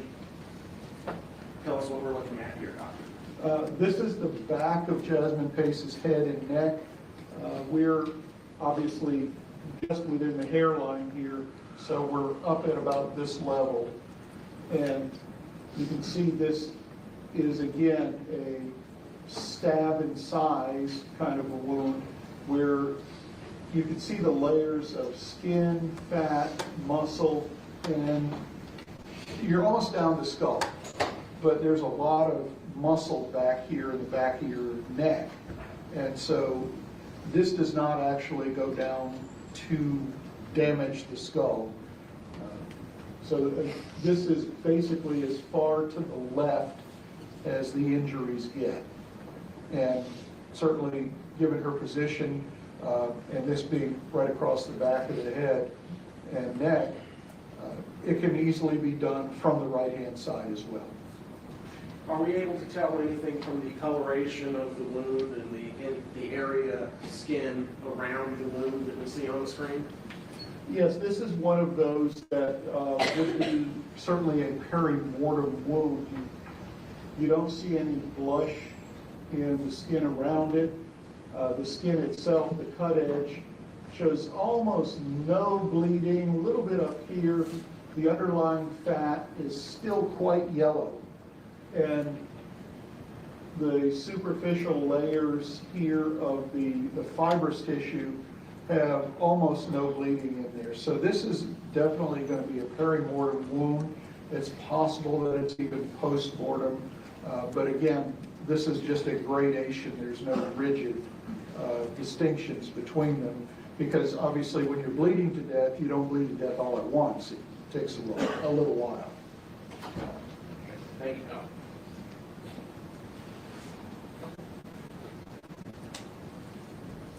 Next, sir, you begin to describe injuries to Jasmine Pace's torso. And you describe it as a cluster of stab wounds on the right upper back from the base of the neck to the level of the axilla. You then describe the individual injuries themselves. Showing you now 204-15. Could you please show the jury where those injuries are? Well, we've already discussed the head injuries. We haven't yet discussed the arm injuries, so we're in this area right here.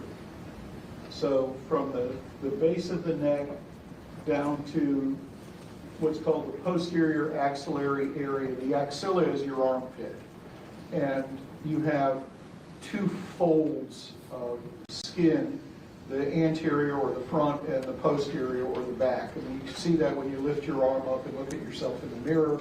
You've got basically two columns that define the front and back of your armpit.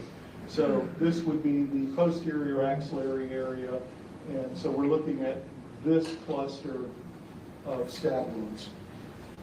So, sir, the cluster of incised wounds on the upper back with a 1 1/4 inch horizontal stab with a discernible blunt edge at the web of the neck would be where? We're in this area right here. So that's the injury that you described there? Yes. Okay.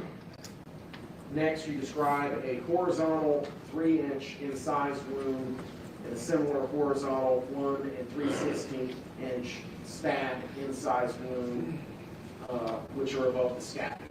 Yes, that would be this fairly large wound here. You can see it's still fairly regular, but it has some irregularity to its contours. You did mention a pair of horizontal 7/8 and 9/16 inch wounds just below the spine of the scapula. Those are these wounds here. When we talk about the spine of the scapula is your shoulder blade. And we're not talking about the spine of your back, but the shoulder blade is a sort of triangular shaped bone. And in its upper portion, it has a ridge of bone that goes sideways. That's what supports the back of your shoulder. Your shoulder is not actually connected to anything other than your scapula and your collarbone.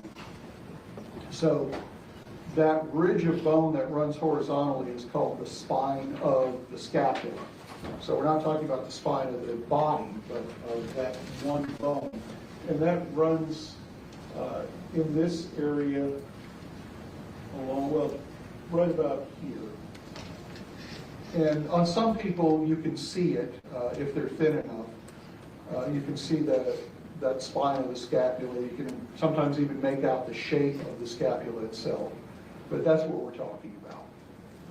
And finally, sir, you described an oblique 1 5/8 inch stab wound in the posterior axillary fold.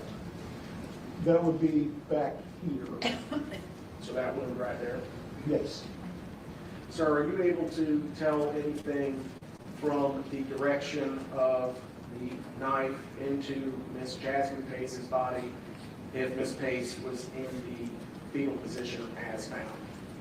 Well, the position that you're seeing here would be the wounds are all following the same basic directionality. They're all going from right to left, variable degrees of front to back, and variable degrees of up and down, but not deviating very far.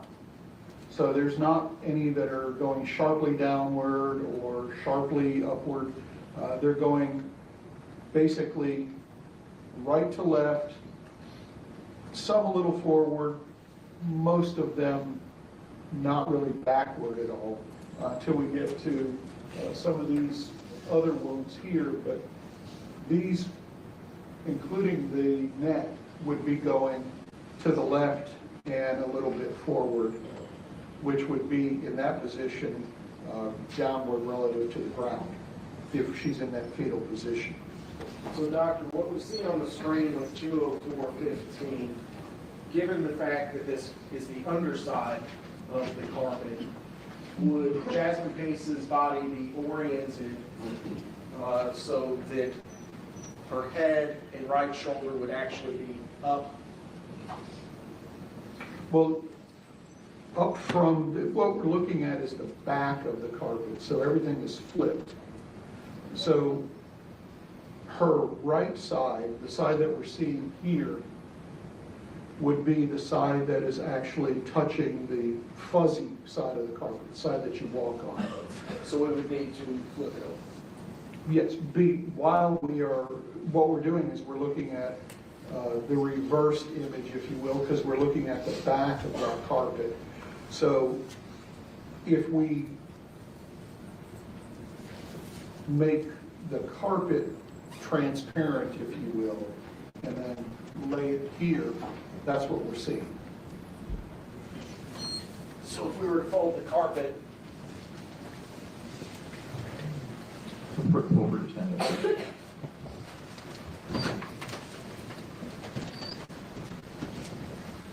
if we were to fold the carpet back over, you described the wounds as touching the fuzzy part of this physical exhibit. Is that correct? Yes, sir. So if we were to flip it back again, just to orient ourselves, you described her head as being here, Correct. meaning that Jasmine Pace's head would be at this location, but the injuries would be down. Correct. fair to say that she was not at this location when she was stabbed? Not during the stabbing, but placed there while she was bleeding heavily. So if she's there during the stabbing, I mean, blood's going to flow out of her, but if she's lying on her left side as opposed to her right side,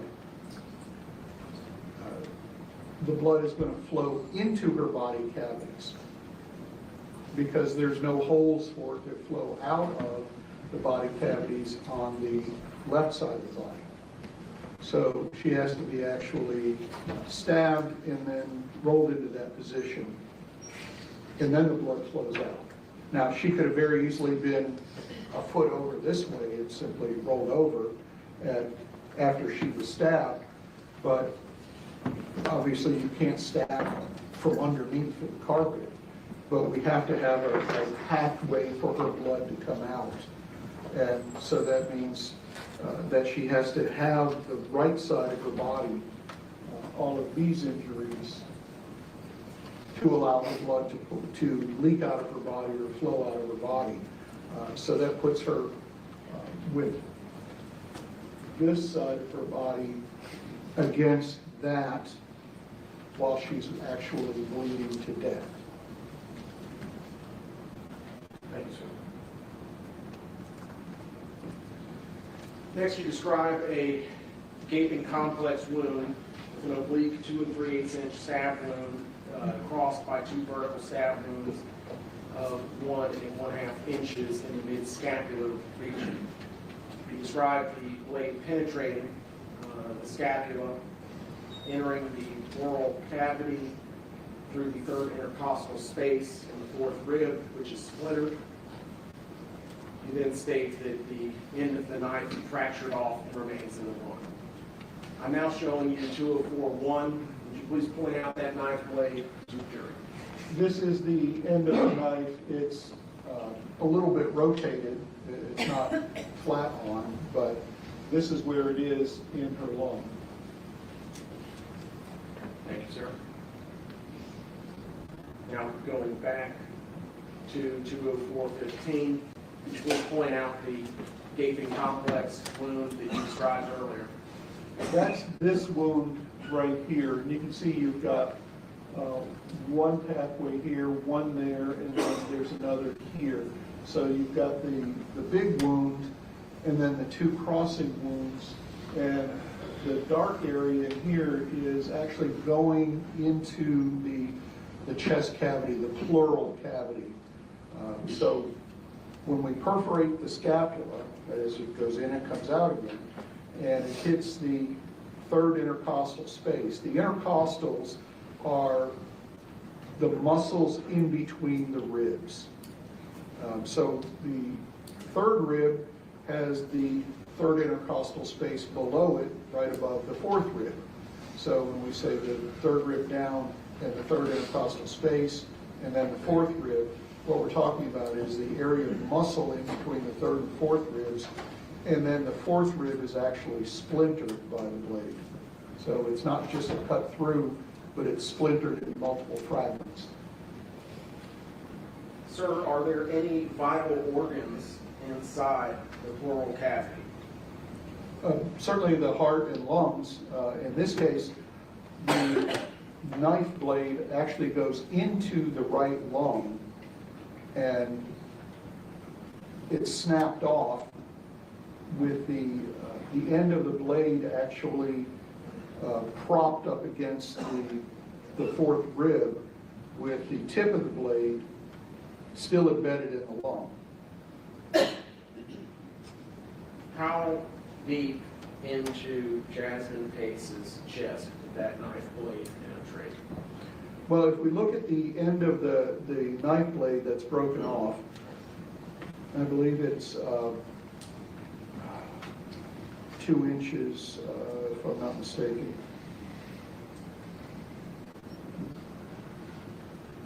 Fractured section. So we have the 2-inch long section that is embedded in the lung, plus the chest wall, or the ribs, plus the chest wall, plus the scapula, plus the muscle and skin of the back. So we're looking at 3 inches or so of the knife actually going in before the 2-inch section of blade actually breaks off and is completely within the chest cavity. There's none of that sticking out visible in this hole. It's actually all the way down in there. Now, sir, I'm going to draw your attention to another injury that we see closest to the ruler. I have a photograph of it. It's 204-27. Are we able to infer anything from this? This is one of those stab wounds that doesn't really have a good blunt edge to it. Again, this is going pretty deeply into the body, and I believe this one is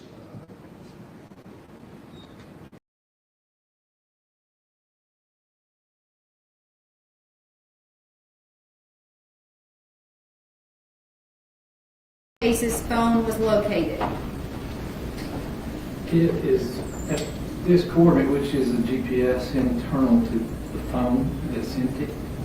And so it'll be quite accurate, and that is in Tremont Street.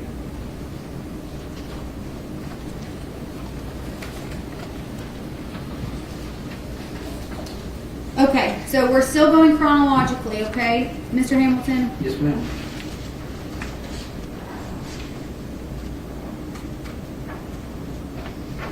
The next time that we see travel from Mr. Chen is when? It's the next day. And is it 11:23 or 11:22? No, we're into 11:23 now. After she arrived, it was late on 22, and then this pin drop starts in the early morning hours.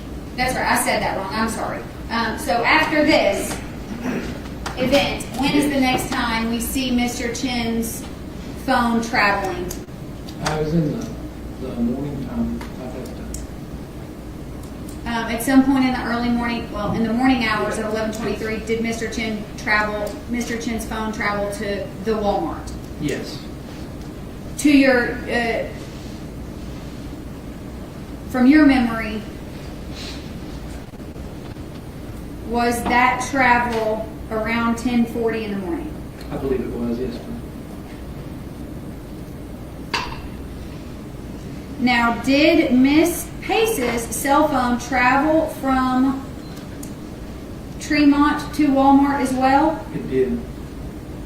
Were you able to see Miss Pace's phone and Mr. Chen's phone at the Walmart based on cell hawk information? Yes, ma'am. That morning? I was. Okay, and have you seen this video that is State's Exhibit 18? Yes.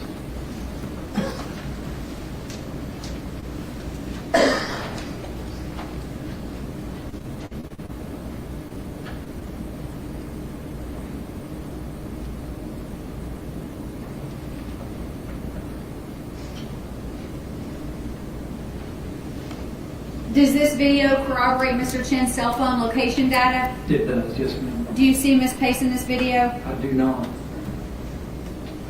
And then again, Exhibit 18 is depicts Mr. Chen checking out at the Walmart. Does this video also corroborate Mr. Chen's cell phone records? Yes, ma'am. Do you see Miss Pace in this video? I do not. Okay.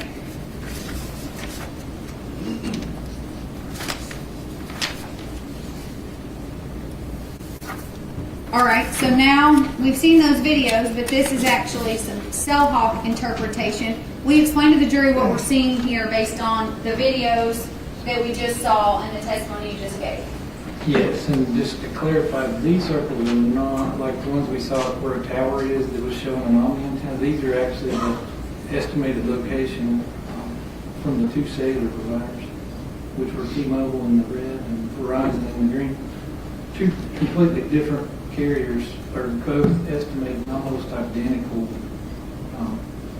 accuracy and location, and the center of that is the Walmart. Is this how you were able to testify that both of their phones were at the Walmart around 10:40 to 11 o'clock on Yes. 11/23? That and they both leave Tremont and kind of travel together, so it might not be exactly matched, but they're leaving and arriving about the same time. Thank you, sir. The next slide is around the same time, also near the Walmart. Can you explain to the jury why this looks different, why the red dots are smaller? Well, just at that time and period, there wasn't anything from the Pace phone, but what's even better is the tiny dots are much more accurate. So they know you're on these arcs by the time it takes the signal to travel, and where the arcs intersect is basically where they estimate your Z. And when you start getting these small, it's usually pretty accurate. Like we saw, the big circle covered all the Walmart and some surrounding stores. Now we're down to parking lot. When the arcs intersect, you said that is when we can have a better idea of exactly where the parties are. Yes, it's not always 100% accurate, but the one thing to remember, you have to be in the coverage of that antenna on that tower, so you're not going to be way on the other side of town. It might put you in the wrong parking lot, but it's not going to put you way off. But the lines you would testify are arcs from the towers? Yes, it's the range, so that's how they get this. And on the record, you'll see like 0.68 miles. It's usually plus or minus a tenth. And that's how long it took the signal to travel from that tower at the speed of light. They measure it that fast. It's really blink of an eye, but it works. Will we continue to see the arcs throughout your testimony? Yes, ma'am. All right, so again, at 10:47, you have documented in Cell Hawk, both of their phones are at or near the Walmart, correct? Correct. Okay, and so let's keep going chronologically. Do you recall where the next location in Hamilton County Mr. Chen's phone travels to? I believe he went up towards Sutton Creek.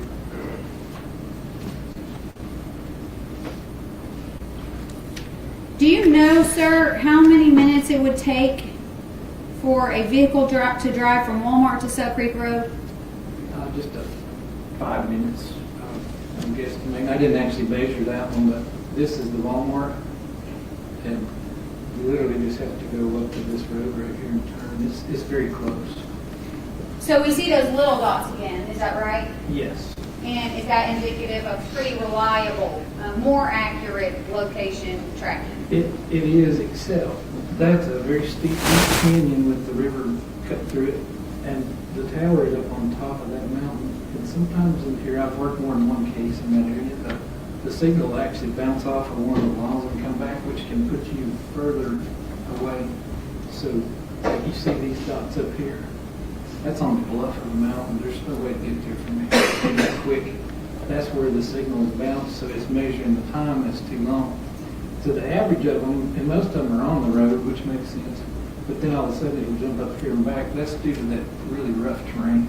Again, this isn't GPS, so but when you've seen hundreds of cases, you start, and like I know up in Maine that they're going to, some of the long ones are going to be, generally they're long, like up on this mountain, there's no way to jump up there. You got to drive up like a bunch of crooked roads. So topography can sometimes affect can. Cell Hawk data? Yes. Okay. Works much better out in the metropolitan open areas, and when you get up in the canyon, it's a little tough. Can you again highlight with your pointer where Sutton Creek Road is? So Sutton Creek Road starts right here, and it goes down the river, and there's basically a vertical wall of rock, pretty much. It's pretty skinny down there, and it goes on out. But it's a road and then the mountain coming down to it, and water. There's a few houses on either side, but that's about it. Do you recall at this point where Jasmine's phone is? It's not showing up at this time. So what does that mean? It just means it's not communicating with the network for whatever reason. Could be that it just didn't need to, or it could be turned off. Could be in airplane mode. Could be wrapped in aluminum foil, but it's not leaving a trail at the moment. If a phone is off Does it leave a trail of location data? No, ma'am. Okay. If the SIM card is removed, does the location data, is it erupted? It is. It is. I'm sorry, interrupted? Yes. Okay. So there's multiple reasons why a phone can go, let's call it, for now on, let's call it going black. Yes. Right? That's a good time. Okay.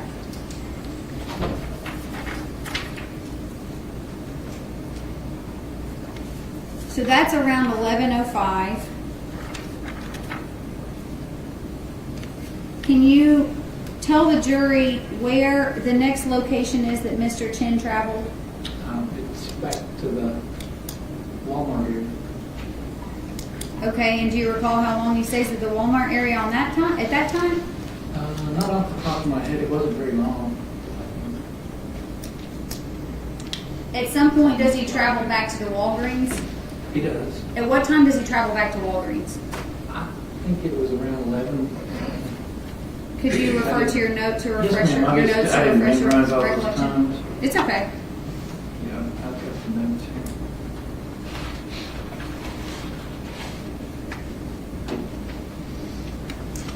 Let's see here.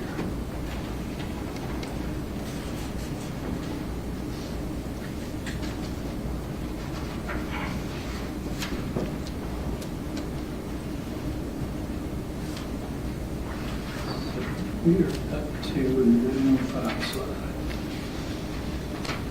So the next one's 141. I think the slide we got in that order in there.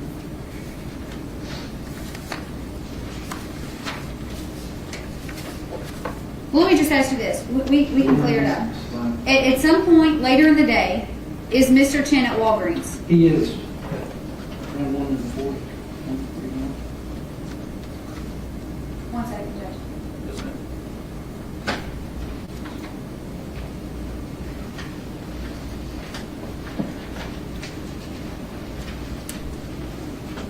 And in your review, can you see the, can you point your direction in the screen's direction again? Yes. All right, so what is this, what is the jury seeing right here? That is the Walgreens down on the North Shore, which is underneath those, basically underneath those red circles. And on that red pie shape over there, what's the time saved? 142. This is probably 5 minutes of information there. I'm putting the time like at the first, but he must stay, if you stay there a few minutes, there'll be more circles. Okay, and then reviewing evidence in this case, were you able to locate any records that indicate that Mr. Chen was at the Walgreens at that time? Yes, ma'am. The state on the screen is State's Exhibit 20. What time in Eastern Standard Time is that military time? 1342 to 142 Chattanooga time. So the Cellhawk records that you've shown to the jury of Mr. Chen being at the Walgreens at 141 are supported by video evidence? Yes. Okay. Let's move to the 3 o'clock hour when we see Jasmine's phone pop up again. Well, let me ask you this. Where is Jasmine's phone at around 142? I don't recall where that one was. You don't recall if it was black or if it was on? I think it was just off at that time because it shows it back up here a little bit. Okay, so let's go to the 3 o'clock hour. Do you recall at the 3 o'clock hour any activity on either of their phones? Yes, ma'am. I believe they show back up at the Walmart.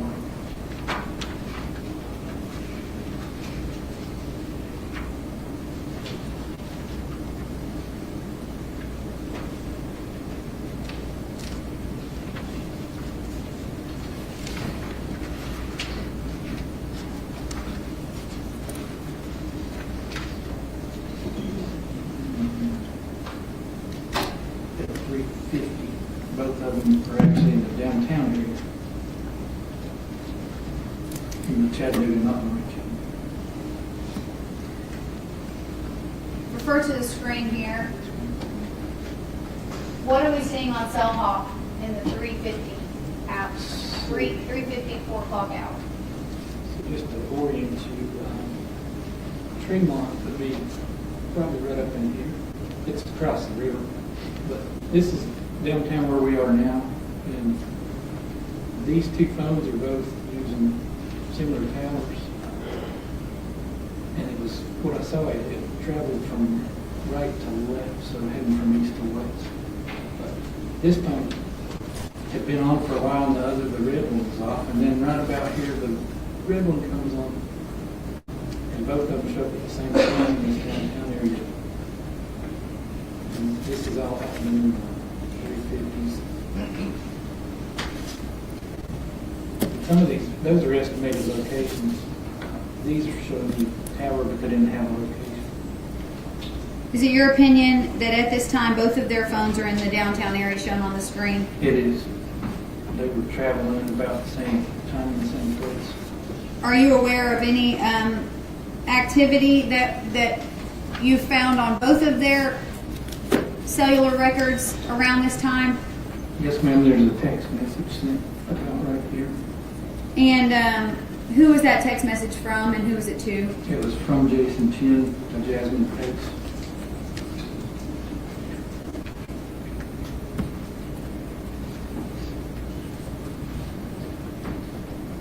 At 4:03 p.m., based on your review of the T-Mobile and the Verizon records, Mr. Chen texted Jasmine, "Hey, are we still good for dinner tonight?" That's correct.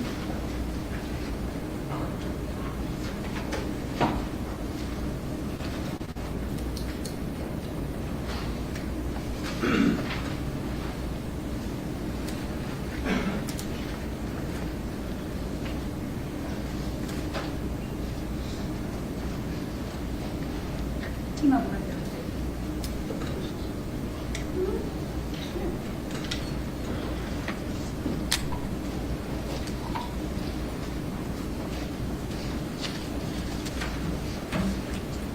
Approaching you with one piece of paper. If you could review that and tell me if you've seen it before. Yes, ma'am. Where is this document from? This phone, the phone forensic. The This is forensic download of the message.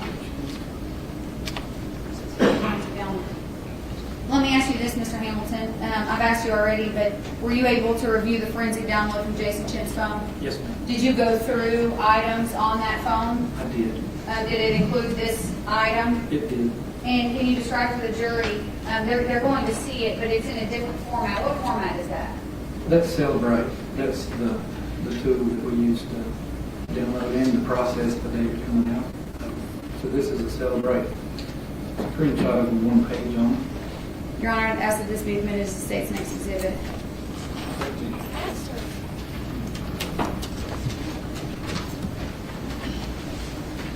Mr. Hamilton, on the screen behind you, is this what you're looking at? Yes. And does Celebrate note the time that the text was sent? It does right here, 16:03 TC minus 5, which would be 4:03 p.m. Chattanooga time. Okay, and at the below it says body. Is that the body of the? Is that the text message? Yes. Okay. It is, and this is who it's to. And then you infer this is Jason Chen's cell phone, so the from, they don't populate it there, but it's from him to her. And that's, hey, are we still good for dinner tonight?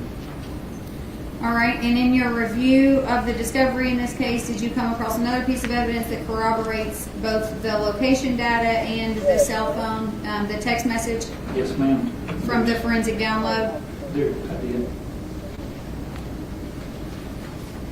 Showing Exhibit 121 to the witness. Now, you can see this text message on the screenshot, but can you explain again why this says Wednesday at 3:03 p.m. and this one would indicate 4:03 p.m. in Eastern Standard Time? Yes, ma'am. The reason is that screenshot was taken later and the phone was up in Nolensville and it was on Central Time. So the time, they automatically adjust to what time zone you're in as you're driving across the country. So the screenshot itself was taken up there, so it adjusted the times to Central in that phone. But we know we know it's forensically, the phone does everything in UTC time, so these reports coming off of Celebrite are accurate, and the records coming off of the provider are in UTC generally, so, so that describes that discrepancy just because of where the phone was and when the screenshot was made of the message. Are you able to tell the jury, so you testified, we're going back, you testified that at this time, approximately 3:50 something, that both of their phones showed back up in downtown Chattanooga, correct? Yes, ma'am. Are you able to tell the jury if Miss Pace's phone had been on immediately before that, or is this the first time you see it back on? No, it had been on for a little while. Okay. His was off and hers was on, and it was driving around the city.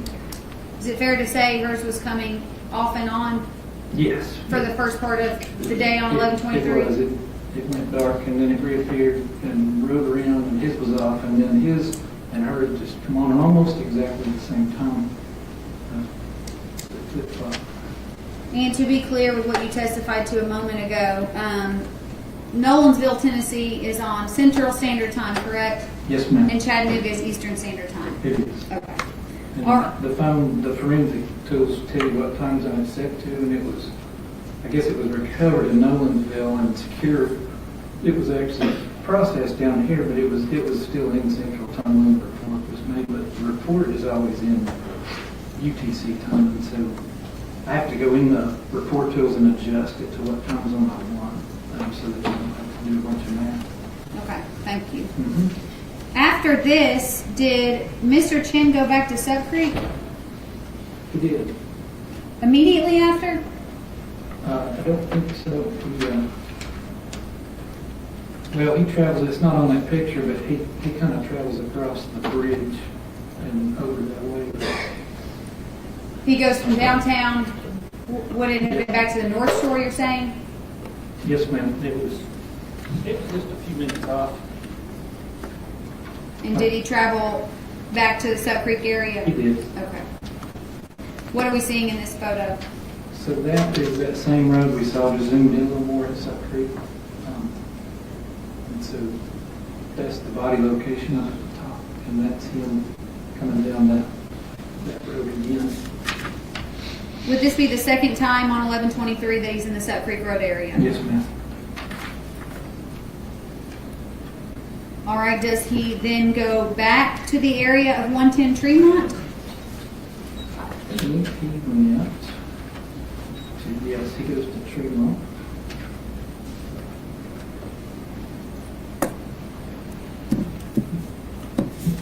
Do you recall what time that was? Not off the top of my head. It's okay. These records are complex. Feel free to Yeah, look at your sorry, I notes. didn't memorize them. It's 5:08 p.m. is when I see him. Do these records reflect what you just testified to? I do, and something to point out, see how this group is a little bit north of him. I would, from long experience and having to locate, especially missing people by their phone, those dots all belong down here. They're just on that arc, and the inaccuracy of it will pivot it. I don't believe he was moving because it'll jump in seconds, and there's no physical way to do that. So these belong down here just in my professional opinion. He's in there, he's not driving around. Thank you for clarifying that. Yes, ma'am.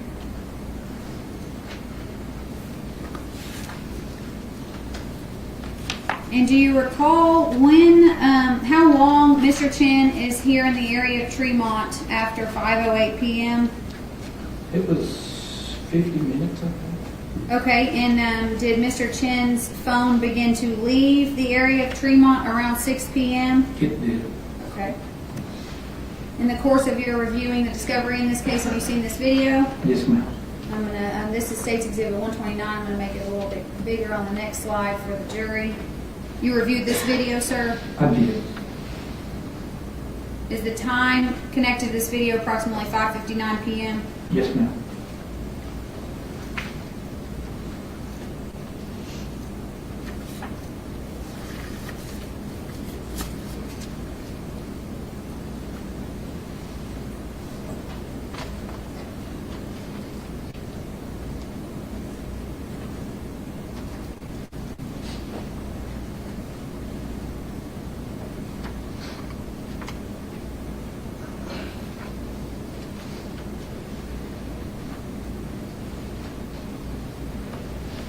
And then is there another video, Mr. Hamilton, in which you can see what appears to be Mr. Chen's vehicle leaving Tremont Street? Yes, ma'am. Is that just a couple of minutes later? It is. Is this a screenshot from that video? Yes, ma'am, that's a still screenshot of it. Did you place that arrow on this? I did, just to point out where the vehicle's at to start out in the video. And Your Honor, that would still be Exhibit 129. It's from the same video. Do Mr. Chen's phone records corroborate him leaving Tremont at almost exactly this time? They do. Can you describe for the jury what we see here on the screen? So that is the start down in here around 110 and then the traveling. And then 27 highways, most direct route, and by the timing, I believe that's what it took. So that's basically him leaving out and getting up on the highway. Does Highway 27, can Highway 27 lead you to Sub Creek Road? Yes, ma'am, it can. Is that the direction in which Mr. Chen's cell phone travels? I believe so. By the timing, it would almost have to be. Does Mr. Chen's phone arrive at the Sub Creek area around 13 minutes later? It does.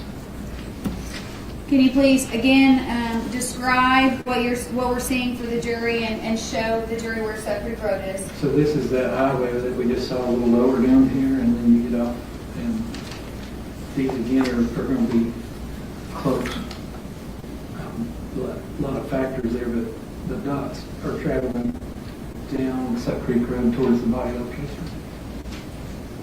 How accurate are the dots in this photograph? The size of them, I don't remember the meters, but it's pretty small. Those are pretty good, but we know he's not driving through the middle of the Comanche plant. So again, this is not GPS, but the average of all of it is pretty accurate. If you're moving fast, it's usually not as accurate as if you're sitting from it. The problem here is there's not as many towers, and the more towers that are involved in the map, the better. And when you get in that canyon, you're kind of on your own with one or two. But the general travel direction is good. Let's move forward to 2 minutes later. 6:15 on 11/23. Now describe for the jury why this looks a little bit different. So this is just it's zoomed in more. These range rings that are on further out are where I was talking about it bouncing off of the vertical cliffs, and it jumps back and forth. But if you average all that together, it puts you pretty close. And you testified about how long it would take to get from Tremont to certain locations, but did you actually look at anything on Google Maps to help the jury understand the distance between certain locations? I did. I just ran a address from travel trip from point A to point B and let Google tell me, because they know the speeds and average travel times. Is this a screenshot from the Google Maps? It is. And it shows that it takes how long to get from Tremont to Sub Creek? 13 minutes. Does that corroborate the location data that you retrieved from Cellhawk? It does. Do you recall what time Mr. Chen departs the Sub Creek area? It was not long. He was 6:33 p.m. when he leaves out of there. All right, and do you recall, and this is him leaving. Yes, so these dots are stuck. There's no good way to do this in court, but they're laid down consecutively, like in a video, and he's going out now. Okay, so based on this photo, you can tell that he's actually leaving the location of the body. Yes, so this dot is older than that dot. So as you're going that way, which is at 6:33, he's headed out. Do you recall where Mr. Chen's phone goes from this location? Goes to the Walmart parking lot in Red Bank. Same Walmart we saw earlier. This is the same Walmart that he was at earlier in the day? Yes, ma'am. That's nearby, is that correct? It is. Okay. And is there, I apologize. Here we are. Tell the jury what we're seeing. This looks a little bit different. It looks like it's just zoomed in. Yeah, he was in the area of Walmart. there's the super center down here at the bottom.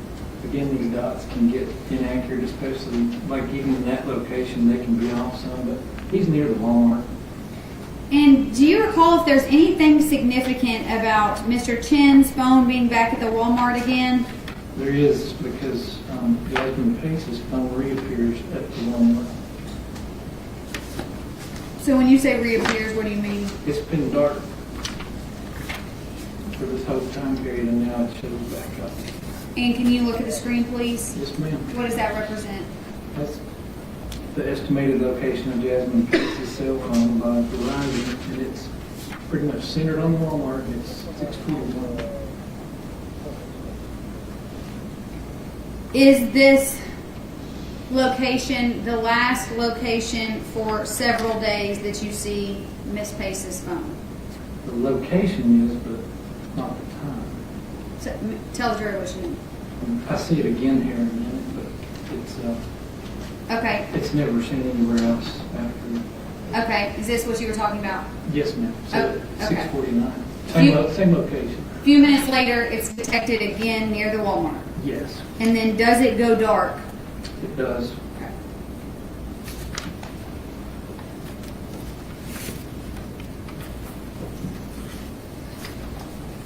One second, Judge.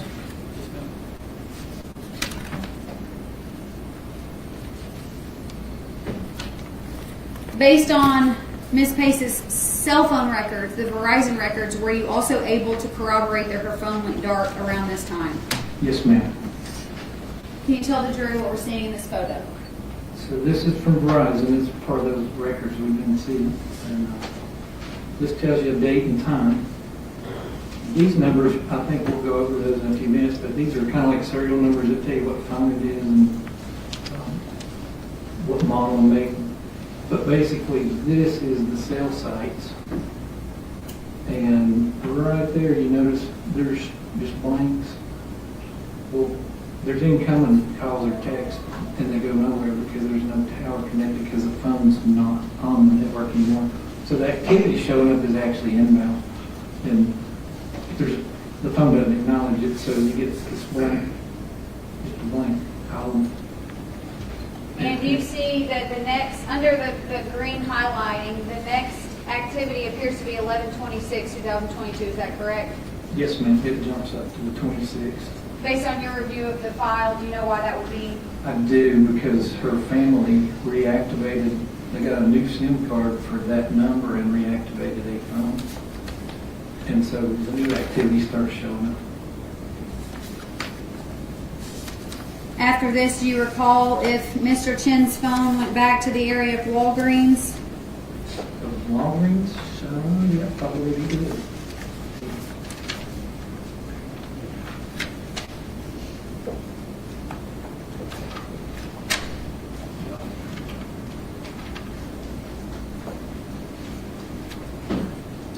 Sir, do you know approximately how far it is from the Walmart to the Walgreens?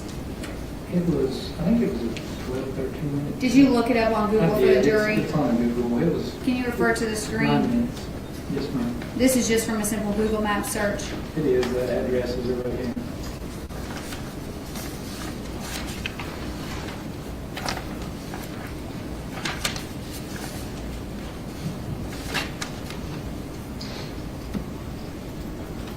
Have you seen this video? Yes, ma'am. And what time would that be in the right-hand corner? In the local Chattanooga, that is 7 p.m. Exhibit 21, Your Honor. Does this video of Mr. Chen at the Walgreens at 7 o'clock corroborate his cell phone records? It does.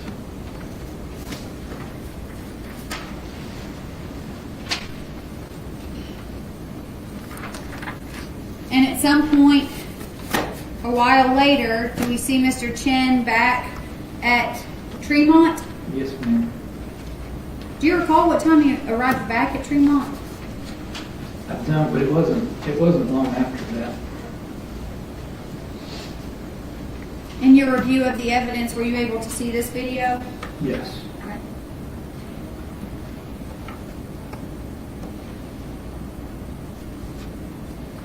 Would you agree that that person appears to be leaving a building? Yes, ma'am.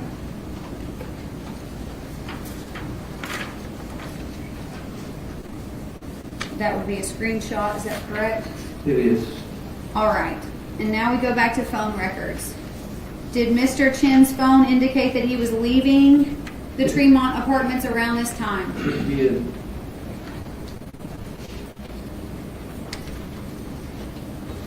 Around the exact same time that he is seen leaving the Tremont apartment building, is that correct? Yes, ma'am, just a minute later. And do you recall where he went? It goes to 900 Mountain Creek. And is there other evidence that you've reviewed that would corroborate his travel to 900 Mountain Creek Road? There is a camera that's across the street from Tremont. And my Chevy. And the My Chevy app you Yes, said? ma'am. Exhibit 2, you can see that Exhibit 2 indicates a start time of 8:27 and an end time of 8:45, is that correct? Yes, ma'am. Does this corroborate Mr. Chen's cell phone records? It does. And were you able to, using his cell phone records, actually map him in the direction of 900 Mountain Creek Road? I was able to map that, yes, ma'am. And then you mentioned this video, this is Exhibit 129 from Arctic camera footage, 11:23. Why is this significant, sir? Because you can see the Pace vehicle, and I can make out the hat and the hoodie that I saw in the ring camera in the hallway. It's your opinion that the person in this car is the same person in the hallway at that apartment building? Yes, ma'am. This video jumps a little bit, but are we seeing the white Chevrolet pull out of Tremont Street? Yes, ma'am. All right, and is this a screenshot? It is. That's when he's turning that corner. The colors aren't showing up on the display very well, but you can make out the red in that hat and the gray hoodie.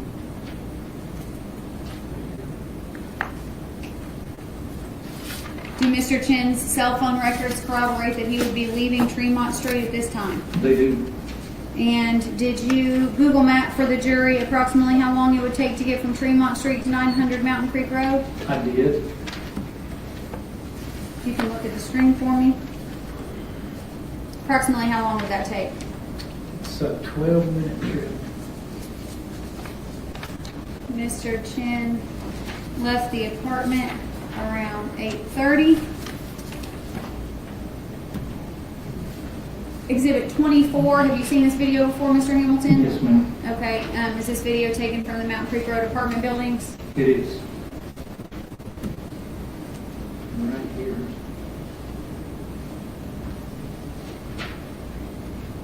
Does that appear to be a white SUV? Yes, ma'am. At this point in time, is Mr. Chen's cell phone location data showing that he is in or around 900 Mountain Creek Road? Yes, ma'am, it is.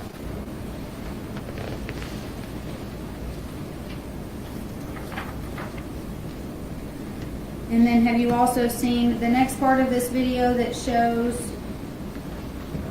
what looks like or has been testified to a Prius pulling into this parking lot? Yes, ma'am. What time does that Prius pull into the parking lot? That was 8:49.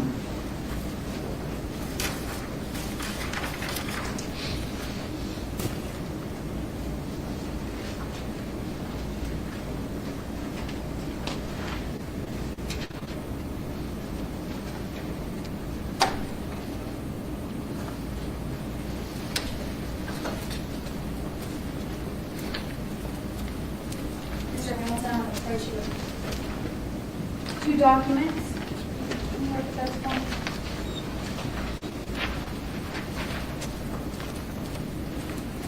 Okay. Do you recognize those? I do. What are these documents? Those are extracted from Mr. Chen's cell phone by Celebrate, and they're pieces of an app. It's a list app. Okay, It has so- some remnants of messaging that it's So these were extracted in the cell phone download, correct? correct from Mr. Chen's cell phone. That's why you said Cellbrite, is that correct? Correct. Okay, and when you say from an app, what does that mean? So I'm sure most of us are familiar with smartphones. You can install apps, and even if you want to install that app, most of them leave pieces around your phone where they store stuff. And in this particular case, there's pieces of an app for Lyft to get a car ride. And it left some telltale messages, and that's what the... Your Honor, I ask that we move into evidence and safety. Now, you just testified to Lyft. 218, Judge?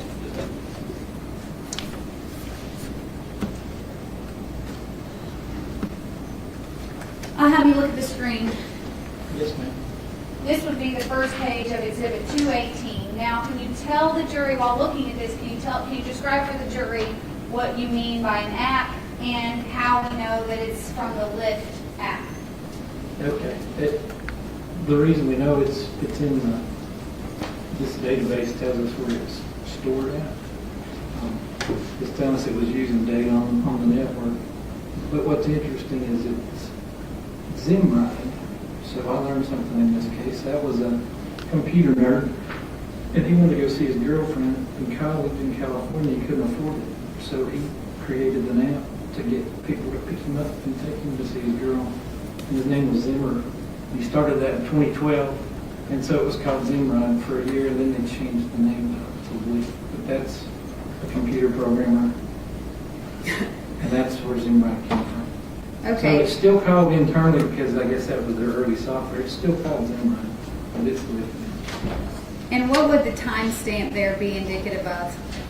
So UTC 5 minus 5 is Eastern West Chattanooga time, and that is at 2039, which is 8:39 for non-military folks. And then the second page of 218 shows the same thing, except now we've got a different time on there. Is that correct? Yes. This is actually it's a notification coming in, and it's at 2050, which would be 8:50 p.m. So what, 11 minutes later. How do you know it's a notification coming in? It says location feedback notification. Okay, and where is Mr. Chen's cell phone at 8:50 p.m.? It's in the parking lot of 900 Mountain Creek on the corner right beside the parking lot. Does this map reflect that testimony? Yes. So this is the whole parking lot. And it's showing him right there on the main street.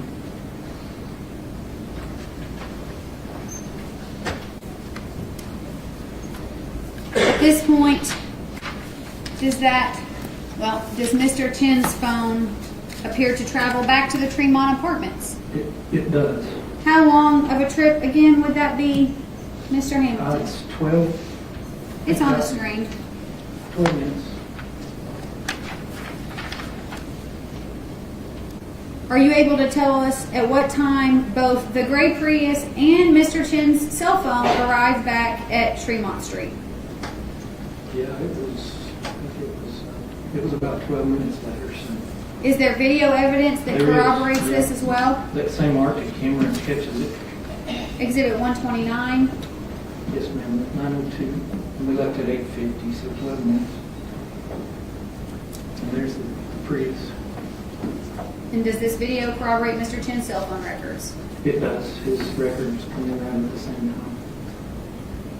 And they're stopping and putting the hazards on and letting somebody out. You'll see them kind of run right up in here.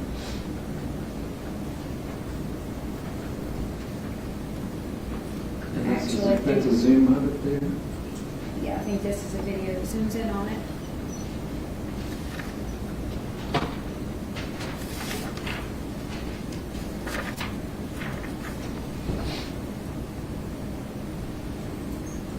Does that person appear to have a hoodie on? They did.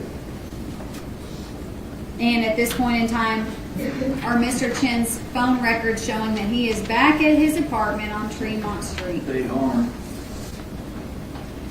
All right. The next question I ask you is significant.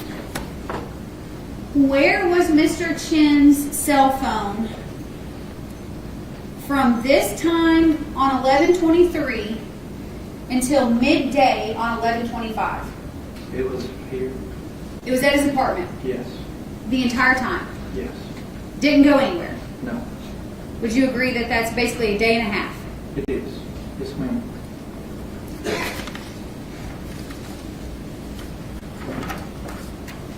Now, you testified earlier that you testified to the jury what the difference between a SIM card and a cell phone is, Yes. correct?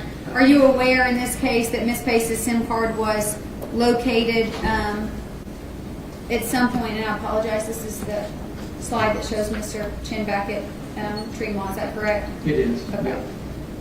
Now, are you aware that this was found in Mr. Chen's possessions? Yes, ma'am. Okay, and this is 167-2, State's Exhibit. Have you seen this photo before? I have. Have you also seen the forensic report that was extracted by the digital forensics unit Yes, from ma'am. this SIM card? I have. Now you're seeing Exhibit 201 next to Exhibit 167-2. Correct. The SIM card report shows that, well, what does the SIM card report show? So on this slide, what I'm showing is, it's called ICCID, and it's, you can read it there, Integrated Circuit Card Identifier. It's all these are, they're like serial numbers. That's what's printed on the outside. That's an ICCID. Electronically, this is extracted by Celebrite, so that nobody typed anything in there. That number matches that number, so that tells me this report is on the device that they physically took a picture of. There's only one of these in the world with that number because your phone would get mixed up with somebody, so you can't have any duplicates. So that tells me this report's valid, and it matches what they found up in Nolan's. Now, for your purposes, is there another significant number on this forensic report? There is. And what is that? It'll be the, well, 2 of them actually. So, This Exhibit 201 still, Judge? yeah, the MC is kind of an internal number on that card that tells them, MC, and you're saying Yeah, that's- IMSI. yeah, International Mobile Subscriber Identity. Nah, that's how you show up on their network. You're not the phone number, you're actually an MC, and then they translate. I know it's a little complicated, but another unique number that's only going to be in that card, and it matches this is from Verizon records. So now I'm looking at to see if the forensic download of the physical card matches the records that were sent by Verizon, and it does because the ET matches. So now we know the card is the right card, we know we did the right phone, and we know we got the right records. They all match. So, and there's another number that's kind of important. That's right. It says subscriber MSISDN. Is that correct? Yes. And what does that stand for? So that's the Mobile Station International Subscriber Directory number, which we all call my phone number. That's your phone number. So it's right down here, and it's, when they do the whole thing, it'll always have a 1 because the United States is period code 1. But that's her phone number. So that can change on that card. You can change phone numbers on the same SIM card. You can have SIM cards with more than one phone number, but in this case, that's her phone number and that's her number. For your purposes, is the IMEI also significant? It is. All right, let's talk on the screen behind you. Let's talk. What's the IMEI? So this number is basically engraved into your phone. It has nothing to do with the SIM card. Sometimes it's hidden, but it's on the SIM card holder. But that is the serial number of your hardware, your phone itself. The network gets broadcast to the network, and the reason they do that is that's another way to identify you're the right person. But mainly, if somebody steals your phone, you can report it stolen. They'll put this IMEI, which is your equipment identity, they'll put it on a list, and they won't let that phone back on a network. So that's very important to identify the physical phone, no matter what SIM card is in it. So to clear this up for the jury, because we've talked about the difference between the phone and the SIM card, are you aware that vehicles have a VIN number? Yes, ma'am. That identifies the vehicle itself? Yes. Is the IMEI basically like the physical phone's VIN number? It is. That's a good way to put it. You can't change it, it's electronically embedded into it, and there's only one in the world, so that identifies the actual phone, no matter if it's SIM card, no SIM card, that way you don't know whose phone it is. At some point on 11/25, is there something that happens that involves Jasmine Pace's phone based on your explanation of the IMEI? Yes, ma'am. And what would that be? Jason Chen's SIM card gets put in Jasmine Pace's cell phone, and he starts using her nice bigger iPhone 13. And can you please refer to the screen and explain to the jury how, based on these telephone records, you know that? So this is his records from T-Mobile, and here's that IMEI we were talking about, and we have them both from the forensic download and from his records and her records, so I got them 3 different ways. And this IMEI, actually encoded into that IMEI is the make and model, so they can determine that from when it comes in. But that number is unique in the world, and we're right here, you'll see that ends in 2297, and it's an iPhone XR.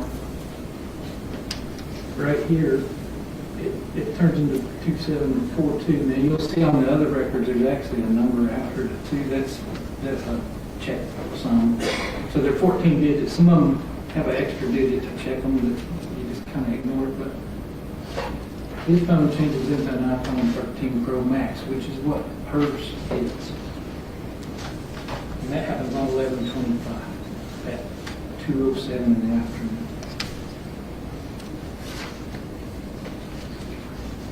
So is it your opinion that Mr. Chen on November 25th, 2022 inserted his own SIM card into Jasmine Pace's phone? Somebody did, yes ma'am. Somebody did. I'm not sure who did it, but they had to physically remove it from the one phone because it was working, and less than a minute later it shows up in another device. So it doesn't take long to plug them in. I'm sure most of us have done that, but yeah, somebody physically moved it from one piece of hardware to the other.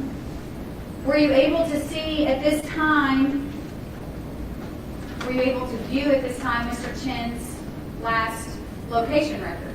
Yes ma'am. And is the slide on the big screen reflective of that? It is. That's going to be, it's not, the dots are again drifting a little bit, but he's down North Chandler. Close to Tremont Street? Yes. It's hard to see, but that's Tremont, and the dots are, they're floating around in here. And you got, it's 2:07 and 20, and then 2:07:42. The very last blip from that thing was at 51 seconds, 2:07:51. So we're able to see here his last record from his iPhone, and then are you Yes. able to see when his SIM card is inserted into Jasmine Pace's phone? Yes, ma'am, because that IMEI number changes. And that's, I'm sorry, there you go. oh yeah, see his IMEI into 97, that's his iPhone that's been for the entire time. And right in this 1 minute, it changes to what hers has been for this entire time up until this. Is it about to change on the next slide? It is. And now we're 54 seconds later, and there is her hardware serial number shows up in his T-Mobile records. The phone doesn't care whose phone it is. When you put that SIM card in, it becomes your phone and your phone number. The apps don't change and that kind of stuff, but the phone, the calls, the texts, and all will go with the number in the SIM card. So he came back up on the network underneath with his same SIM card, her phone. And do you know how long his SIM card stayed in her phone? Actually, I think it stayed in there until 11/28. The day of November 28th, Yes, ma'am. 2022? Yes.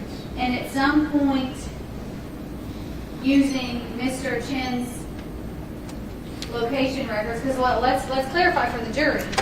He's got Jasmine's phone, but his SIM card. So does that mean that we are still able to track him based on his phone records? Yes. Yep, same records. The only thing that changes is the column that says IMEI and the column that says make and model. Everything else is the same. At some point on, I'm sorry, were you going to say anything? Okay. On November 25th, 2022, at some point does Mr. Chen travel from Hamilton County to Nolensville, Tennessee? He does.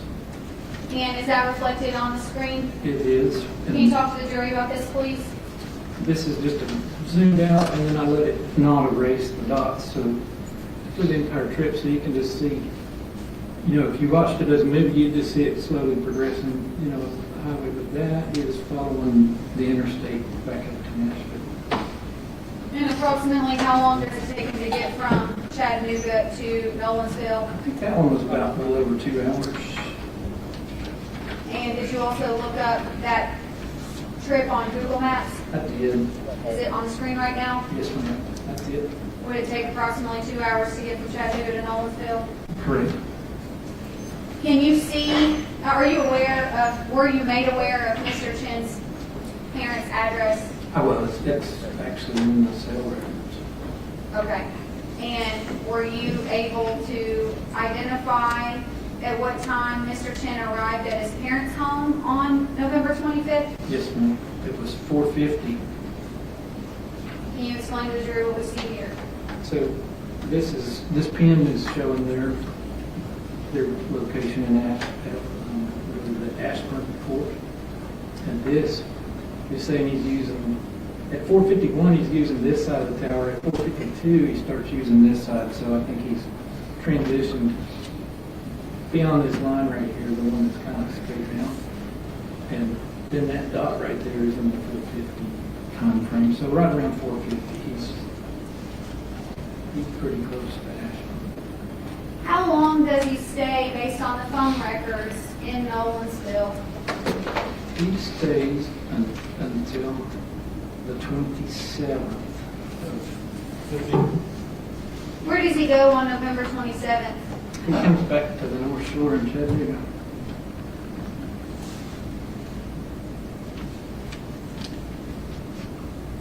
So this is his travel southbound coming back this way. Okay, and then this next slide, what does this show? That shows the entire travel path. What I found, he didn't deviate really, he just came straight in.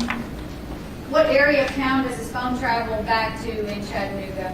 He's just a little bit west of Tremont Street. Kind of we call it Renaissance Park, but he never does actually show up right all the way to Tremont, but he's within a few blocks of it. That would indicate to the jury that you are able to see with quite a bit of accuracy where a phone is located. Is that correct? It is. Because here you know that he doesn't make it all the way back to Tremont, but you know that he's nearby. Is that right? Correct. And when we say that you know he is nearby, we mean you know where his phone is. Phone is correct. And his phone was just a few blocks from Tremont Street. Yes. At, let's see, I've got this, 637 Yes. on 1127. Yeah, so go ahead and map it out for the jury. Here's 110 Tremont. That camera we've been watching is right here on this intersection. And that's just a couple blocks to walk. That phone stays over in this area. And we've got a long history of seeing what it looks like when it's at Tremont. It kind of bounces around these arcs, so it never makes it that far. It stays a little bit, a block or two away. Are you aware, Mr. Hamilton, of what time on November 27, 2022, the Chattanooga Police Department was able to secure Mr. Chen's apartment? I think it was 10:30. Will you refer to your notes and see if you can find it in there? I think that's still that slide. It's not in this slide.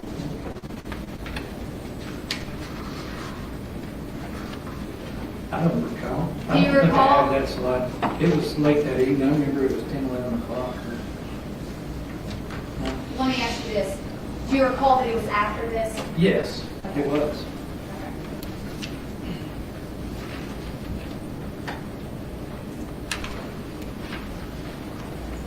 Do you recall what time Mr. Chen's phone leaves? Well, Ms. Pace's phone with Mr.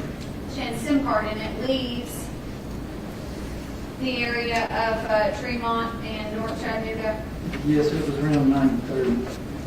And the jury, if you'll remember, is not from Hamilton County. Can you describe for them where Mr. Chen travels to?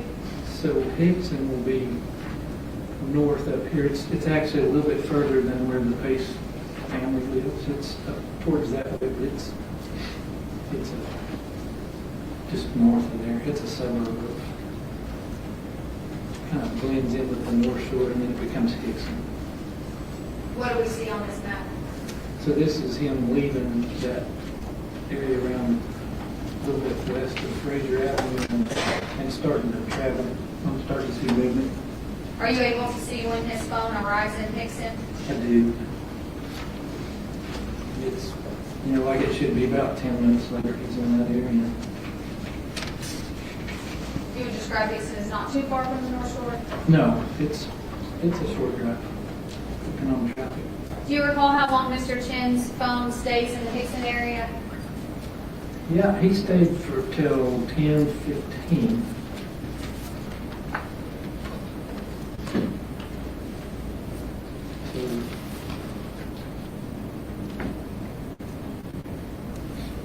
Can you describe for the jury what we see in this photo? So he's left Hickson to be up here.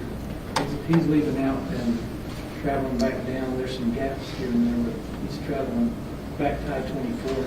So here's downtown and Fremont. And there's the interstate. So he's back on I-24 heading back north.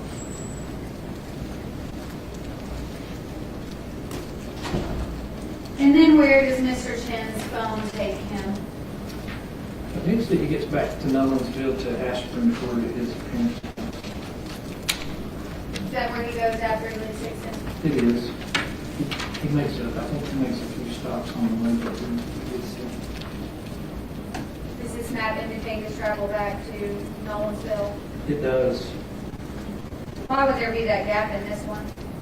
That basically be the phone's not communicating with the network for the myriad of reasons we discussed earlier. There's a lot, but it's not on, or it's just maybe the battery died and had to recharge it.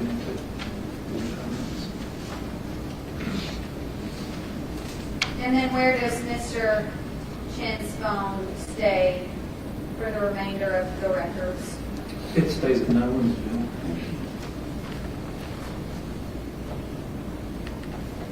It's kind of hard to see, but there's the address, the actual house, and almost centered in the estimated location.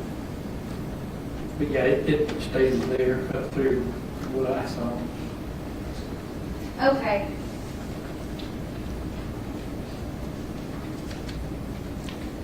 So, is it your opinion that Mr. Chen's cellular location data matches the other discovery that you have seen in this case? It is. The other evidence that you have seen in this case? It is your opinion that Mr. Chen left his apartment on the night of November 23rd, 2022 and drove to Stuck Creek Road? Yes, ma'am. All right, we're done with location data.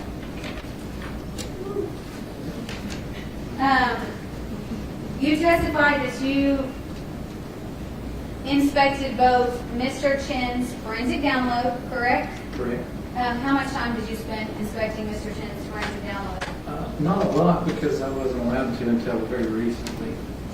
I probably have 10, 20, I'd say 10 or 12 hours. Okay. And how long were you able, what amount of time did you spend with his cellular records from T-Mobile? Probably 50, 60 hours, and a lot of that was actually converting those oddball videos into standard format so that they play in court and corroborating what a report said. Because I actually went through all the police reports and all and kind of built the case myself, not knowing anything about it. I like to do that first and then talk to the detectives and find out what their story is. So I spent a lot of time reading and trying to wrap my head around what happened just from all the notes that are in the scope. And you did that in this case? I did.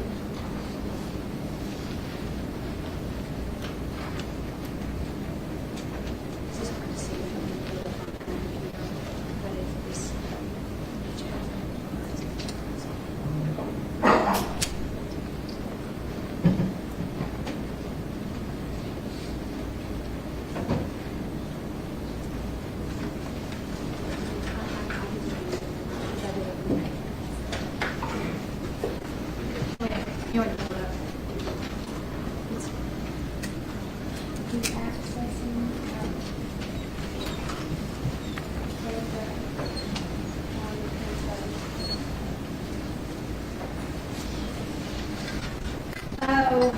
Mr. Hamilton, I'm gonna rely on your eyeglasses for this one. Yeah. And then we'll zoom in for the jury, but I'm gonna ask you to look at this best you can. Turn the lights on. Can we turn the lights on? That's actually gonna. That helps. Okay, yeah, I can read that now.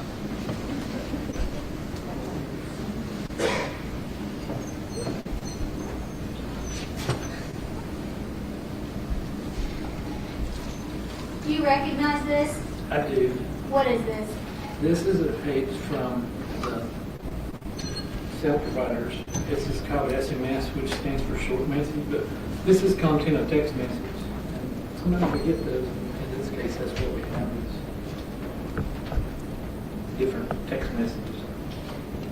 And can you tell whose phone those records are from? I can, it's from Jasmine Pace's phone because it has the EMS ISDN, which tells me the phone number. It has all those numbers we talked about. So I know this is Jasmine's phone, and this is the content of some of her text messages.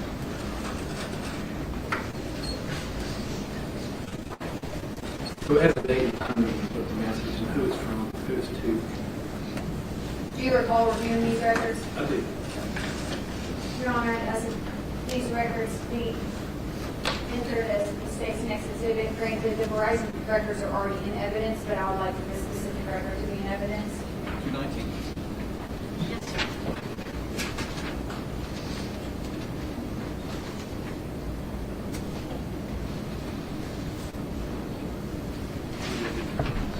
You can keep it up there. Okay. All right, let's see. I tried to do it on this time where I can zoom in so we can help here. Yeah, that's pretty smart. Oh, wow.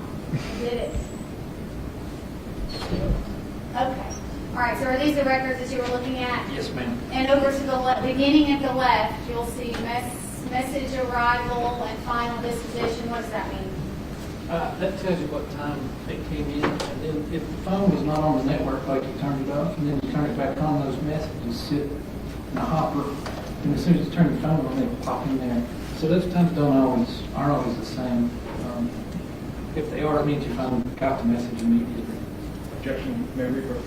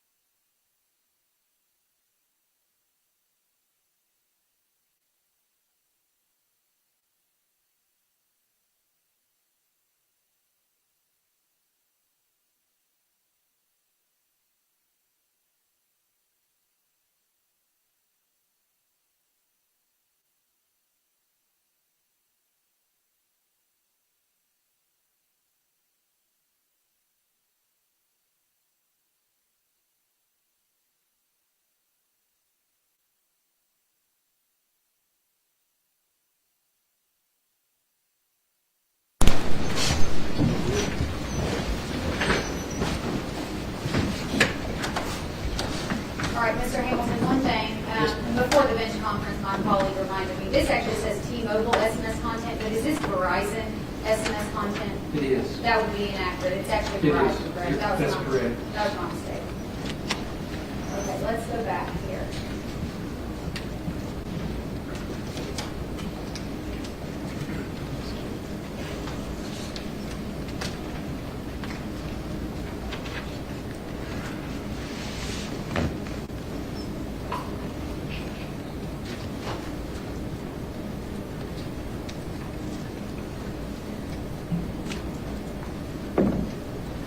Sorry, Judge, it's not like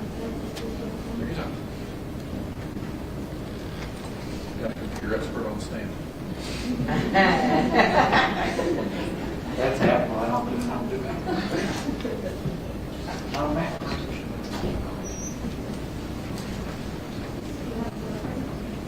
Your Honor, please switch to prosecution on topic.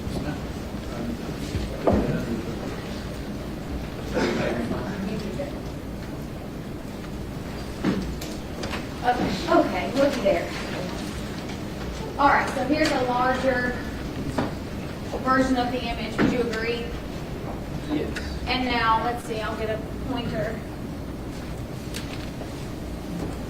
Okay. Over here, would you agree that this is Jasmine's phone number? Yes, ma'am, that's Jasmine Pace's phone. Does this indicate that these are Jasmine Pace's phone records? It does. Okay, and I'm going to draw your attention over here. And Paul, if you could scroll down just a little bit.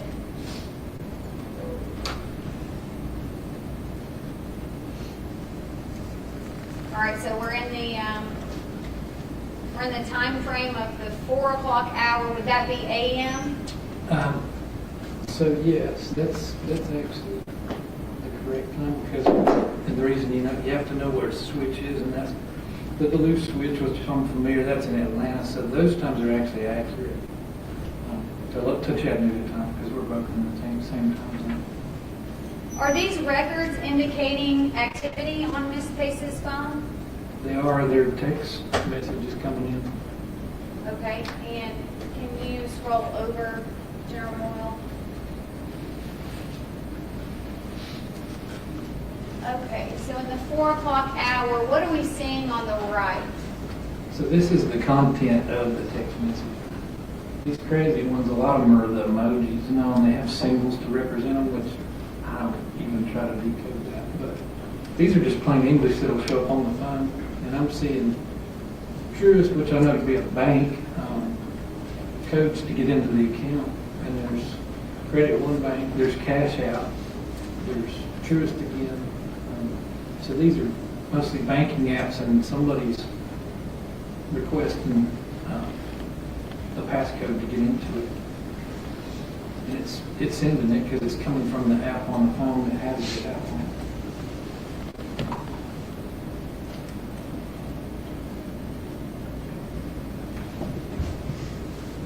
Your Honor, I've asked her to go back to PP.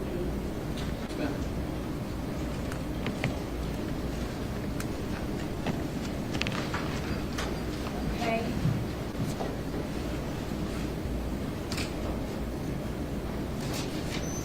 Now let's go back. Those were the Verizon records. Let's go back to the T-Mobile records. Are you able to,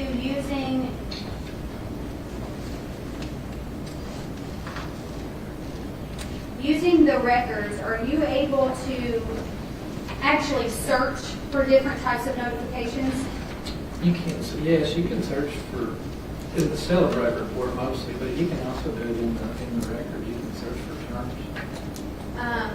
So you can put a word or a number or whatever, and it'll go find it out through whatever the database report it'll find it. So if you were to enter the word banana, it might show you where banana is used in those records? Yes. Okay.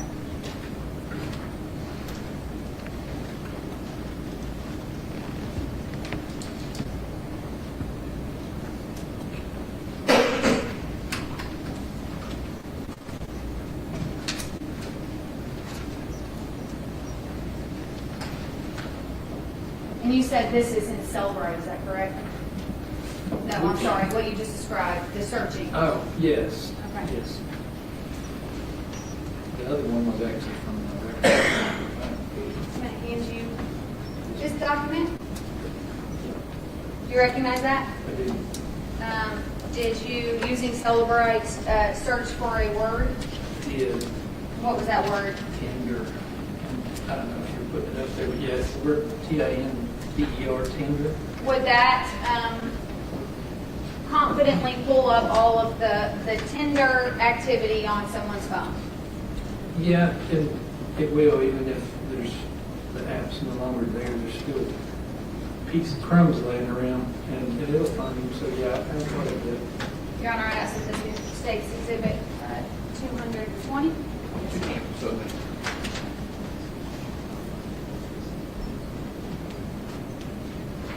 If you can please turn to the screen.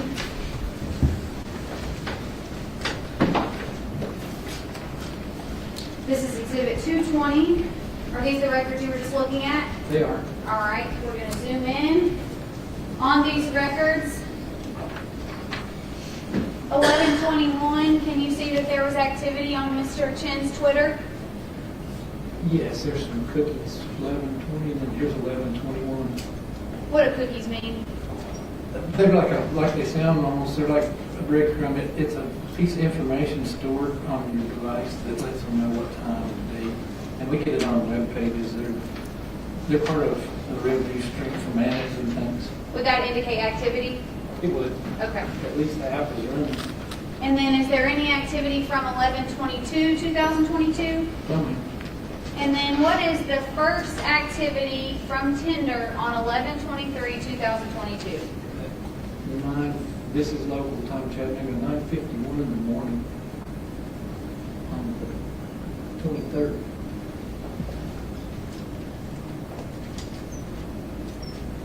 And then there's more activity at 9:52, is that correct? Yes. And 9:52 and 9:52, and then we jump to 12:55. Correct. And what would Grace indicate? That would be a name of contact name that's stored. And do you see here at 9:52, does Jason send a message on Tinder? He does. It says like, so I guess we're dating now.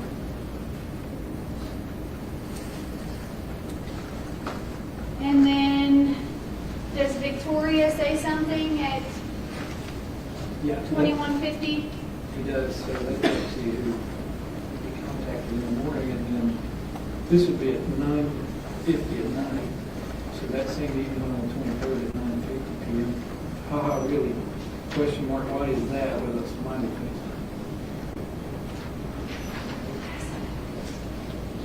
I did. Okay. Apparently, at one point, Mr. Hamilton, I mentioned Twitter. For clarity, this is Tinder, correct? Correct. It's Tinder. T-I-N-D-E-R.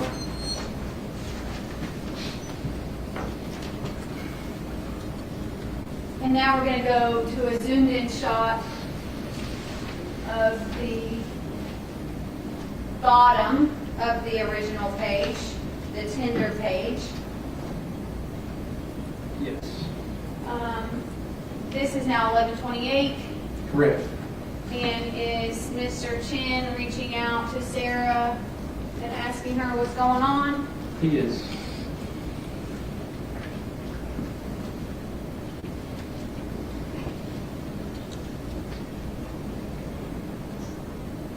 Were these notifications, the notifications from 11/23/2022, were those after Miss Pace's phone had sent a location to another phone? Yes. What about the Truist messages and the bank messages? Were those after the PIN They were. was sent to someone? Because her pin was at 2 a.m. and these are 9 a.m., 10, all the way down through, we get down to 9, almost 10 o'clock at night.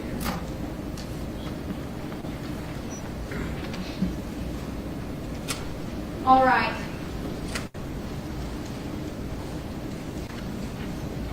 Lastly, I'm going to ask that you look through these records. I'm sorry, I need to show them to defense counsel. I apologize.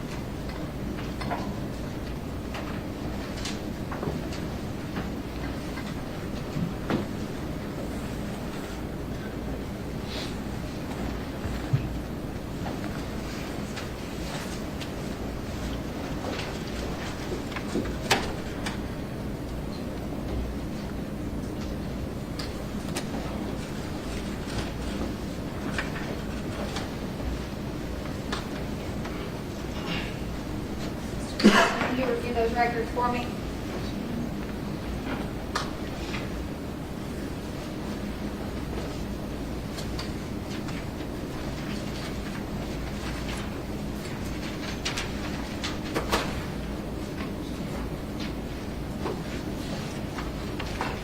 Do you recognize those?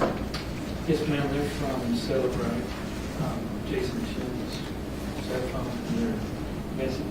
Would that have been discovered through the forensic download of Mr. Chen's phone? It is. And did you review those messages? I did. Are those text messages? Yes, they're called iMessages, but there's a distinction. Sure. Text messages are sent through a different packet of data, but iMessages are just internet. So you can't read when they're in the air, but yeah, so this is specific to an Apple phone. And it's called iMessage. Your Honor, I'd ask that these records be submitted as collected Exhibit 221. I'll staple them. Yes.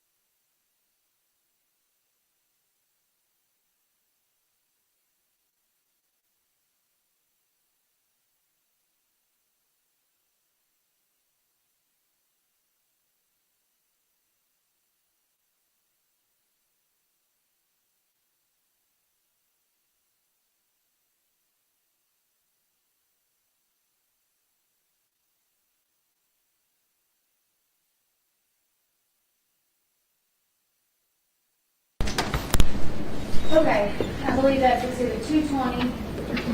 221, I apologize. Are those state? Here we go, Judge. Do that, I promise. Do these records indicate text messages on Mr. Chen's phone from a certain time period? They do. And what's that time period? That was starting at 11:23. Do they go briefly into 11:25? Okay. So we're going to start here. These are from 11:24. Can you tell the jury who these messages would be from? Yeah, if there's a contact stored in the phone, it'll put the name with it. If there's no contact, it'll just have the phone number. So when you see both the number and a name, that's somebody that was stored in the phone. So like in this case, it says Amina, I guess it's good pronunciation. There's some other numbers that have no name by them, so it's somebody that's not stored in his contacts. So it keeps a record of the number, but you got to put the name in yourself. Now, these are coming to Jason's phone, is that correct? Yes, so over here, it'll tell you red. That means that they're to him and not from him, is that correct? Yes. And does this mean anything to you? We're going to place search. And also, well, first of all, can you tell the jury why we see multiple of the same text message? Those are group messages where you pick 4 or 5 however many people and send one message to all of them at once. And it's going to show up here multiple times. It does. So that's not actually 5 messages of you guys running more Warzone. It's just one message sent to 5 people. Yeah, and if you notice the times, there's blocks of 5 at the same time, so, Okay. and the 5 numbers, so, And for group messages, we would continue to see that. yes. Does this mean anything to you? You guys running more Warzone? We're gonna play search. I think, to me, that looks like a game player, and they're chatting with the phones between the group. Would you agree we're going in reverse chronology with these?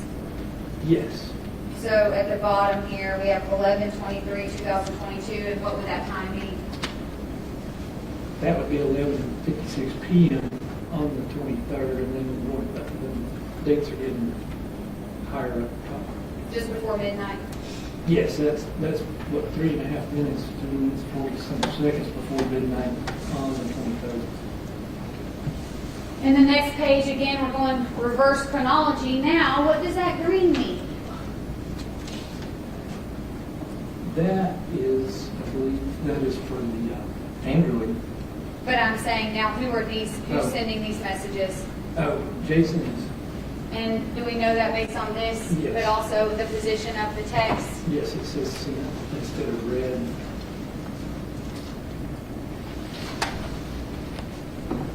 And these are on 11/23/2022.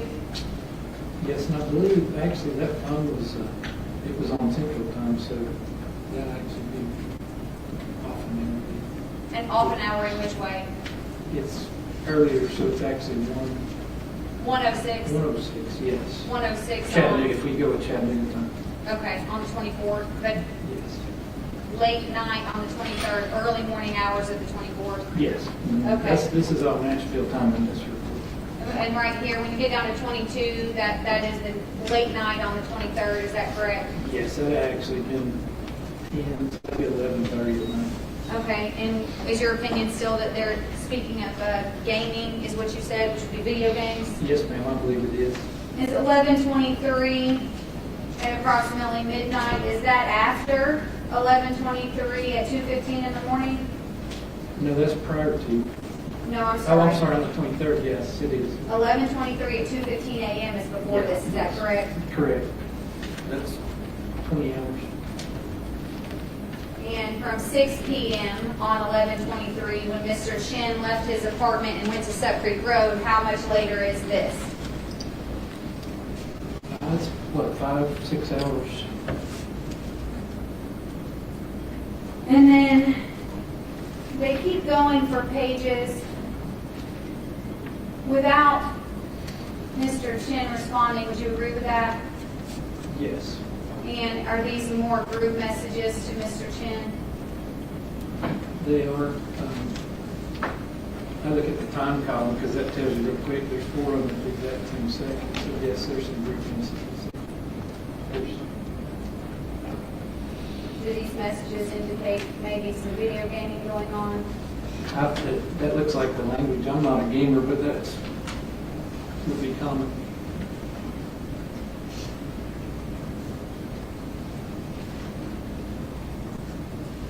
This is going down chronologically, so we're around 9:30 down here. Yes, ma'am. 9:30 p.m. Chattanooga.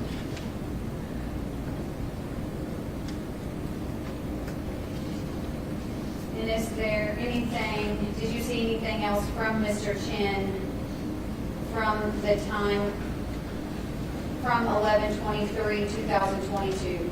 I don't recall seeing anything else. You can see here where we get from 11/23 to 11/22. Right.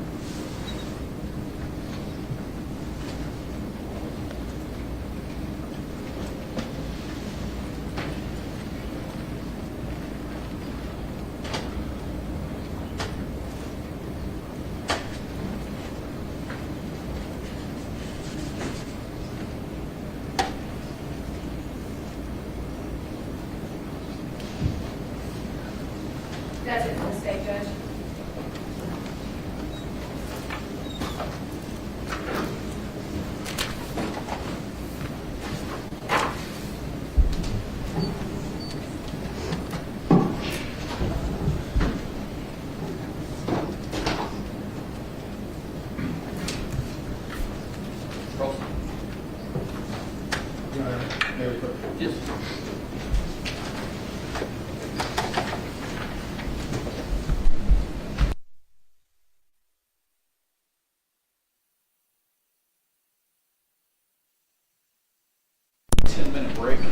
So looking back, the map clock says 4:10.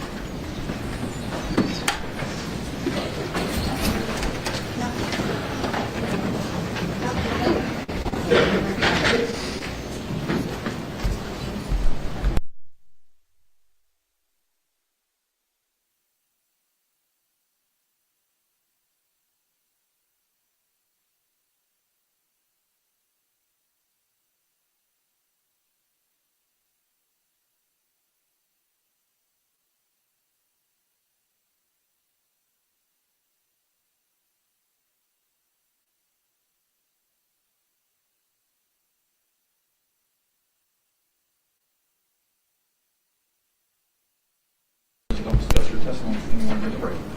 Thank you.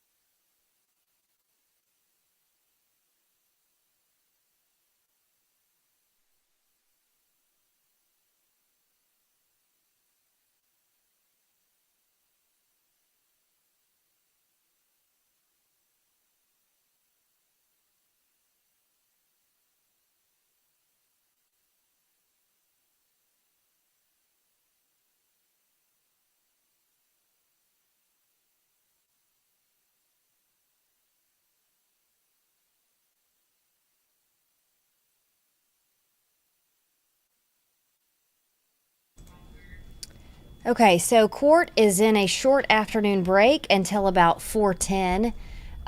We do have what is beginning to be some really interesting testimony here. Now, this is coming from Hamilton County District Attorney Investigator Mark Hamilton.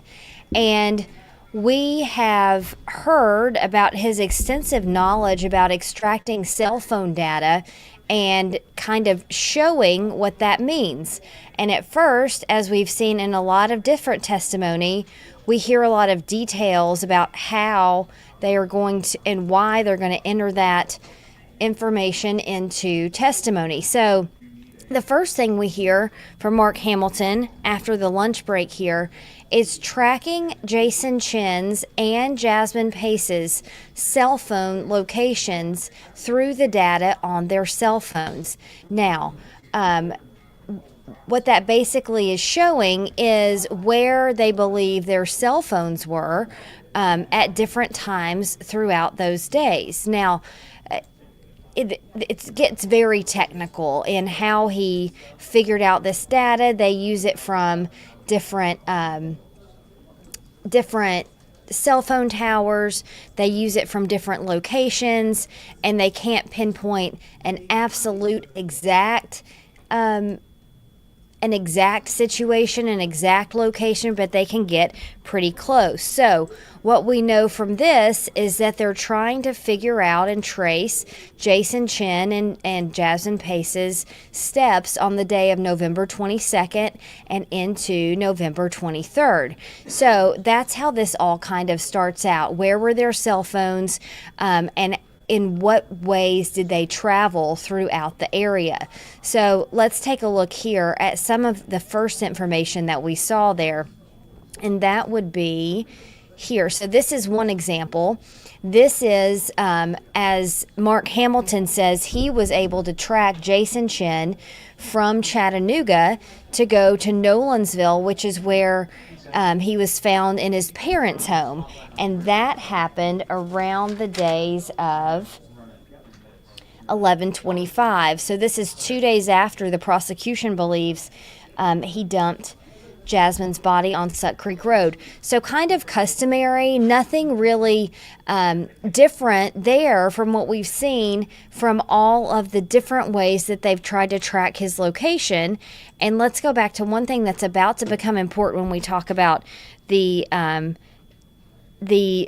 other situation there. So this is something that was shown earlier in the trial. This is what the prosecution believes is the last time Jasmine Pace was seen alive. This is on an RTIC camera.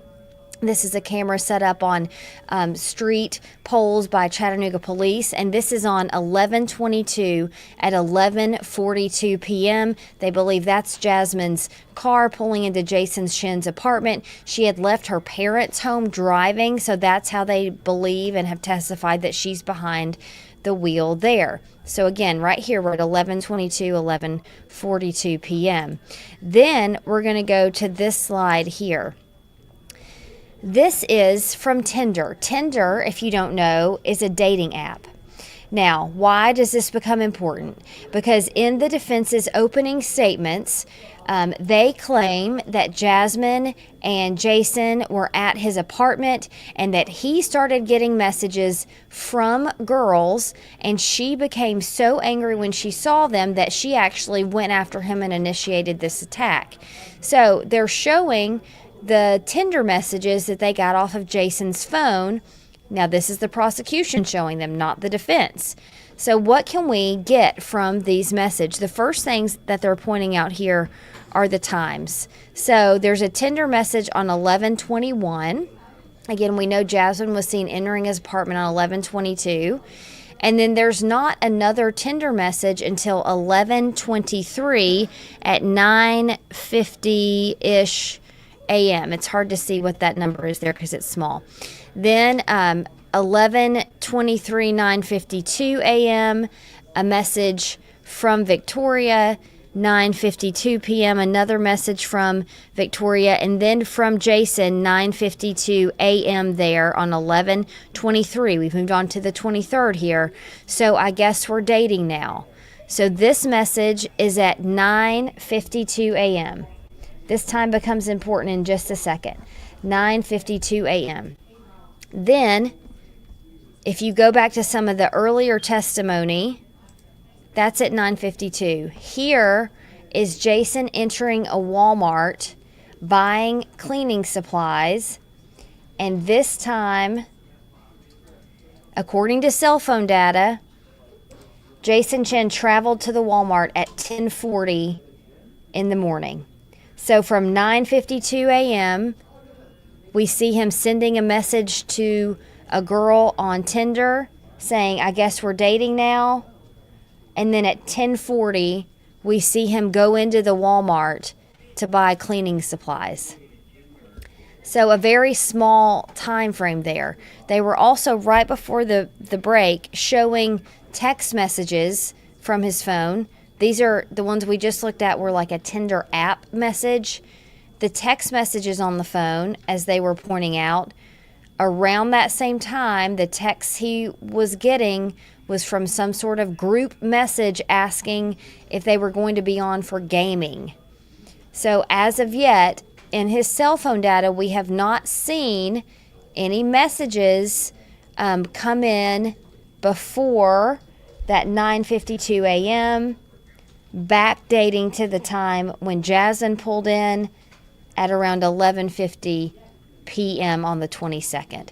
So Bill Speak is not with us in this moment, but what we've learned from him in this trial is that this is the prosecution step by step showing their case, putting the dots out there, and then at some point we assume they're going to connect them. So one other thing we learned that we had not heard before is that, again, Mr. Mark Hamilton here who has extensive experience in extracting cell phone data and kind of putting all the pieces together about what it means, says that at some point on 11/25, this is 3 days after they believe Jasmine Pace was put into that suitcase, someone puts Jasmine Pace's SIM card into Jason Chen's phone.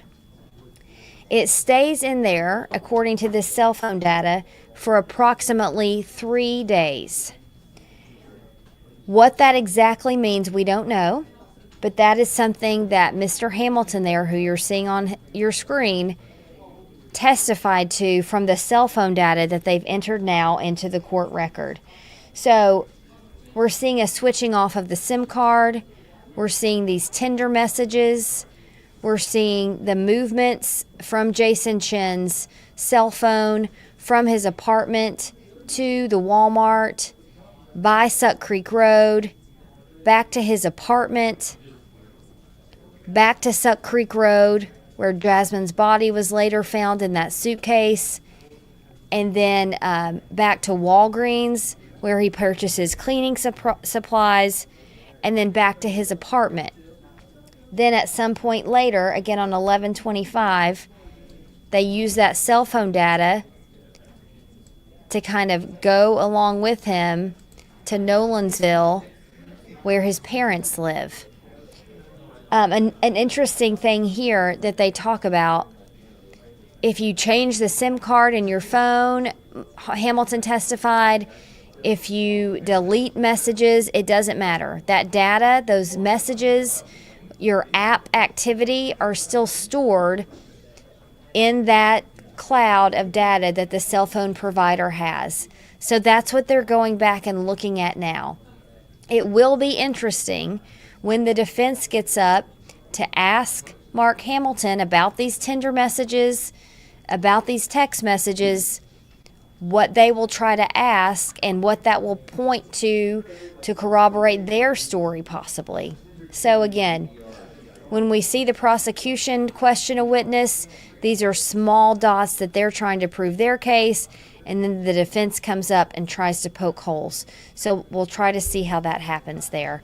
In this morning, before that happened, before Mark Hamilton testified, we of course heard about the fingerprints and the fingerprints that they were able to connect Jason Chen to the garbage bag that held Jasmine Pace's body.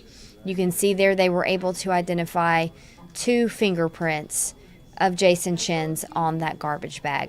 So we're hearing a lot about the movements of Jason Chen, the movements of Jasmine Pace's cell phone and SIM card in the days after her death, and then also what these Tinder messages from Jason Chen and to Jason Chen might mean and how they all play into this. Okay, it looks like our courtroom camera is about to start moving again, so in just a second we'll go back live. A quick note about the schedule for this trial. We know there will be testimony tomorrow. We will be here bringing it to you as well. They'll be off on Sunday, and then there will be testimony again on Monday. The jury chose to work on Martin Luther King Day. All right, let's go back to the courtroom as we get ready to wrap up this afternoon break.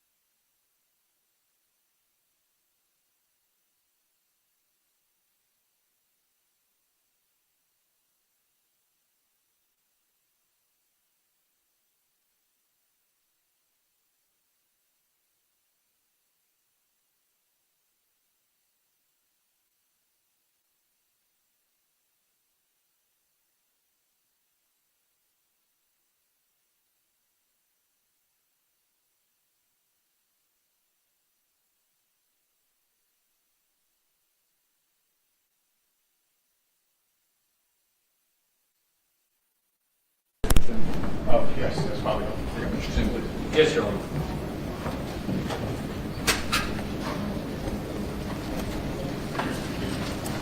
I'll have a copy of the agreement. Okay.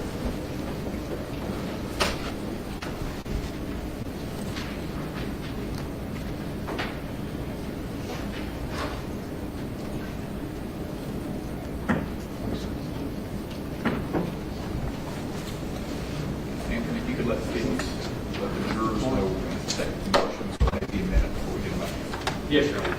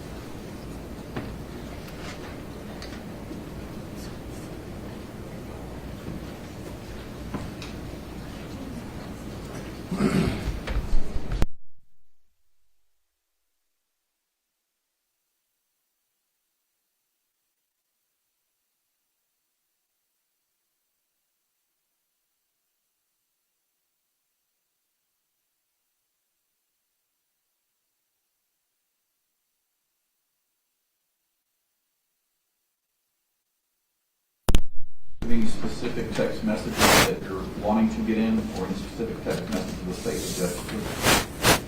So we're looking to introduce the entirety of the text messages, and not, the most important thing that the motion states is that it's for non-hearsay purposes.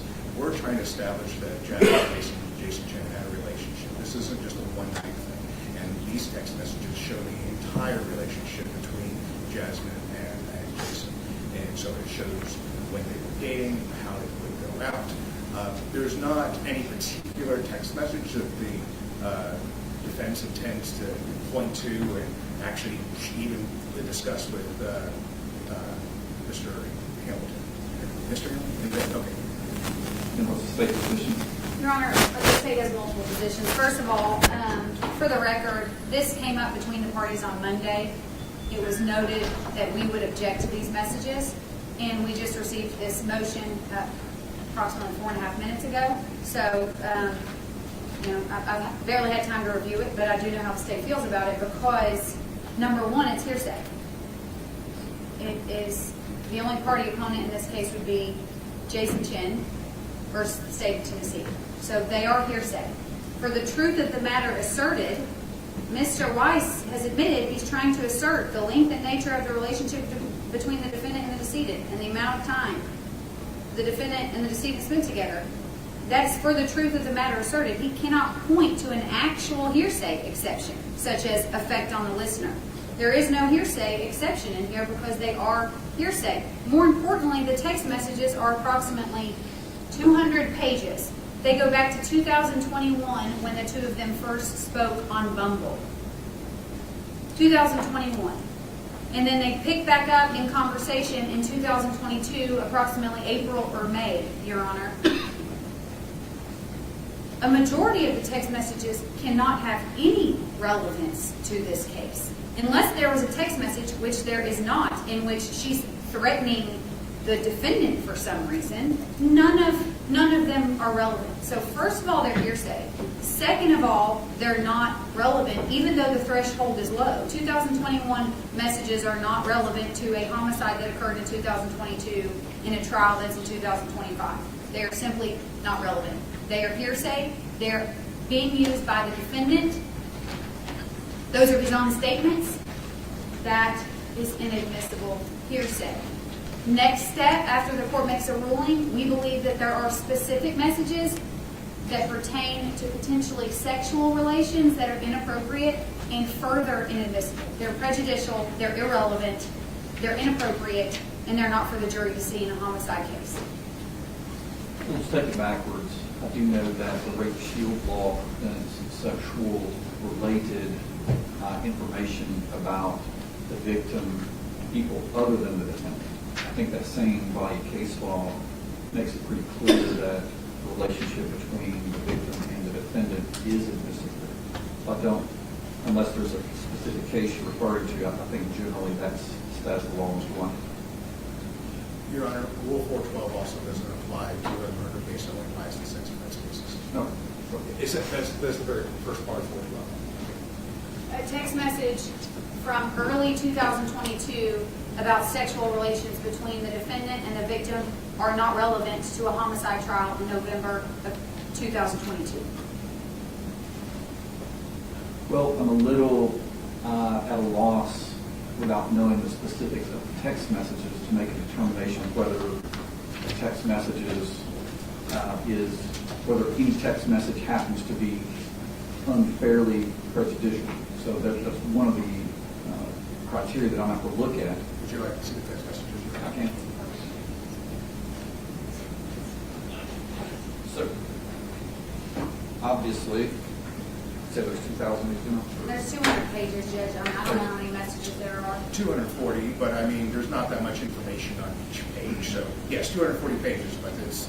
So what I don't want, I'm generally leaning towards if there's a specific message that you can point out, Mr. Weiss, that represents what the type of message you want to get in, it might be easier for me to look at it, make sure that while it might meet the criteria you're talking about, it still may be unfairly prejudicial and not meet that threshold.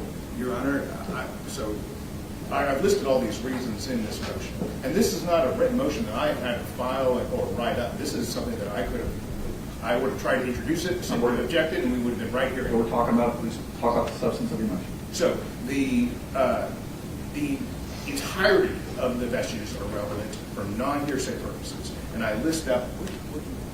Well, let me start by saying this. Let me let you know the way I see things now. That might help guide your argument. Generally speaking, I do understand that if one party puts in part of a conversation or part of a relationship, the party can, for the little completeness, put in other aspects of the conversation, whether they're long or short. And so I do think that militates towards admission of some of these. I do think that, again, I'm a little at a loss to see which specific message you're talking about. Generally, the way I interpret the hearsay application is that whatever the body of the text message happens to be, it's not being taken that literally whatever is in the text message is true, but it could be indicative of, as you said, effect on the listener or just indicative of a relationship. If they're saying, let's go to this particular restaurant tonight, hearsay would, if the party was offering for the fact that they went to that restaurant that night, that would be for the truth matter certain. If it's just showing that they're going out, they're going to dinner, they're engaged in some type of relationship, that would be a non-hearsay purpose. But again, without looking at the specific text messages, I can't say for sure. But again, what I don't want to happen is to let in a bunch of text messages, and they are truly unfairly prejudicial to one side, or the probative value of what you're trying to establish is substantially outweighed by the danger of unfair prejudice. So, just to go over my motion, these messages will show the length and nature of the relationship between the defendant and the decedent, the amount of time the decedent and the defendant spent together, the progression and the dynamics of their relationship, including the imbalance of the infection that I talked about during opening. And then, secondly, the prosecution had already introduced these text messages into evidence. So, as the court noted, there is the rule of completeness. I'm with you on the first part. Okay. I'm with you on the second part. I just need to know what specific text messages you're talking about to make sure it's not unfairly prejudicial. I think you should, respectfully, I think you should go about the other way. I'm trying to introduce these, and I think they're all relevant for the purposes that I've stated. If there are specific text messages that the state says that they find unfairly prejudicial, I think it's the state that should say these are the messages that we want redacted or are not appropriate. And but that's a good segue to the text messages that are sexual in nature, I guess. But I mean, it's not. Well, I wouldn't say it reaches the point of vulgarity. Or obscenity. So what I would say is that would show proof that the defendant and the decedent had a sexual relationship. They were dating of some kind, and that needs to be shown. That the relationship between the defendant and the decedent is central to the defense's case. So we would like to have the entirety of the text messages submitted to show that to show this relationship. Lastly, the state's opened the door. They've already had Mr. Hamilton go through the data extraction of how they obtain these messages the same way that we receive them. They've gone through the defendant's Tinder. They've gone through the defendant's iMessages. None of those messages were redacted, even though we talked about relevancy. And so all those came in. So I believe the state has opened the door to allowing these text messages to come in. If their argument is a relevancy, well, then they shouldn't have introduced the iMessages. Or does either side want to argue anything that hasn't been argued yet? The iMessages, when the state uses them, are statements from a party opponent, a well-recognized hearsay exception. Mr. Wise cannot use Mr. Chen's statement in court because it's not a party opponent. So that's slightly different. I do not agree that we've opened the door. However, Your Honor, if we can agree to eliminate the irrelevant text messages, and there's not many of them, but irrelevant text messages regarding sexual activity, and I've only noted 4 or 5 of them, then we'll agree to the text messages coming in.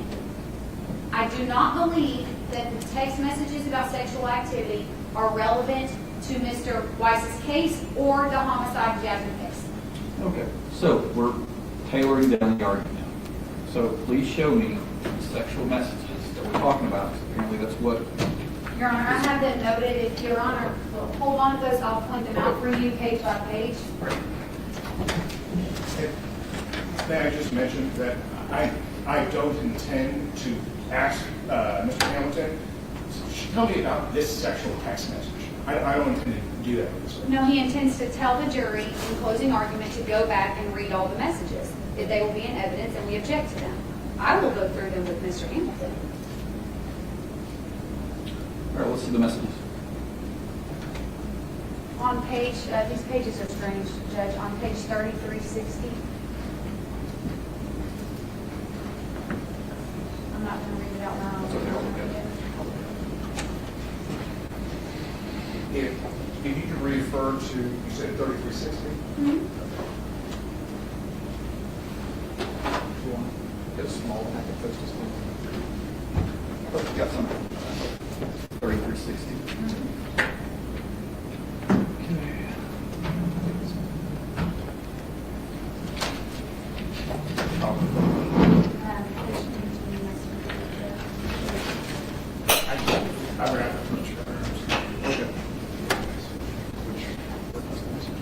I'm looking at 3360.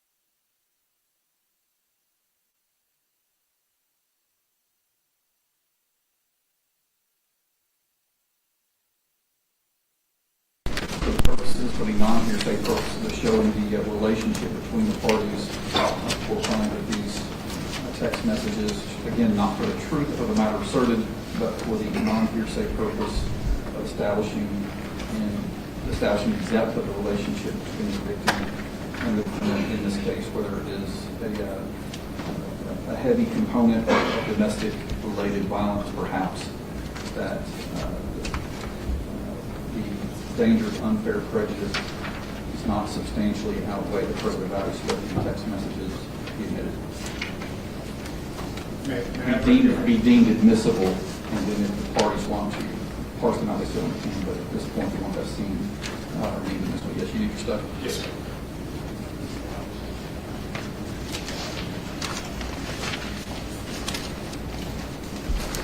If we could just have 2 more minutes, Your Honor, while we put this together.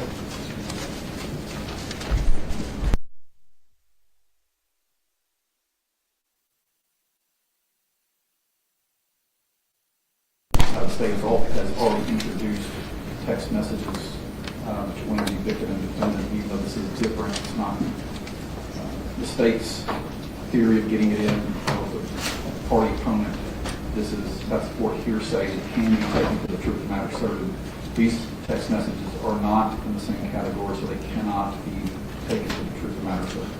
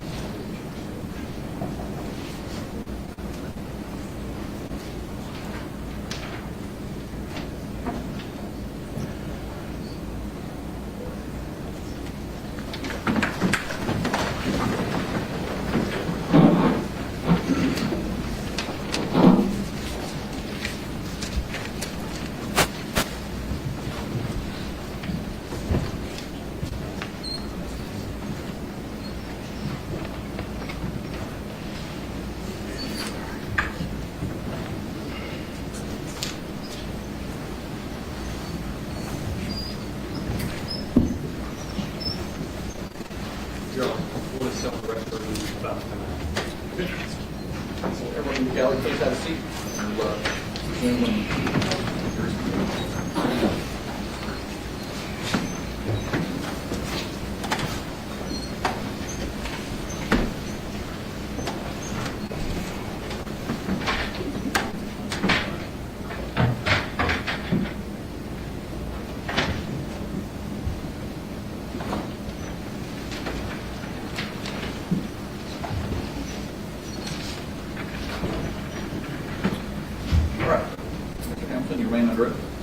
they proceed to cross-examination once more.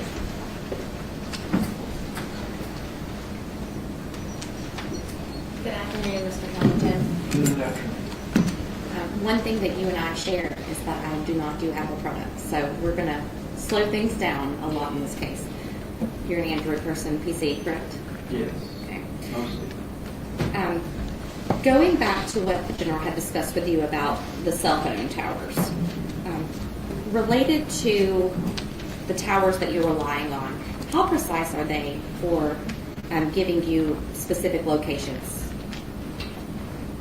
As far as the location of the tower or the location it's estimated? The location it's estimating. It actually tells you in there in meters. It can be from 15 meters to 5,000. They're not that precise. They're nowhere near GPS. Sometimes they can be as good as GPS, but often not. That was my next question. So this is general locations only. It's not as accurate as a GPS. No, but it's not going to show you on the wrong side of town or the wrong, state. You still, yeah. No, you've got to be in the coverage and you got to be, the model's got to work out. So it'd be rare that you'd be off more than a block or so. Do you know what the margin of error is for the ranges that are provided in these I tests? do not. This is all provided by the provider, so it's different. They use different logarithms. You would have to get their engineers, but they actually tell you what it is because the size of those circles you saw on the maps, that is there. So it's saying I'm estimating they're in this 500 meter circle or this 15 meter circle. So those circles are drawn to scale by cell phone. So when you get these records from T-Mobile, for Yes. instance, the records that they send to you, does it actually have a disclaimer on there to use caution when relying on them? Some of them do. I didn't look at these. Some of them do say that. Typically, it's specifically about law enforcement investigations and prosecution, correct? It is, and that's why it's really neat when we find a missing person or a body or things by those records. But yes, it does. Most of them do have a legal disclaimer of some sort to cover themselves. Now, do you have any data or evidence that definitively shows that Jason Chen returned to his residence after November 24th? After his, yes, there's cell records that show him in the North Chattanooga area, but I don't have anything that puts him in 110 Tremont Street. Okay, so definitively the answer is no, correct? No.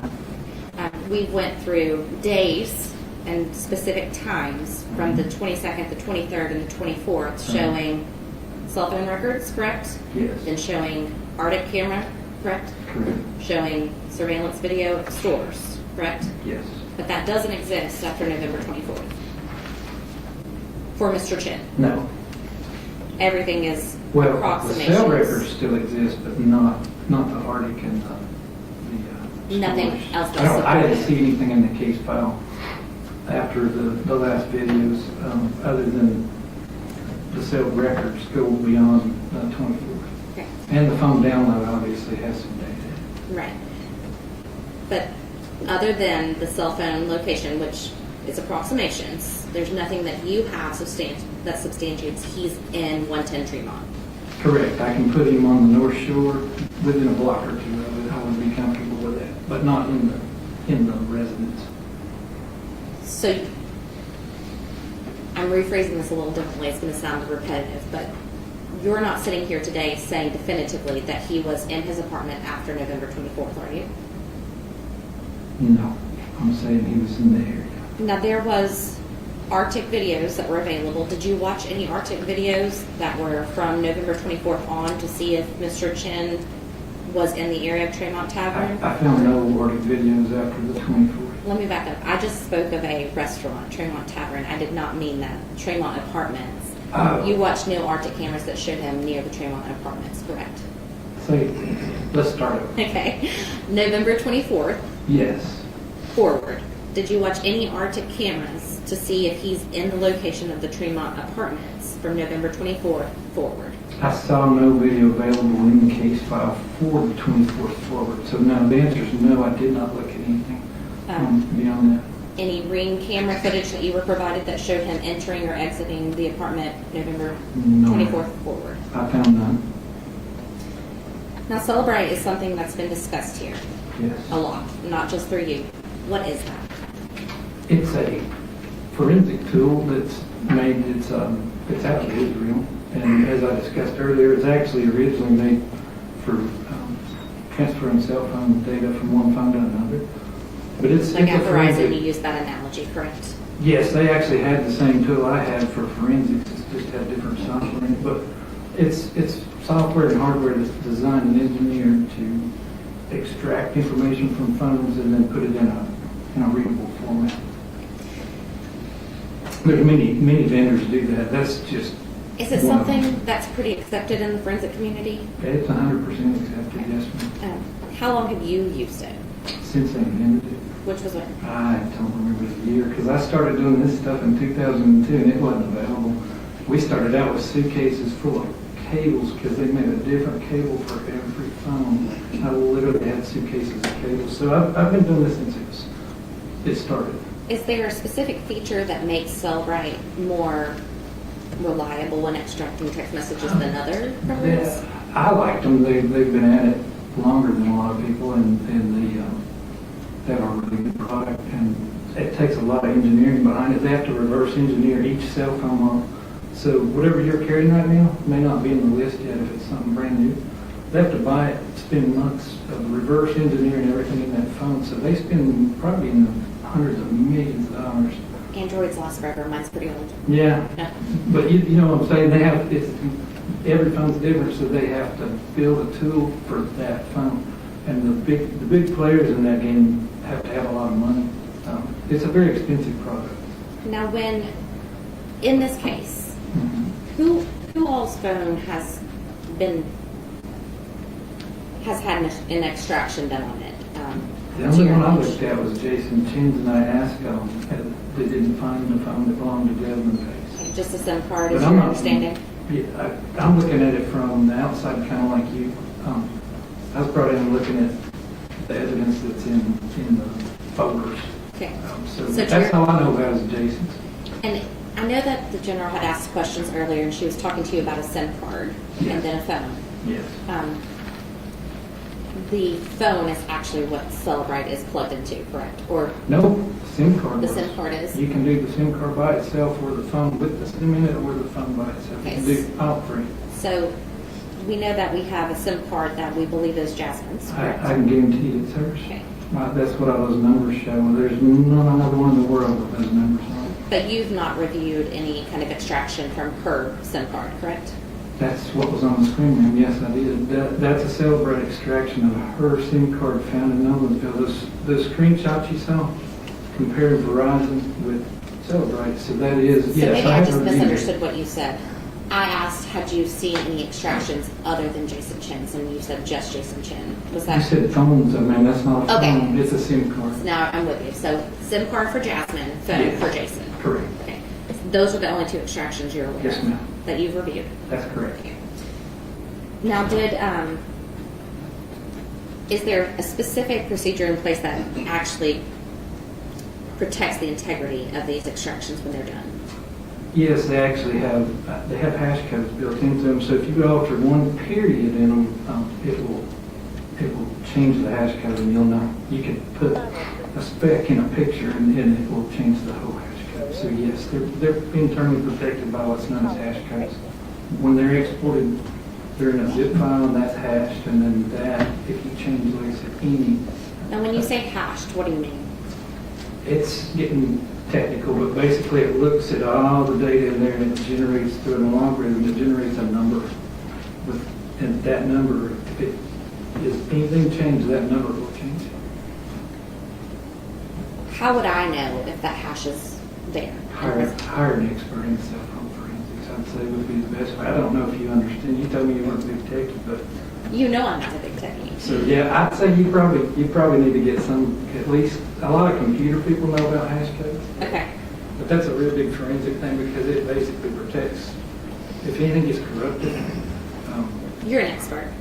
yes, ma'am. Did you see anything with the hash codes? No, I didn't. It's a zip file. They're unalterable in themselves. If you alter a zip file, it won't extract. So I'm pretty comfortable that nobody's messed with that. I don't think anybody planted evidence or changed or altered. It would be almost impossible to do. Okay. You just had mentioned the hash codes after I was talking about the integrity, so I didn't know if that was something you had That's just observed. one way you can check them, but yeah, they're pretty secure. They've been doing this for a long time.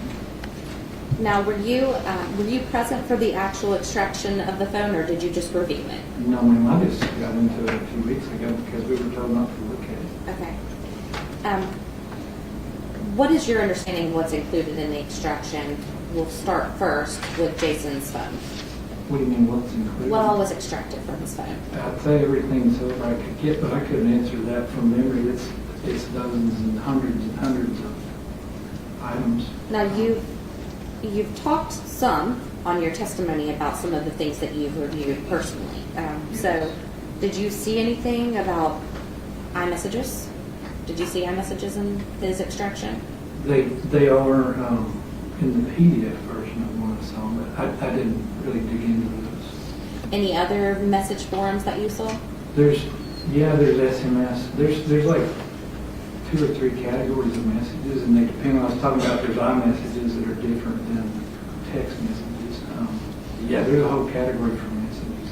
And when you just said SMS messages, are those text messages? Those are text messages. And then iMessages are specific to iPhones? Yes.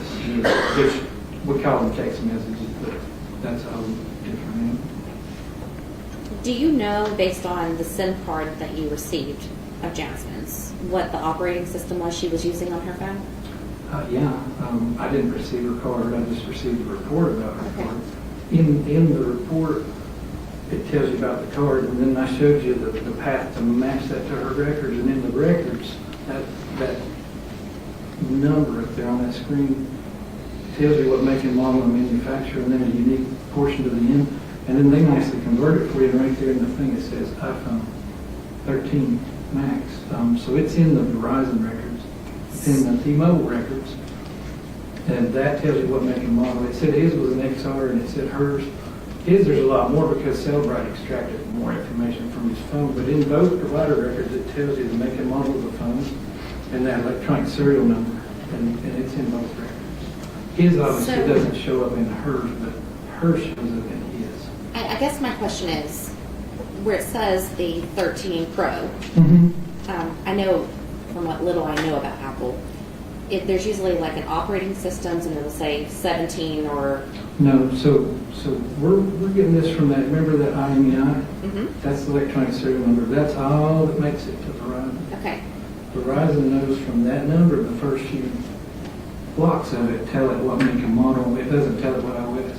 We get the OS, if you physically have the phone and download the Cellbrite, you'll get you'll get more than you ever wanted to read, but not from Verizon. So we don't have her phone. I didn't see it anywhere in there. We had her SIM card, which doesn't tell you anything about what's in the phone. That's separate. And Verizon knows she's using an iPhone 13 Pro, and what its serial number is. That eventually shows up over in Jason's records. But it wouldn't tell you what iOS version. Is it called iOS, not iOS? That's how little I know about this. I'm country, but Okay. I call it iOS. But yeah, the only way you're probably going to get that is either physically see it on the phone, or you're going to have to plug into it and extract the phone. Are you familiar enough with Apple's to know if the 13 Pro Max would have been under a certain iOS or iOS? I have no idea.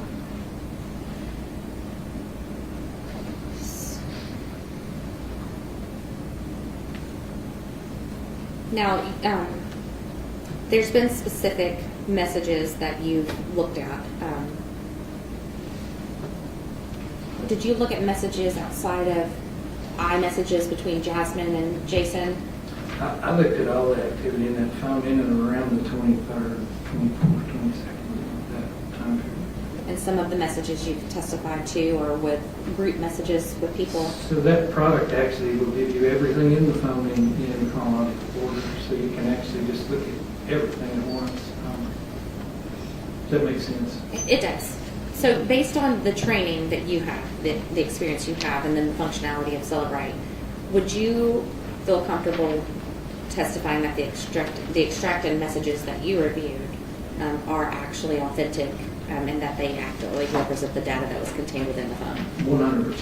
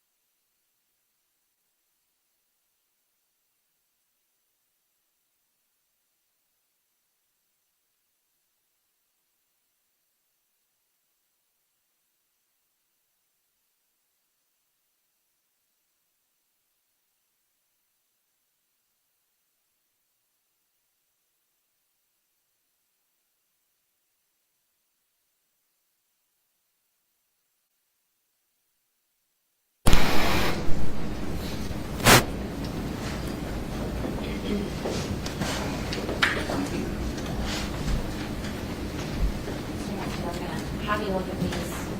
Oh, boy. I'll ask you a question.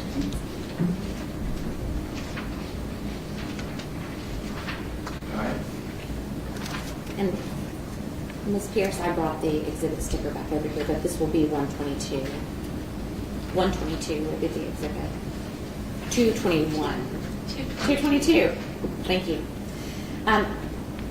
Do you recognize those documents, Mr. Hamilton? Yeah, they look like themselves, right? I don't see the like the header page to it, but that looks like messages in a format where you can see them. Okay, and Kind of without like telling reading the the screen. jury what the messages say, are you Mhm. able to identify who the sender and receivers are of those text messages that are in front of you? Yes. Is it your understanding of what you're reviewing, and I can give you plenty more time, but that those are text messages between Jasmine Pace and Jason Chen?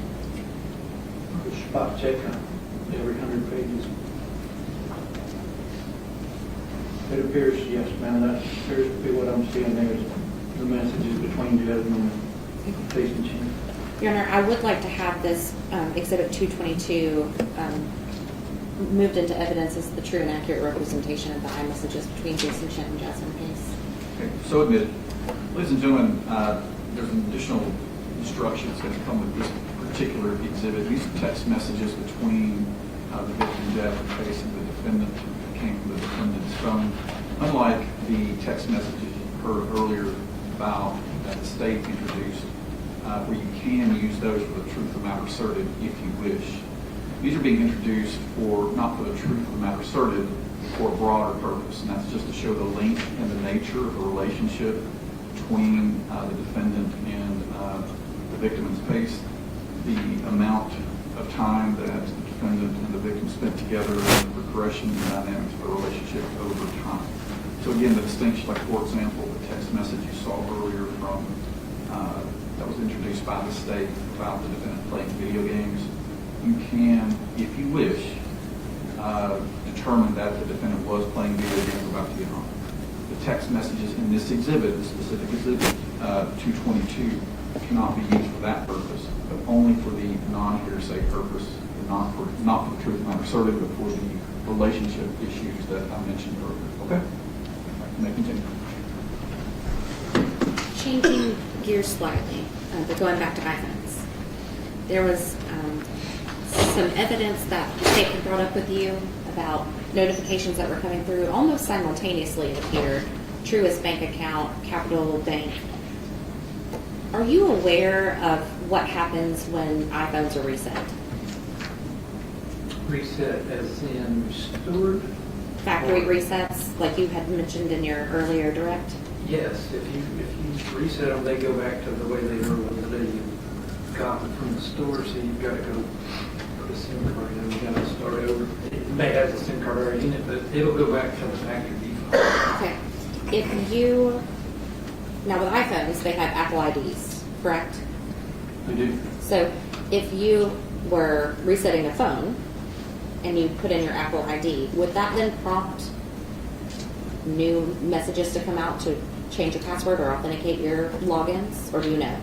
I don't use Apple, but there actually was some Apple IDs in that link. Okay. And yes, so I'd say there's bank messages, there's the dinner message, there's some in that same string there is Apple ID messages. If you have the access to the phone and know the password of the phone, especially if you've been dating a long time, you would probably know your boyfriend or girlfriend's phone, and you could get in there and get all those messages up. Okay.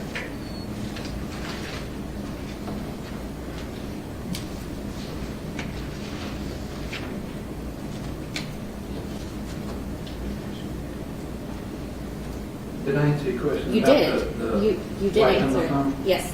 I was making sure, because I know very little about iPhones, but there's nothing that I haven't discussed with you specifically about that.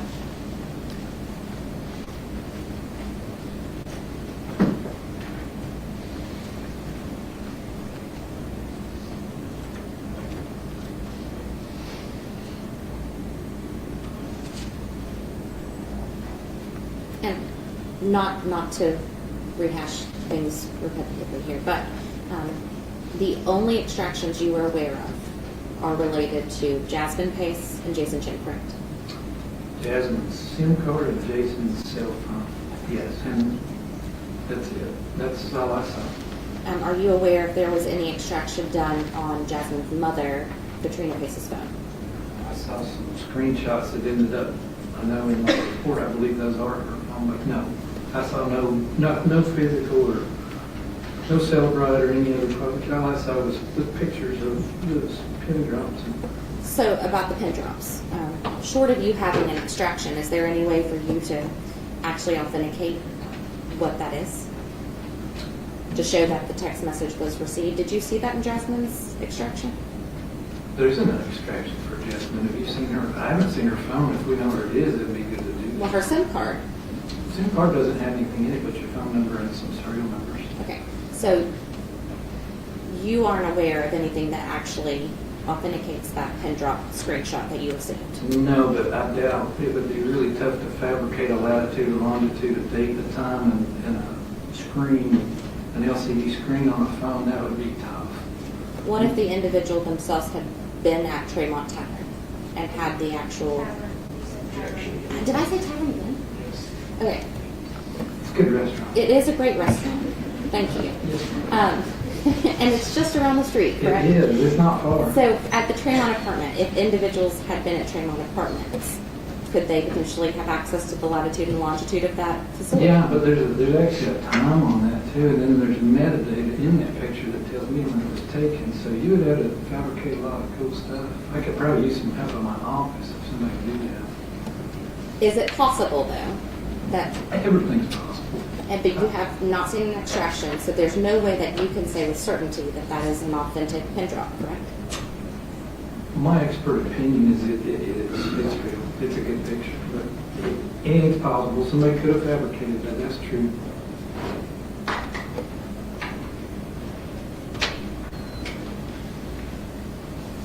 All right, Mr. Hamilton, that's all I have for you. Thank you. You're right.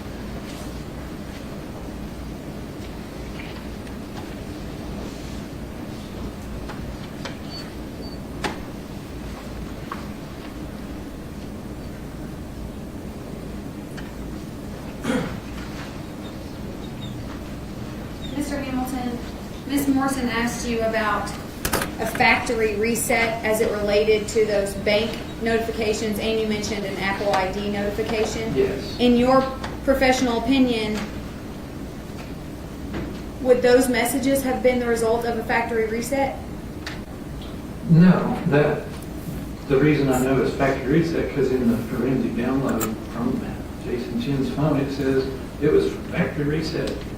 Basically, it was restored from the iCloud, which erases everything in it to where it's unrecoverable. Then you can go pick one of the dates, and I've never done it personally, but you can pick a date and time that you want to restore it to. And it puts all your phone back the way it was, and that's the phone that was downloaded.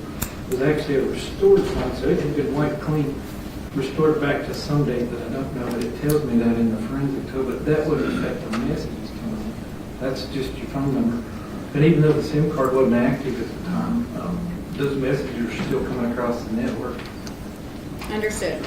And to be clear, because you were asked about this multiple times, you weren't able to do a download on Jasmine Pace's phone because Jasmine Pace's phone was never found. Yes, ma'am, and I kind of got out of business, so, but the city had those and ran them, and yeah, you got to have the physical device to download it, and you're not going to get nearly the information from the provider. You get some clues that we saw here, but the big pile of stuff's usually in the phone that hasn't been back, wiped out, restored. That took a lot out. I can't say what I was in it, but I can tell you that looking at it, there's not nearly what I would expect to see. The restoration doesn't bring everything back. Okay. Brings back the important parts. Okay. Based on your knowledge and testimony, who was the last person to know the location of Jasmine Pace's physical phone? Well, I would assume she sent it and her mom got it. No, I'm talking about the physical phone. The last time we saw the her last phone. person, my best opinion is Jason Chen in the Walmart parking lot. Well, on 11/25, did you not testify that Mr. Chen's SIM I card? thought you meant when it was on the network. Okay, not when it was on the network. Yes, ma'am. All right. Up through the 28th, he's using it. Mr. Chen's SIM card is in Ms. Pace's phone. Yes. And That's the he's last actually known using it. location. Yes, the last known location is Knowlesville, but it was active up through the 28th on that phone, and then it just goes, the end of the records comes. I don't know what happened after that. Nothing further. Recross. Nothing, Your Honor. Does the jury have any questions for Mr. Hill?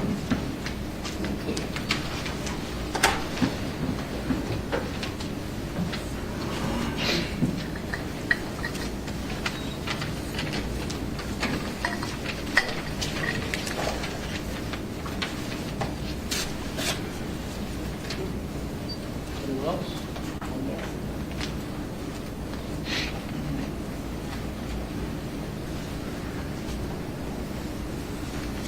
Council Clerk?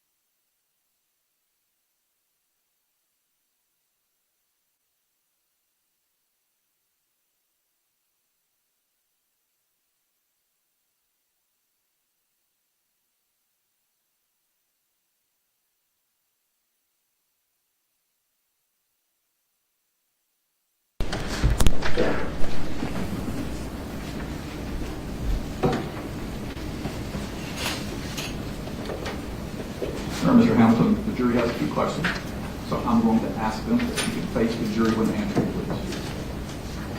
Is it possible that there are individual iMessages missing or deleted from the conversation log submitted by the defense as Exhibit 222?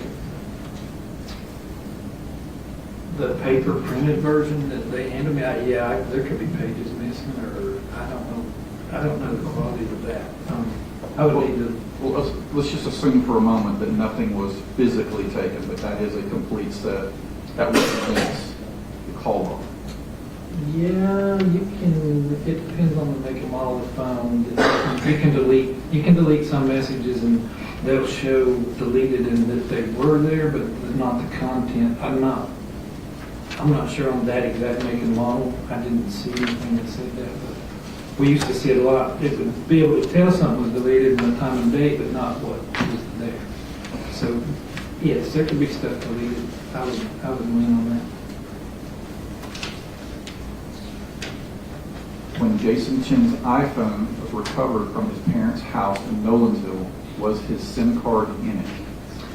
Yes, the correct SIM card was back in it.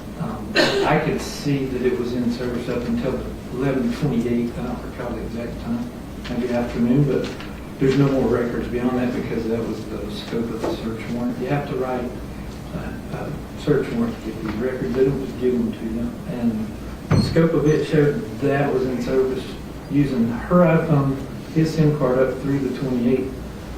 What they recovered and actually processed, the cell phone download, was the correct phone from the time of the crime and the correct SIM card back in it. So he put it back together, but he had to restore it from the iCloud, so it had at some point been erased. I think within that answer, you answered this one, but just for clarity's sake, from the records, can you tell if and when Jason Chen's SIM card was put back in his iPhone? No, because I don't have. The records would tell us, but they only go to the 28th, and at that point it's still her phone. But yeah, but I think that was the scope of the warrant that was sent for the date range. Do you recall any Tinder activity on November 22nd, 2022, that is associated with Jason Chen from the report you reviewed? Yes, we actually put that. I don't remember which number it is. So there's a little bit. They're mostly cookies and things. Yes. Here you go. I'm sorry, I had it 220. Yeah. So there is some.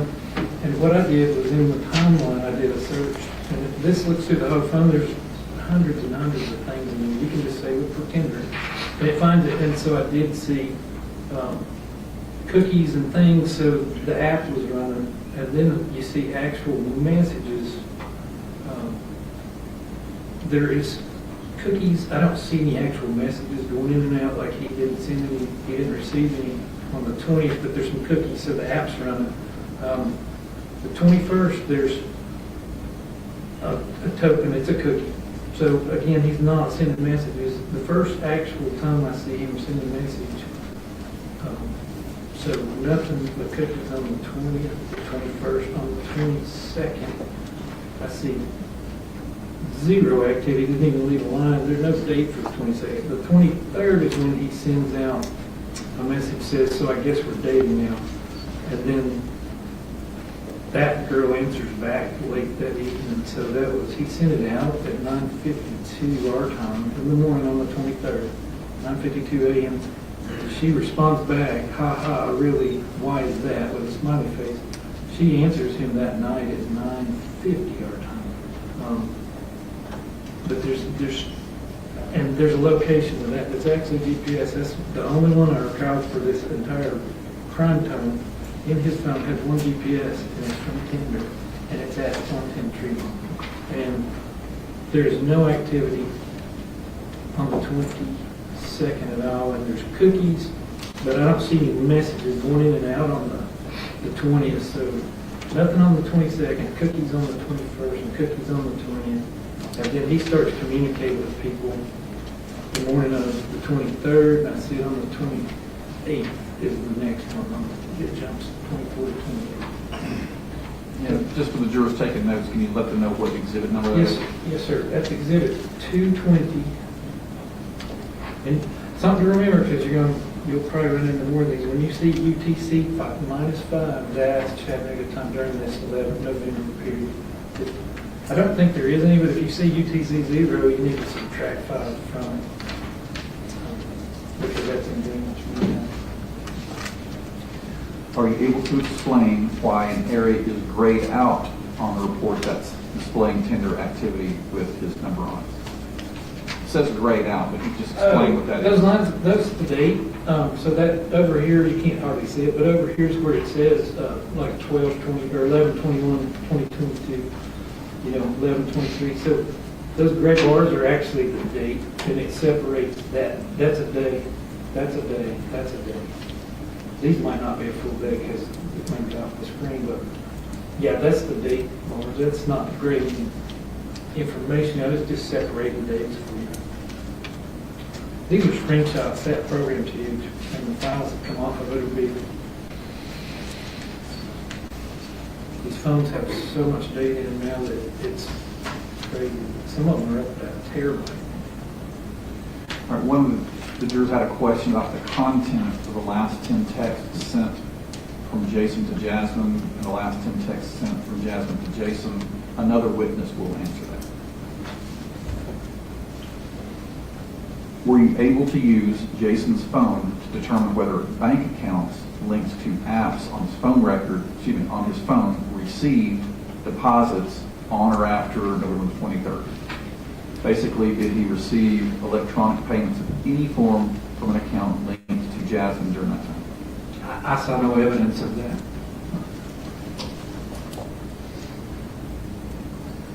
So this question asked for, referred to November the 23rd. I think it meant November 22nd, so we'll read it the 22nd.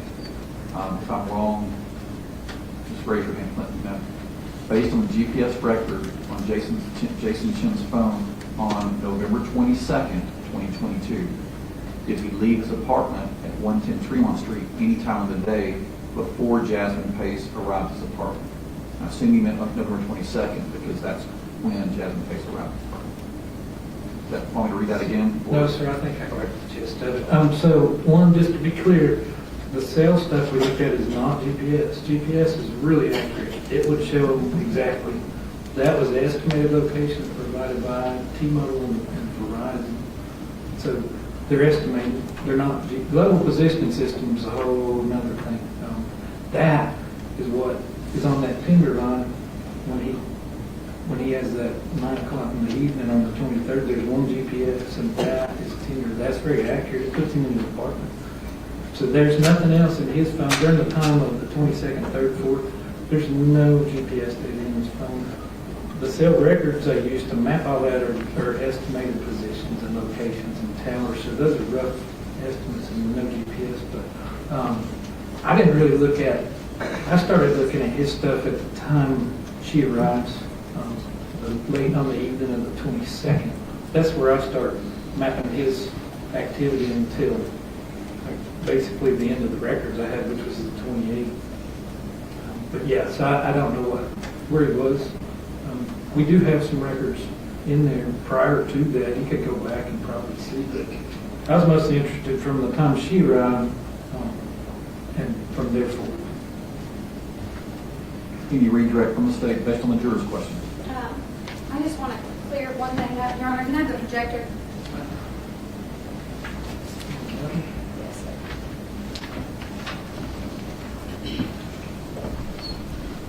Just for clarity for the jurors,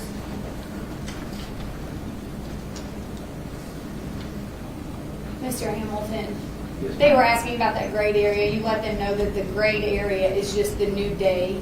It is. And can you see the date over there to the left? A little blurry, but yeah. So this just that shows you that there's 8 items and it's 1123, and then there's 32 and 1128. So that just separates the data sets. You never. And when you see over here, that tells you that's a real message. It's an instant message. That meant that's outbound. It's from Jason, and there's a big content over here. So I guess we're dating now.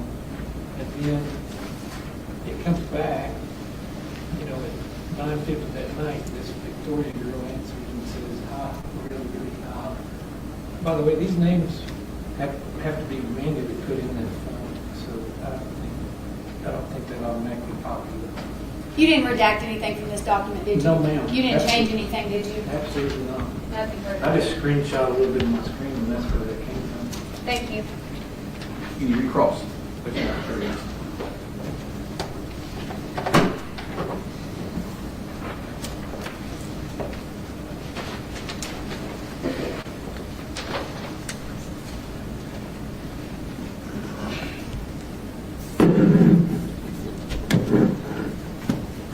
Now, Mr.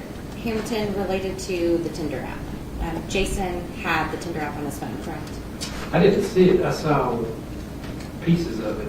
You saw an extraction report. Yeah, that had links to Tinder, but most of their cookies, and then there's some instant messages. But I didn't actually see the app, and it's not listed. So Now, on the extraction report that the state provided. yes, Are you saying that you did not see that there were several messages? I couldn't go into somewhere where it says this is Tinder, and I can look at all the messages. What I did was look through the background, and it pulls anything that's related to Tinder. And recalling that phone has been basically completely erased and then restored back to some point in time. And so I think there's things that aren't all there. But there's remnants of Tinder in there, and it's actually still in use, but I don't see like a category that's called Tinder where I just click on Tinder. All right, so do you have any information related to? It tells you what apps are on there, but I didn't personally go. I just did a global search to find everything related to Tinder, so if there's anything in there, it would find it.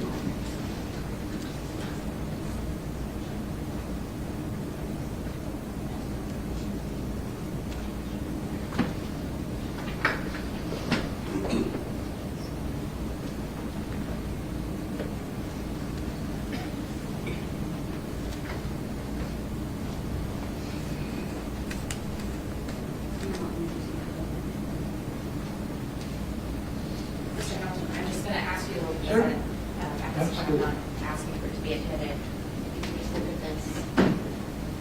Okay. Yeah, that's right. Remember now, I haven't had much time to look at this phone because I was told not to look at it because the turn. Yeah, give me this thing. Give me a break. So, yeah, I see what. Mr. Hamilton, hang on just a second. You're right.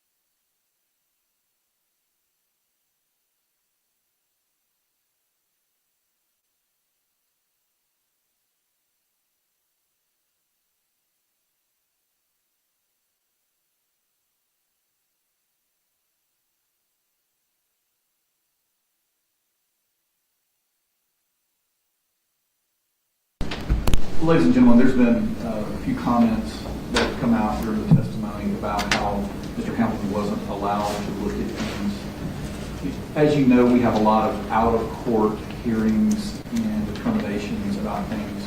Many times it comes to me first before either side gets to look at it fully. That's what it was in this case. The cell phone was something that's very voluminous and it had a lot of personal things in it. So before it could be examined fully by Mr. Hamilton, it had to go through my procedure of looking at it. So don't hold anything about Mr. Hamilton's not being able to look at it against either side. It's simply a procedural thing. I just didn't want you to be confused about that. And I think that was shared by, to make sure that was that you didn't have the wrong impression about why Mr. Hamilton was not looking at it until very recently. Okay, thank you. I'm going to retrieve this from you. Just Yeah. looking at that. So, Is it fair to say that there was an extraction that showed that there was some Tinder activity on Mr. Oh, yeah, Chen. that's the prettier way of showing what I showed in that other spreadsheet. It shows the exact same messages, the exact same dates and times. But that's a lot easier to read. I didn't see that category, but there's hundreds and hundreds of them. The way I did it was did a global search through the whole phone, find everything moved. So that's prettier. That's the word. Windows, mine are in lines, but what I just saw was the same exact messages. So I guess we're dating, and she answers him, and the dates and times match. And then he brought out a ton of other Tinders that I haven't really looked at because I was just looking at around the time of the crime. But yep, I agree. That's the same report, different format, different way of looking at it, same data. And more. Thank you, Mr. Yes, ma'am.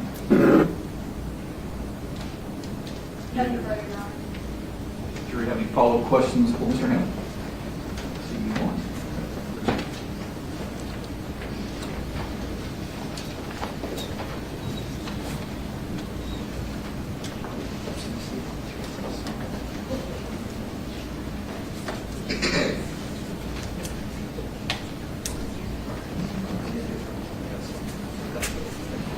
Anyone else?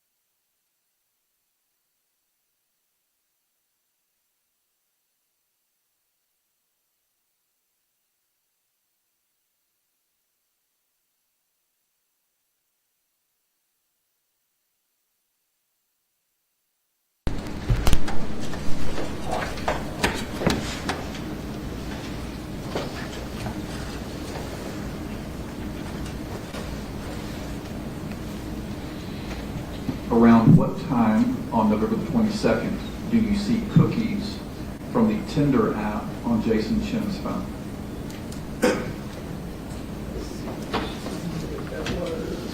It is. The cookie pretty much just tells you the app's running. The one sheet has actually really readable, but I see a cookie at on the 21st, you said, Junior? 22nd. Oh, 22nd. There is no activity at all on the 22nd. It jumps from the 21st. It jumps from 10:30 at night on the 21st. It jumps all the way to the 23rd, and there's cookies start showing up at 9:50 p.m. Actually, at 9:50, so that would be, and then it goes on through the evening. But there is no activity on the 22nd. Not in my search. Do app notifications create cookies? They do. They can. Cookies are just little tidbits. They're tracking how often you go somewhere, and we actually do them all the time on computers and apps run them. It's all they make money by knowing what you do and where you go. But yeah, it's just like a breadcrumb trail. So this one shows you this because I did a global search. It actually shows you cookies and things that don't show up when you just go under where a header that says Tinder and it shows all the messages. This shows stuff in the background. So this is probably more thorough than what they were showing me where it's in. It just looks like a message, like you're looking at iMessages on a phone or texting or it's not going to show you cookies and things. So this literally shows you more, showing basically what day and times he's doing things. So you're able to do, even though it's could literally be millions of items in those phones. You can do a global search for things like Tinder, and it will find everything to do with that.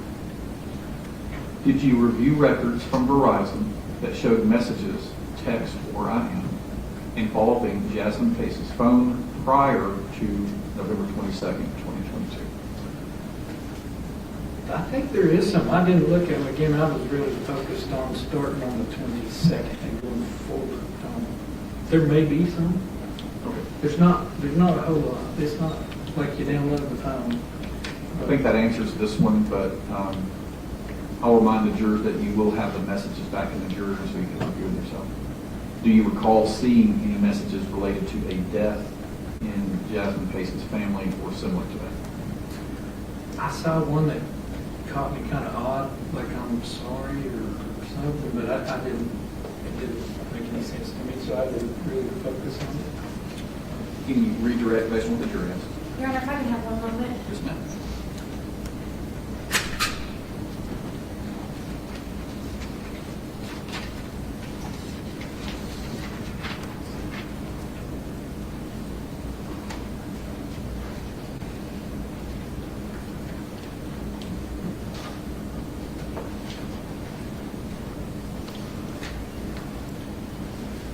Related to that last question, Mr. Hamilton, Yes, this is Exhibit 219.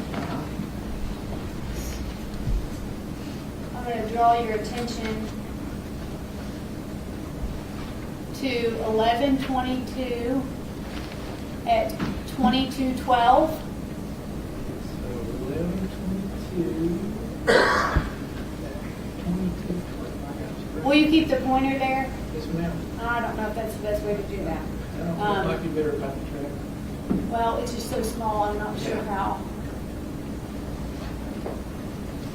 You count which line down it is. Yeah, that's a good idea, Judge. Let's do that. So let's see, 1, 2, 7. 7 lines down on this, on the left side, 7 lines down. Is that 2212? Yeah, 7 is, well, you're counting 7, right? So it'd be 8. Oh, I'm sorry. Yes, Yeah, line it's number 8. line- That's line right. number 8 is the header. Line number 8. Yes. Okay. And then, can you see line Yes. number 8 there? Yeah, let's see.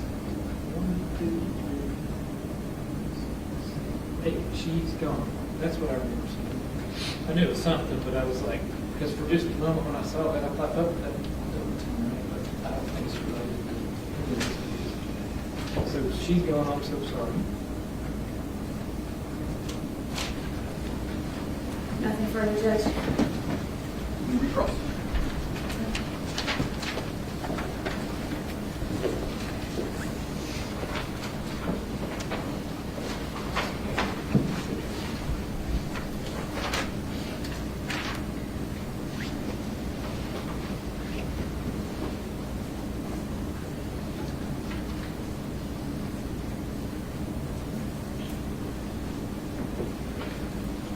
I'm going to show you this exhibit again, 219. We're again going to go 8 lines down, right next to you in the message that says she's gone. Right? Right here. Yes. Who does the phone number 423-883-2527 belong to, or do you know? So if it's in the contacts, it would, on the phone, it would yell, and you can find it, but I don't know who it is. Does this show, and I'm asking you to follow from the word, she is gone, Yes. over. Does it show that the sender is 664-2024 and that the receiver is 883-2527? So the originator of this one is 2024. And from what you've learned in the course of your investigation, is that Jasmine Pace's phone number? Yes. Okay. Are you aware that Jasmine's grandmother apparently died on the 22nd? Absolutely never knew that until just this last few minutes. Knowing that now, is it Yes. plausible that Jasmine sent a text message to someone owning 883-2527 saying she's gone? Yes. then on the next line, does it show that that same number who had received the text of she's gone sends a message back to what we know as Jasmine Pace's number saying, I'm so sorry. I understand if everyone needs time, just let me know. We love y'all very much. Makes sense. Makes perfect Now that you know sense. about Grandma? Yes. That makes good sense. Thank you. And I'm sorry, Mr. Hamilton. Are you finished, Ms. Morrison? No. I thought you said thank you. Just what about that?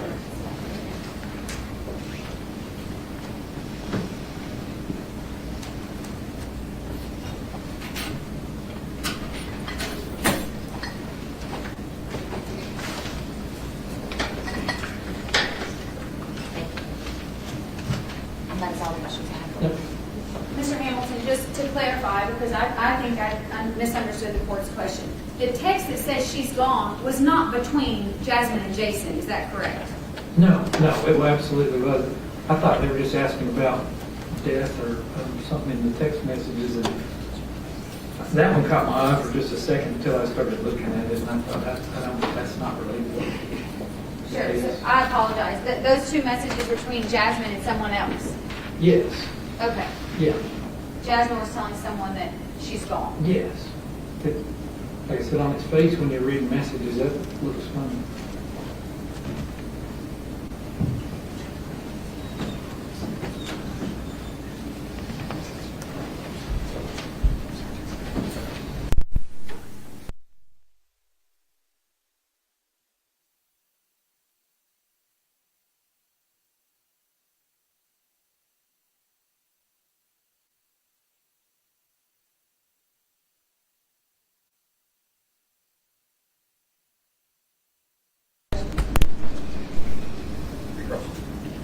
No, you're Do you have any further questions for Mr. Hamilton?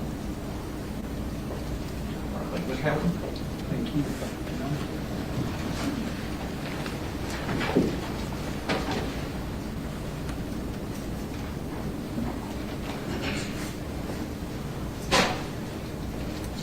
General Cardinal, please. Your Honor, the state would recall Investigator Crawford.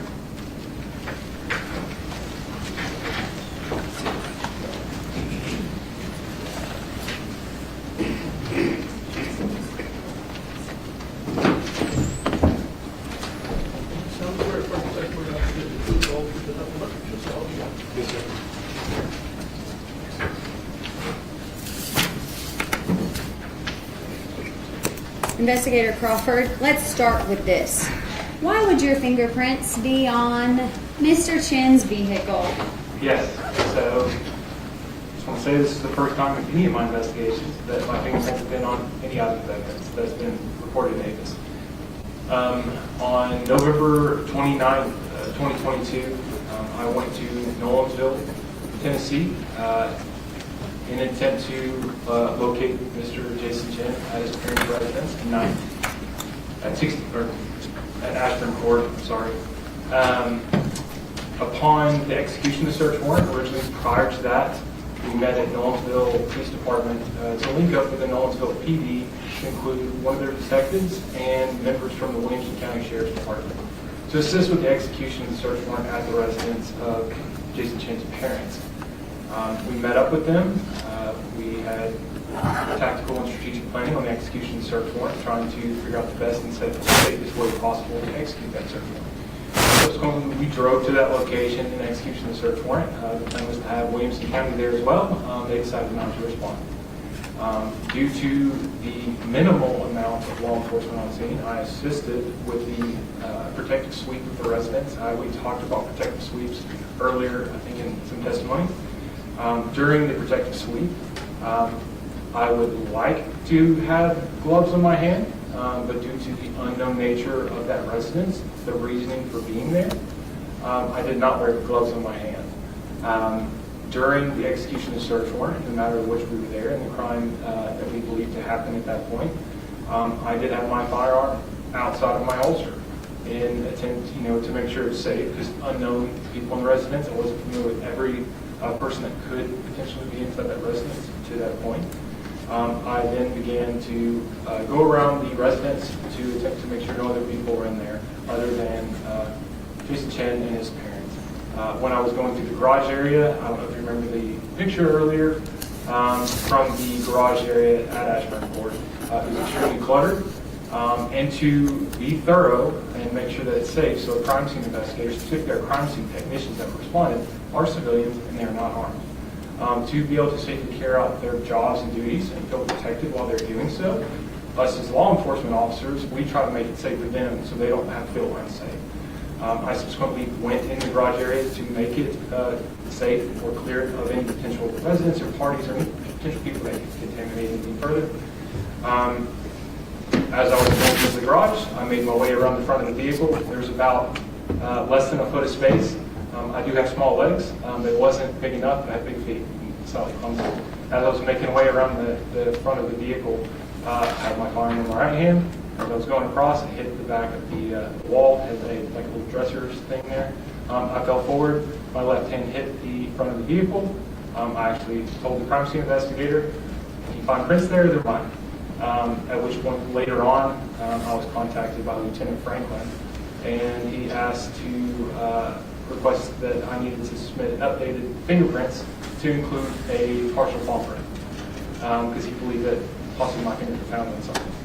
At which point I submitted that during the investigation. I was personally fingerprinted / palm printed in this investigation. At which point that was submitted and ultimately confirmed to be my left hand. Okay, thank you. Also, we recall in Lieutenant Franklin's testimony, prints from a Jim Cooper were located on Jasmine's vehicle. In the course of your investigation, did you learn who Jim Cooper is? Yes, I did.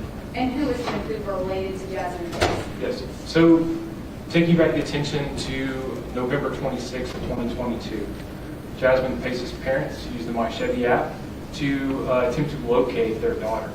They took them to the area of Mount Creek Road, where they ultimately recovered her 2021 Chevy Equinox. Upon arrival, patrol officers called out. They asked for an investigation to be started, which missing persons were notified. We ultimately know that no investigator responded that night. At which point, the patrol officer instructed that they could tow the vehicle back to their residence. During that process, after the patrol officers left, the family did contact a local locksmith company, which Jim Cooper works at. He did respond to attempt to get the vehicle. They ultimately decided to tow the car back. Jim Cooper is a locksmith that the parents had contact with after the 26th. Okay. Now, you have witnessed questions about the location that was shared with Katrina Bean in the early morning hours of 11/23/2022. Is that correct? Yes, that is correct. And you were the investigator in November 2022 who was investigating this case. Is that correct? In November 27th, I was brought into the investigation of 2022. Were you present when Katrina Bean scrolled up in her text messages to show you that location drop? Yes, I was personally present. Actually, when she told me about the location drop, I personally requested that we observe those, at which point I actually requested a crime scene investigator come out and document those in photographs. And was that done? Yes. And what time was the location shared from Jasmine's phone? On her phone, it actually had her name as Jazzy with a picture. I verified, I looked at the contact itself, had her click on it, and observed it to be the phone number that we know to be the victim's, the 423-664-2024. Subsequently, I looked at the content of the text message group, at which point I observed a pin drop location that was shared on November 23rd, 2022 at 2:18 a.m. 2:18 a.m. Yes, ma'am. Thank you. You've heard a testimony about a Truist bank account. Is that correct? Yes, that is correct. To your knowledge, did you locate anything in the course of this investigation that let you know that Ms. Pace had a Truist bank account? Yes. What was that? Many things. One, contacted the family. They let me know that she had a Truist bank account. She also had multiple documents, receipts, ledgers per se, deposit slips inside of her vehicle. She had multiple things with her name associated that with the Truist bank account. Thank you. going back to a crime scene at Mr. Chen's apartment, you'll recall that there have been questions asked about the testing of the large piece of carpet. And do you recall what piece of evidence was as evidence marker number 6? Evidence marker 6 was the small carpeted section that was collected just on the edge of the tile area. Was that carpet sample connected to the large piece of carpet that's been sitting in this courtroom? Yes.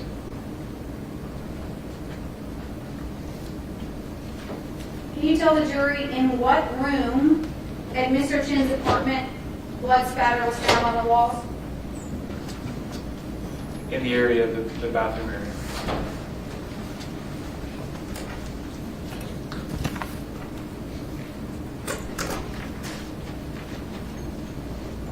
Ms. Morrison entered an exhibit that contained a large amount of text messages between Jasmine and Jason.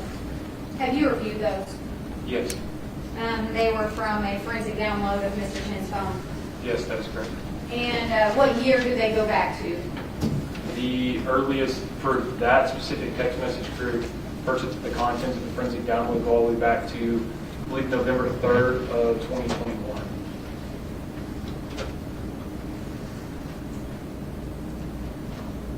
Are you aware of what social media app Ms. Pace and Mr. Chen met on? I observed a text message that described the app that they met on. And what was that? Bumble? Okay. And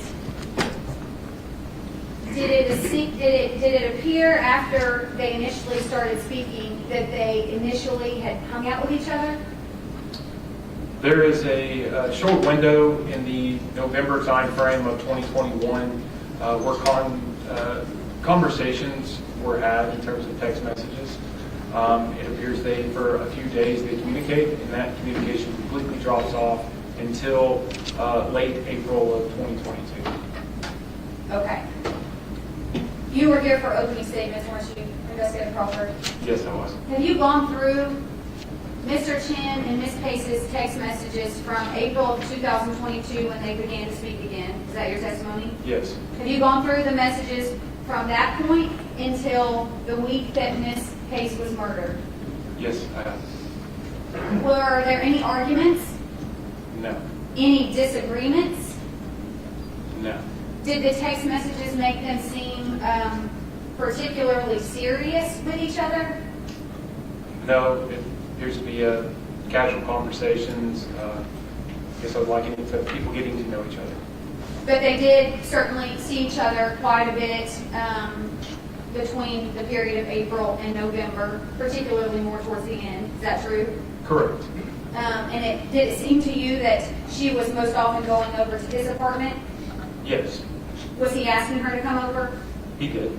In late October, did Mr. Chen invite Ms. Pace to go to Chicago with him? Yes, he did. Are there text messages that reflect that? Yes. Are they apparent that he had asked her to go to Chicago? Yes.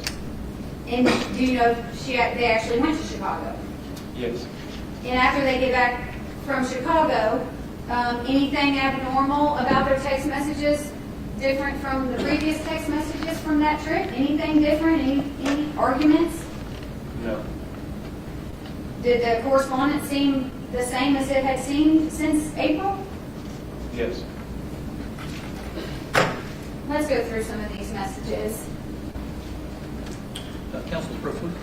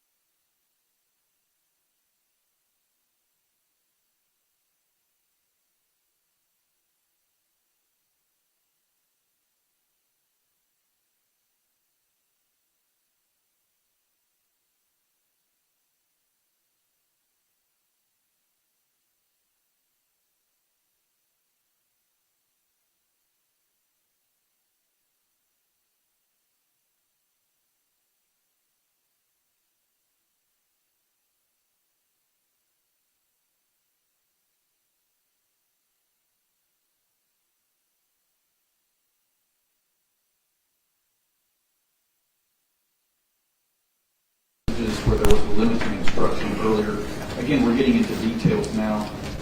Again, not to use them for the truth of the matter asserted. You may hear things like, they perhaps went to Chicago. That's not to be taken as if they actually went to Chicago. It's only to be taken for the purpose of showing that they were talking about it the way that people who are in a relationship would talk about things. Okay? You may proceed. All right, if you can turn to the projector behind you. The top message, is this what you were talking about from November 2021? It looks like that there was communication between the two of them.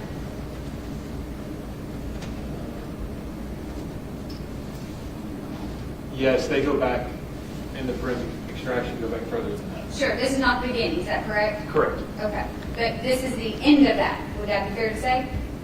Yes. Okay.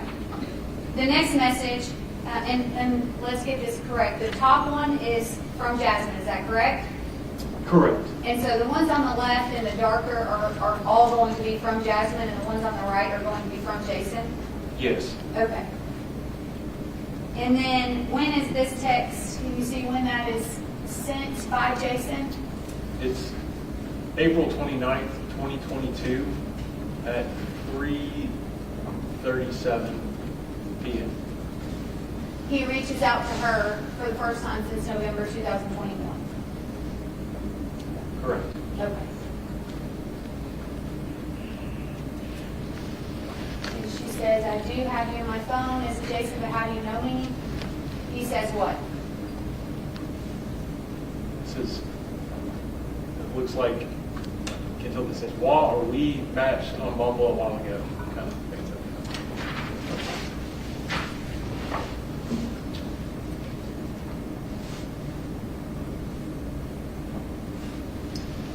She says, oh, well, you must be all right if I gave you my number. Would you mind sending me a picture of yourself so I know who I'm speaking with? He laughs at must be all right, right? Yes. And then he sends a picture, correct? That's correct. And then he asks her what she looks like. Is that correct? Yes, that is correct. And then she sends a photo of her. Yes, that's correct. He loves the image, and then he goes straight into the 7 to 8 work for you tonight. Yes, that's correct. We're not going to go through all these messages. The jury will happen in the deliberation room, but we're going to go through some of them. Okay, Okay. Mr. Crawford.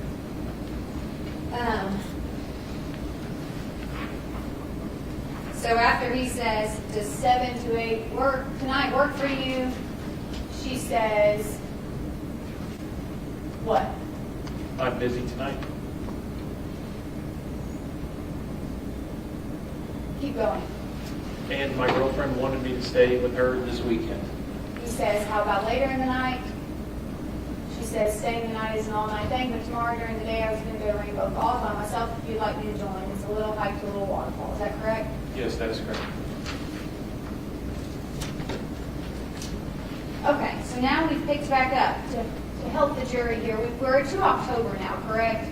Yes, I believe it states text message from Jason outwards on October 10, 2022 at 9:10 p.m.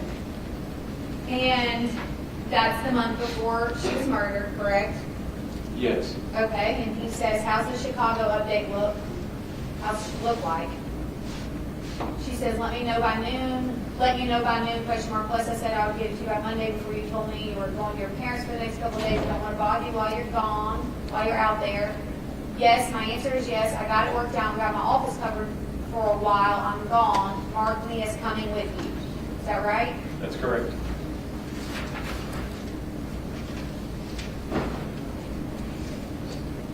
Then she says, and excited.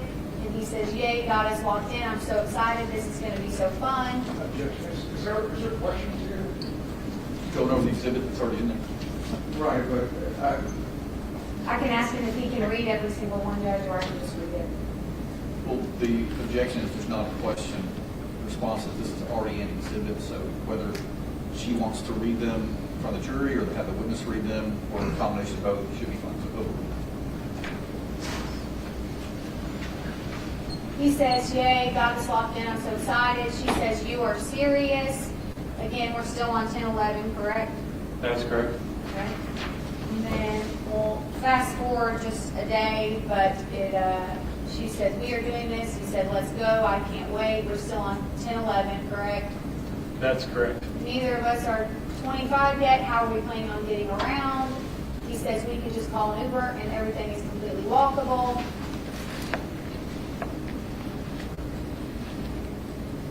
She says, okie dokie, I will stay with you then. And perfect if we have time. I want to see an uncle I have out there that I haven't gotten the chance to actually meet. How does that sound? I haven't even told him yet that I will be in the area. And if we don't get free time for me to go, that's okay.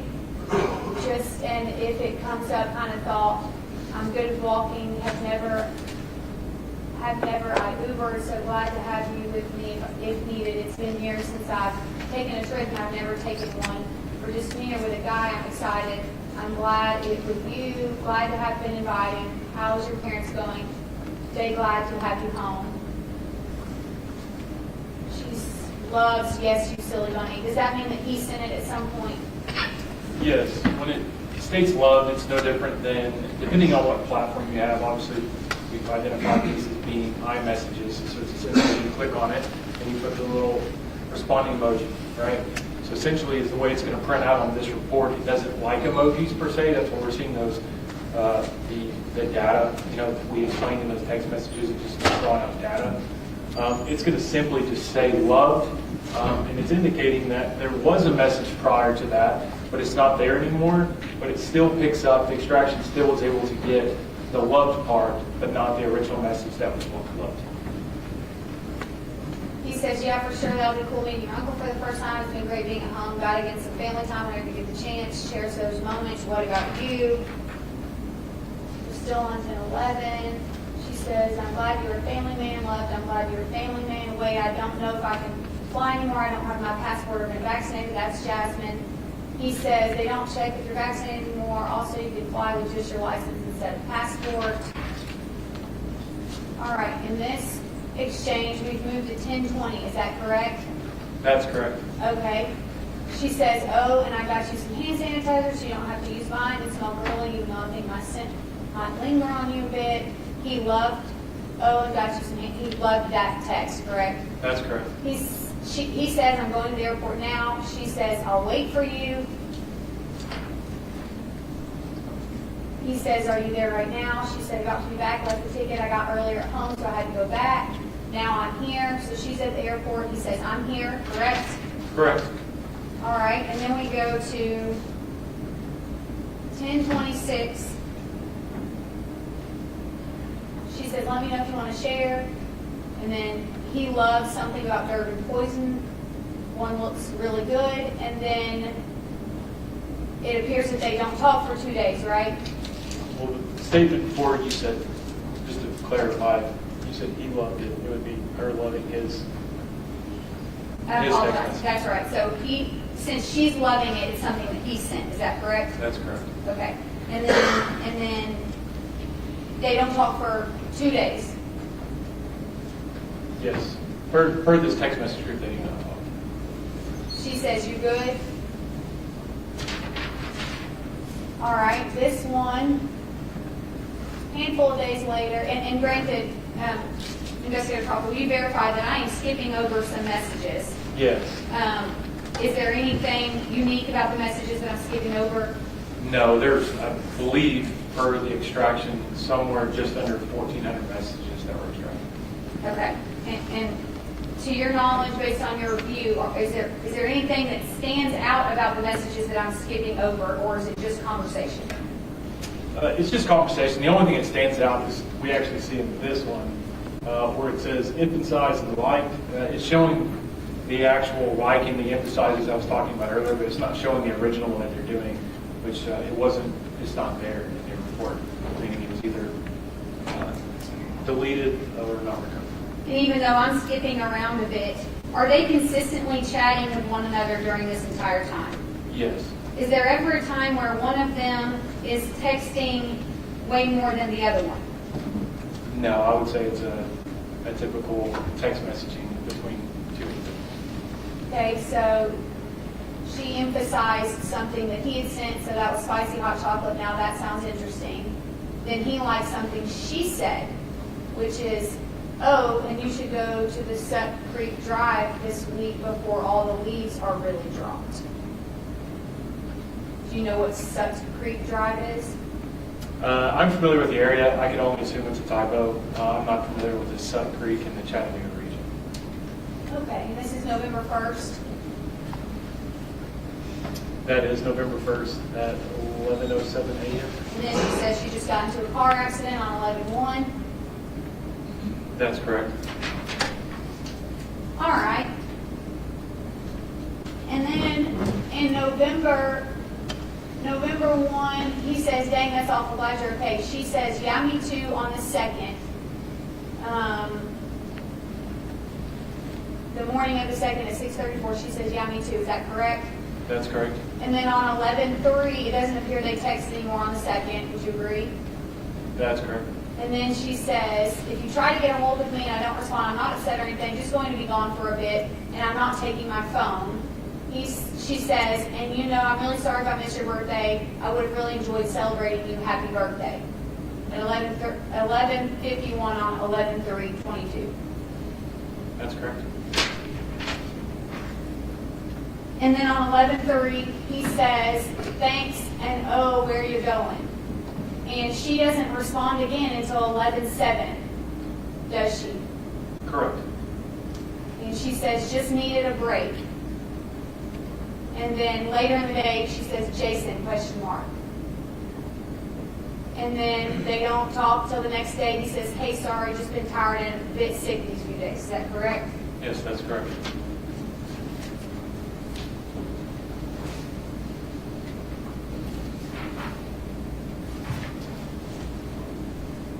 On November, is that 16th, he says, I don't think I'll be able to make it. There's some things I'll have to get done by the end of the month. It's been busy. Hope y'all have fun, though. And then she says, oh, good luck getting them done on time. No problem. Just wanted to make sure the invitation was there. We don't know, based on this, what they were talking about, right? Where he's going to make it or not. Not based on this, no. Okay, and then he loved her previous message. Is that fair to say? Yes, that's correct. Okay, and then on 11/18, she loved, thank you, that means a lot, and not yet it come. She loved one of his messages that said that. That's correct. Okay. Don't know what that's referring to. And then he laughed at, no, it means I need to be one on the diet and you eating a bit of sweets. He says, update, gym was closed, so I did yoga instead. On 11/18, he says, I'm heading home now. If you want to come over for some fun shower time and cuddles for a bit. She says, oh, nice, just cuddles, maybe shower time. I really haven't been feeling too well. He says, okay, I'll babysit you for a bit. 11/18, I'm almost home if you want to start heading over. She laughed at, okay, I'll babysit you for a bit. And then 11/18, it's 7:18 p.m. She says here. On November, then we move to November 20th. So no conversation between the 18th and the 20th.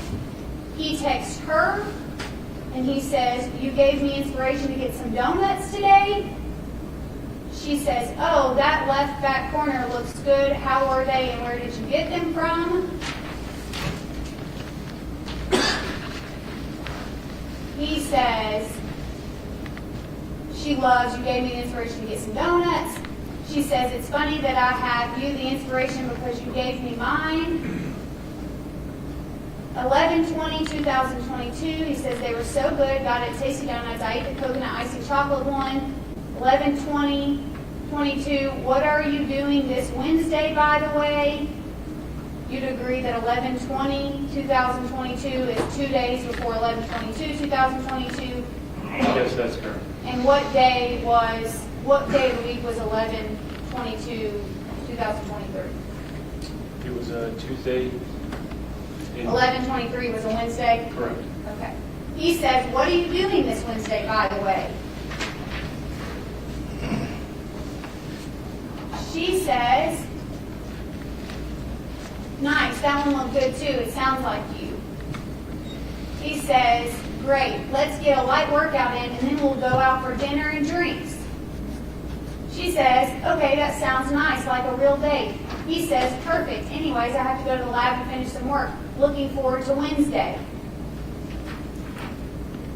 She loved that last text. She said, have a good lab and get homework done as well as some sleep. Looking forward to Wednesday. She says, I'm glad you feel it went well. I'm sure you were not overdressed. You always look amazing. She says, I could FaceTime you right now and show you my house.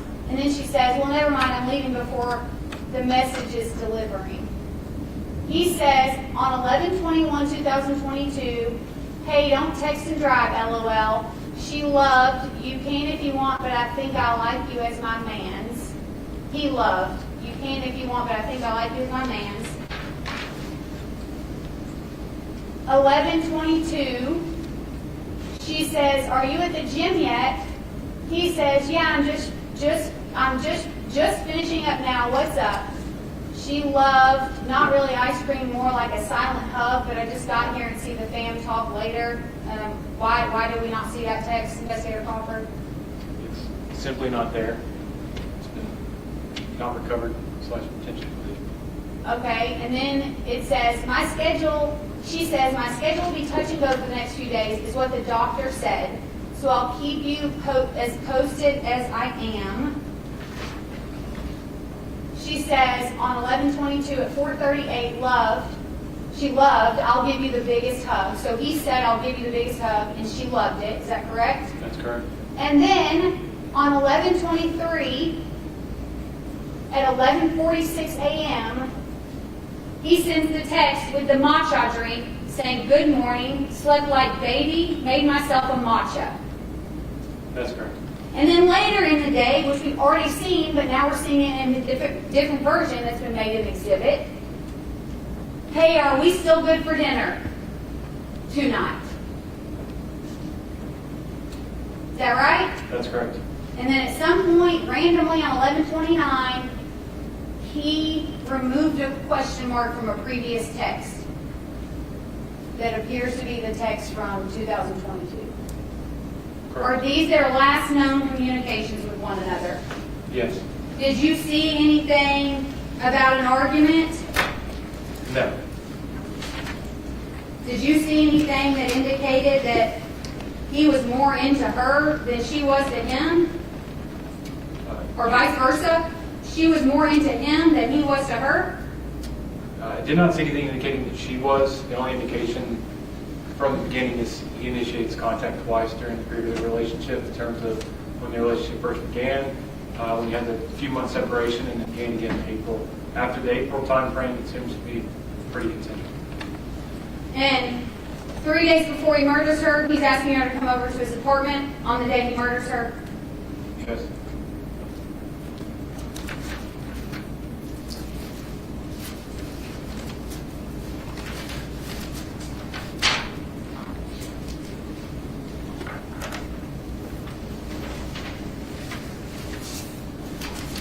One second, Your Honor.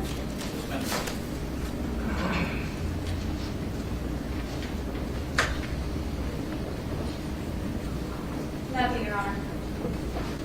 Cross. Anyway, please. Thanks, sir. Slightly tired. Investigator Crawford, let me ask about the bathroom at Jason Chen's apartment. You said that was blood up on the wall? I presume it to be blood. Presumed, okay. Was it tested? It was sent for testing, and TBI did not test it. So you can't see definitively whether that was blood?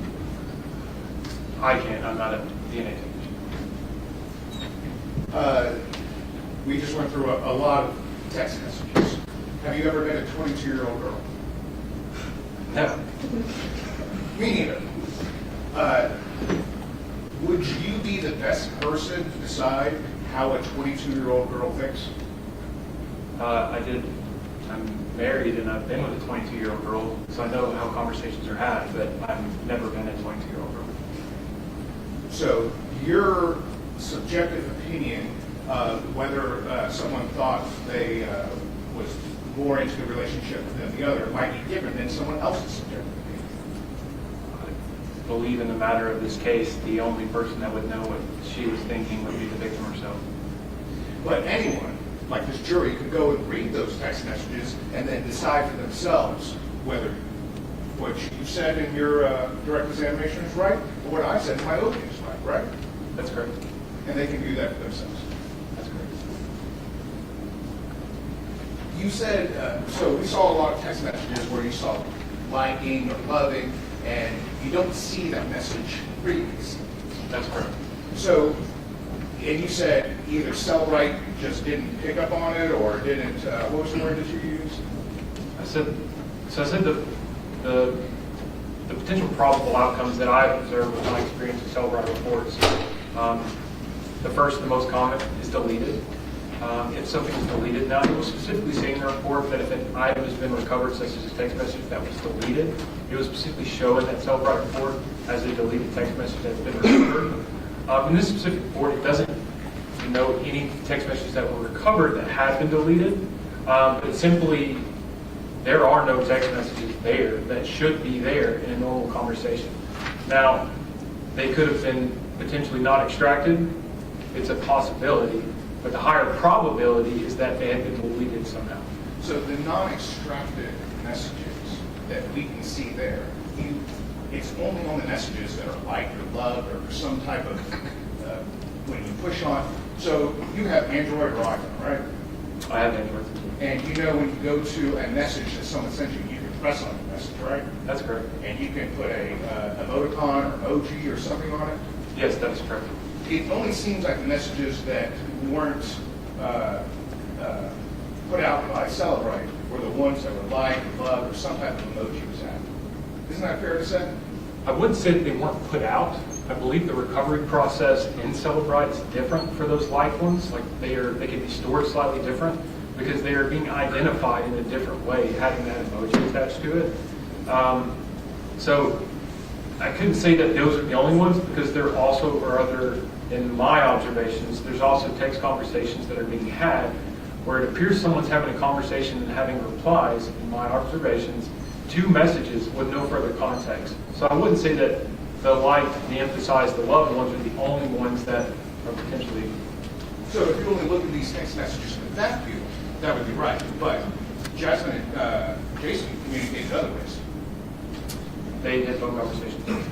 And in those and I'm sure you've regularly texted someone after you had a telephone conversation. So that text message might seem random in a text message, but it might be relevant to a recent telephone conversation. It's possible. And so in this case, it might be a good idea to cross-reference the cell phone logs, the telephone logs between Jasmine and Jason, right? Yes, I did. And the text messages. Yes. And the jury can do that too. Yes.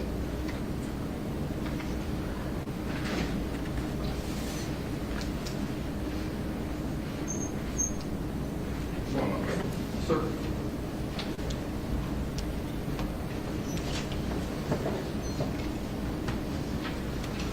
Thank you.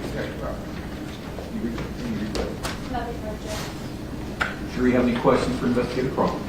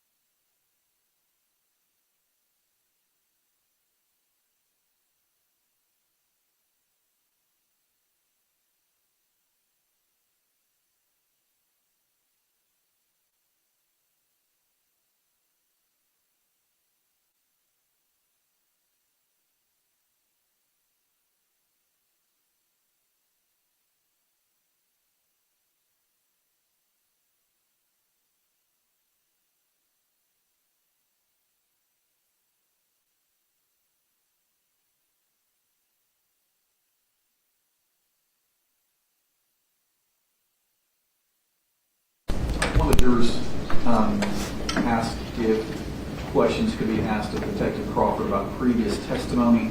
Where we are on the trial, this witness was called for the limited purpose for what he's asked on direct. So your questions can certainly relate to the talk to this time, but they would be outside the scope of any questions beyond that would be outside the scope. So I'm not enforcing, I'm going to be able to ask any questions about Investigator Crawford's previous testimony. Our investigator, I'm going to ask you a couple of questions. If you could face the jury and answer, please. Yes, sir. Were the other cell phones and tablet the Pace family took from Jason Chen's apartment that were collected in a Pace residence submitted for forensic investigation? And again, we're talking about text messages this time around. So we're talking about text messages or conversation on other apps between Jasmine and Jason. So were any of the other cell phones and tablets the Pace family took from Jason Chen's apartment submitted for forensic investigation? No, they were not. Okay. If not, why not? The items that were taken from Jason Chen's apartment, we have no way of verifying that those items had been in the apartment per se. There's potential to extract them. Decision was made not to extract them at that time. We could verify, due to other circumstances, that some of the items that were taken were collected based on evidence that we had, such as the ID card and credit cards and such. We know that they cross-referenced to be the victim's phone based on the family's description of the phone and the device itself. So potentially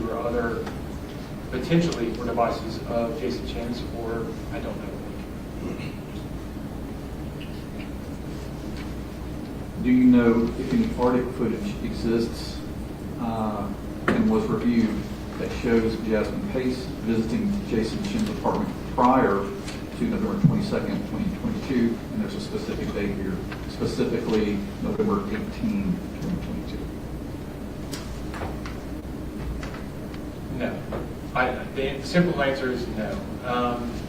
Due to the disappearance and the multiple contacts that we've had, our family members, friends that had Jasmine Pace, we knew her whereabouts prior to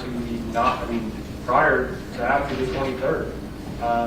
And simply during the course of investigation, we proved where she was at after the 23rd. There was no need to figure out, because essentially if we're trying to figure out the entire family history, we could backtrack months and months and months and find out every location. It's very apparent prior to November 22, she was living a normal life based on testimony, based on the things that we observed. It was only that the night, the 22nd into the morning of the 23rd, that things changed in Jasmine Pace's life. Any redirect based on the jurors' questions? No, Your Honor. Any recross? No, Your Honor. Thank you, Investigator Crawford. Thank you.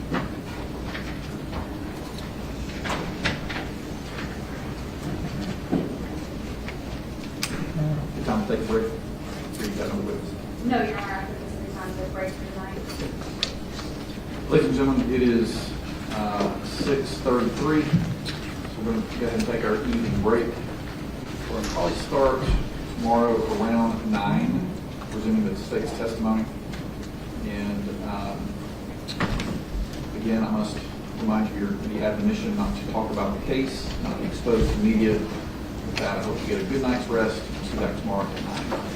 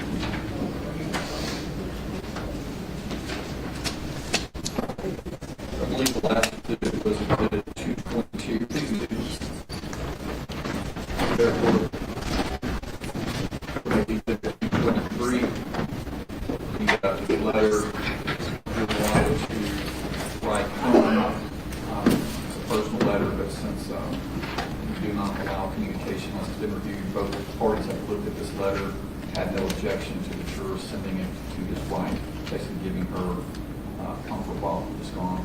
But for the appellate purposes, we're going to keep it as Martin Adioni 223. Under seal. Okay. Yes. All right, any other matters to take up before we see one? I just need to understand timing. I had person here ready to go, but I understand the safety of the case. I'm just trying to plan. You have at least one more witness, correct? We don't know, Your Honor. We haven't made that decision. I'll speak with Mr. Weiss about it, but we also would have multiple motions to take up, well, at least one motion to take up after the state rests. So it seems like there would need to be time anyways before a witness faces me. You could have 9:30 or 10, I think would be fine. I mean, we'll talk to the state and see how long, if they call another witness, how long they anticipate that witness to last. Yes, sir. All right. Anything else? All right, we'll see you tomorrow at 9 a.m. It's a recess at 9 a.m.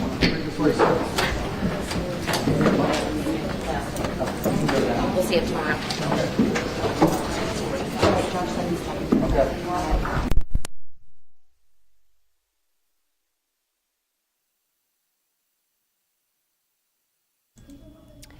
Okay, so it is 6:36 p.m. on Friday evening.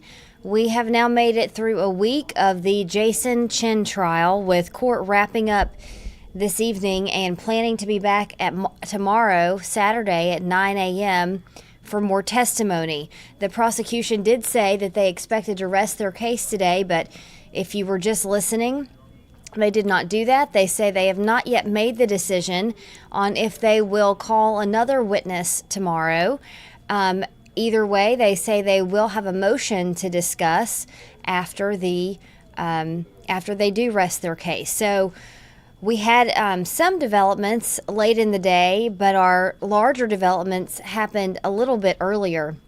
So what I want to do quickly is go ahead and show our 6 p.m.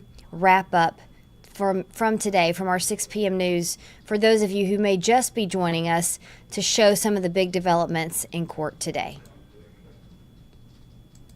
Prosecutors tying more evidence from Jason Chen to Jasmine Pace during day 5 of his murder trial. Thanks for joining us. I'm Kim Chapman-Whitfield. And I'm Josh Rowe. The prosecution called multiple investigators to the stand today, including those closely associated with the processing of fingerprints. Specifically, Lieutenant David Franklin testified investigators lifted 2 of Chen's fingerprints from a trash bag that contained Pace's remains.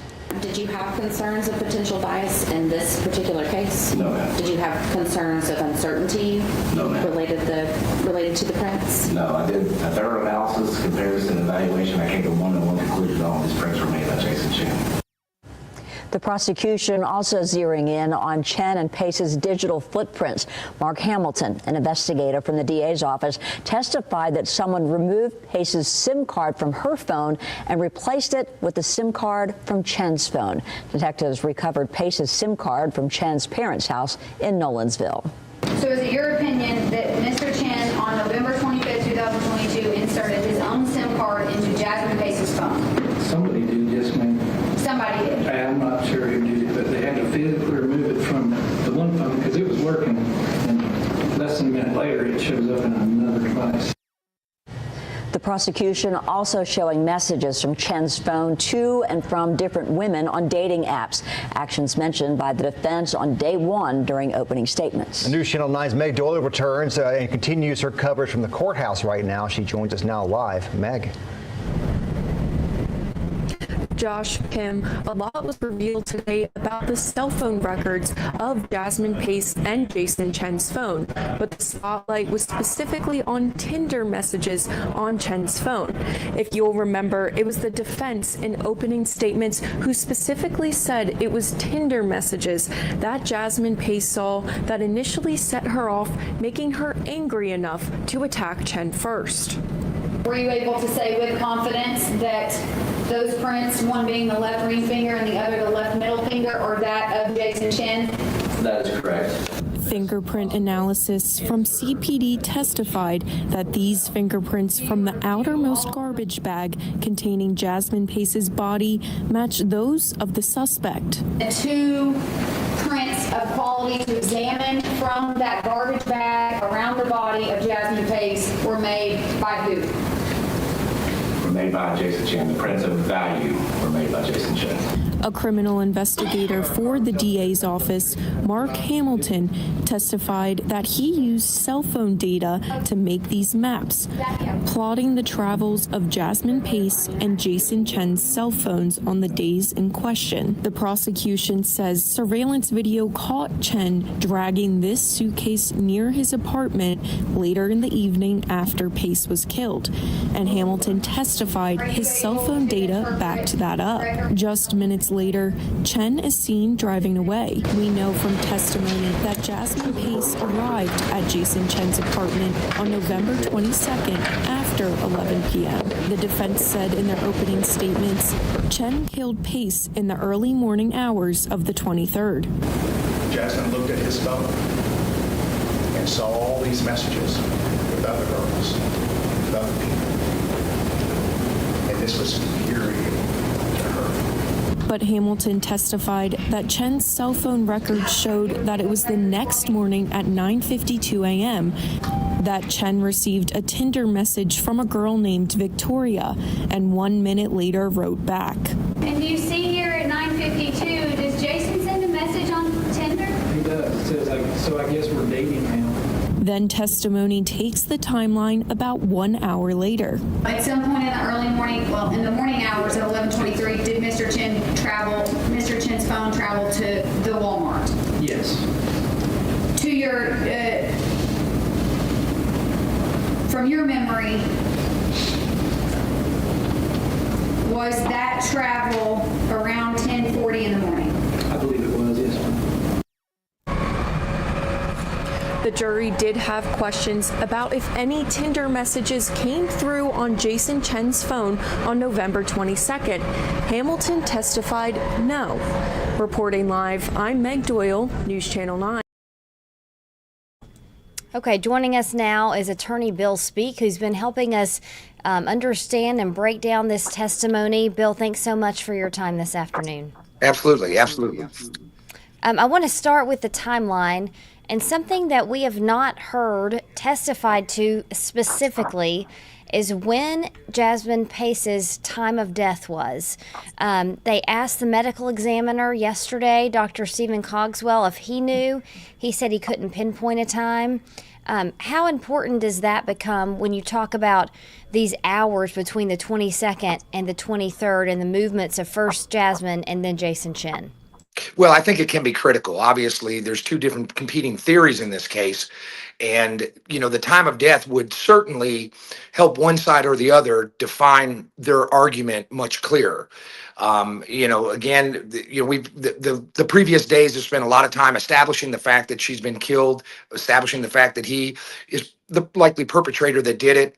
Now we're starting to move into the communication between the parties preceding the death or postmortem communication. And that's important because the theories of the case that deal with premeditation, the time of the death is very important because we need to know what's in the mindset of the defendant and what was happening between the parties prior to her death. So I think the time of death is important, and the closer they can nail that down, the better both sides will be prepared for arguments moving forward. And Bill, talk to us a little bit about, for those that aren't really familiar with how court timelines play out. We saw all the prosecution's witnesses. We were prepared for them to rest today, and by the end of the day, that didn't happen. And then we saw one of the main witnesses, homicide investigator Zach Crawford, come back to the stand. When you're the prosecutor and you bring someone like that back to the stand, what are you using that time for? Well, Crawford was one of the first people that testified in the case. He's the lead investigator. He has the most knowledge of the investigation of the case. As other evidence gets developed through testimony provided at court, there may be questions that come up. Some of them may be questions that are submitted to the judge by the jury that they may want to clarify. So they recall the investigator to kind of address issues that may have arisen after his testimony. When he concluded his testimony, which was, I think, the second witness that testified, when he concluded his testimony, they maybe didn't anticipate certain things that were coming out of the witness stand. So now that they've had responses, other questions, maybe a vigorous cross-examination, which there's been in this case, they bring him back to kind of clarify and shore up any issues that they believe maybe became open as a result of the following witnesses. And I have a procedural question here, Bill. So we saw the prosecution enter into the record these Tinder messages. One of them is there on your screen, a message from a girl named Victoria to Jason Chen, 11:23 at I believe 9:51, and then 9:52 Jason Chen writes back to her and said, "So I guess we're dating now." Would the defense have had those messages as they prepared for trial? Or is it a surprise to see the prosecution's evidence when it's in the courtroom? Talk to me about that discovery period. Under Rule 16 discovery, the prosecution would have provided all of this to the defense. The defense would have been aware of it. Bear in mind, the defense has picked, I think, the best defense they have given this case, and that is the premeditation issue. And so the defense, is basically waiting to present its version of what happened, and they have been provided the information that you would have seen on the screen right now, and they'll incorporate that into their cross-examination and certainly into their case in chief. Okay, so this was not a surprise to them, the timing of these messages that we're seeing there brought up on the Tinder extractions from the phone. It should not have been. When they do a dump, they call it a dump, they get a data dump on a phone. One of the things they do, the state does, is they then provide it to the defense. And the defense has its experts and its technical experts that would go through and sift through the data. And so they would have access to the same data. Now, it is on a rare occasion where something comes in late in trial, where there was requests for information that just hasn't been provided. If that comes in late, the defense could object to it and say, we don't want that coming in. They should have provided it in discovery. But I think this particular piece of evidence will start to work well with where the defense is going. All right. Bill, thanks so much. We do have testimony tomorrow. We're expecting to hear a little bit from the prosecution. And then they said they would file a motion. Is it customary to file a motion to dismiss at that point if they don't think one side or the other has proven so far, if the defense doesn't think that? Yes, in every case, after the state concludes their proof, the defense will file a motion to dismiss, and they'll have the judge put on the record a ruling as to why it shouldn't be dismissed, or that there's been enough proof that came in for it to go forward for the jury. That's very customary, and it's done in every trial. All right. All right, Bill, thanks so much as you help us dissect what's going on in court. We really appreciate your time. Happy to help. Great. As we said, lots of different testimony unraveling today in court. We had the fingerprint evidence that happened earlier in the day where they came and testified that Jason Chen's fingerprints were a match of those on the garbage bag containing Jasmine Pace's body that was found on the side of Suck Creek Road. What are we looking ahead for tomorrow? Well, testimony resumes at 9 a.m., even though it's a Saturday. We'll be here from the News Channel 9 Stream Center bringing that to you then. And if you want to catch up in the meantime, you can go to our News Channel 9 YouTube page where you can go back through the almost 40 hours of testimony that we've seen this week. We have it all in the day-long coverage and also the big moments highlighted in their own separate videos. So thanks for following along with us today in day 5 of the trial. We'll see you back here Saturday morning at 9 a.m.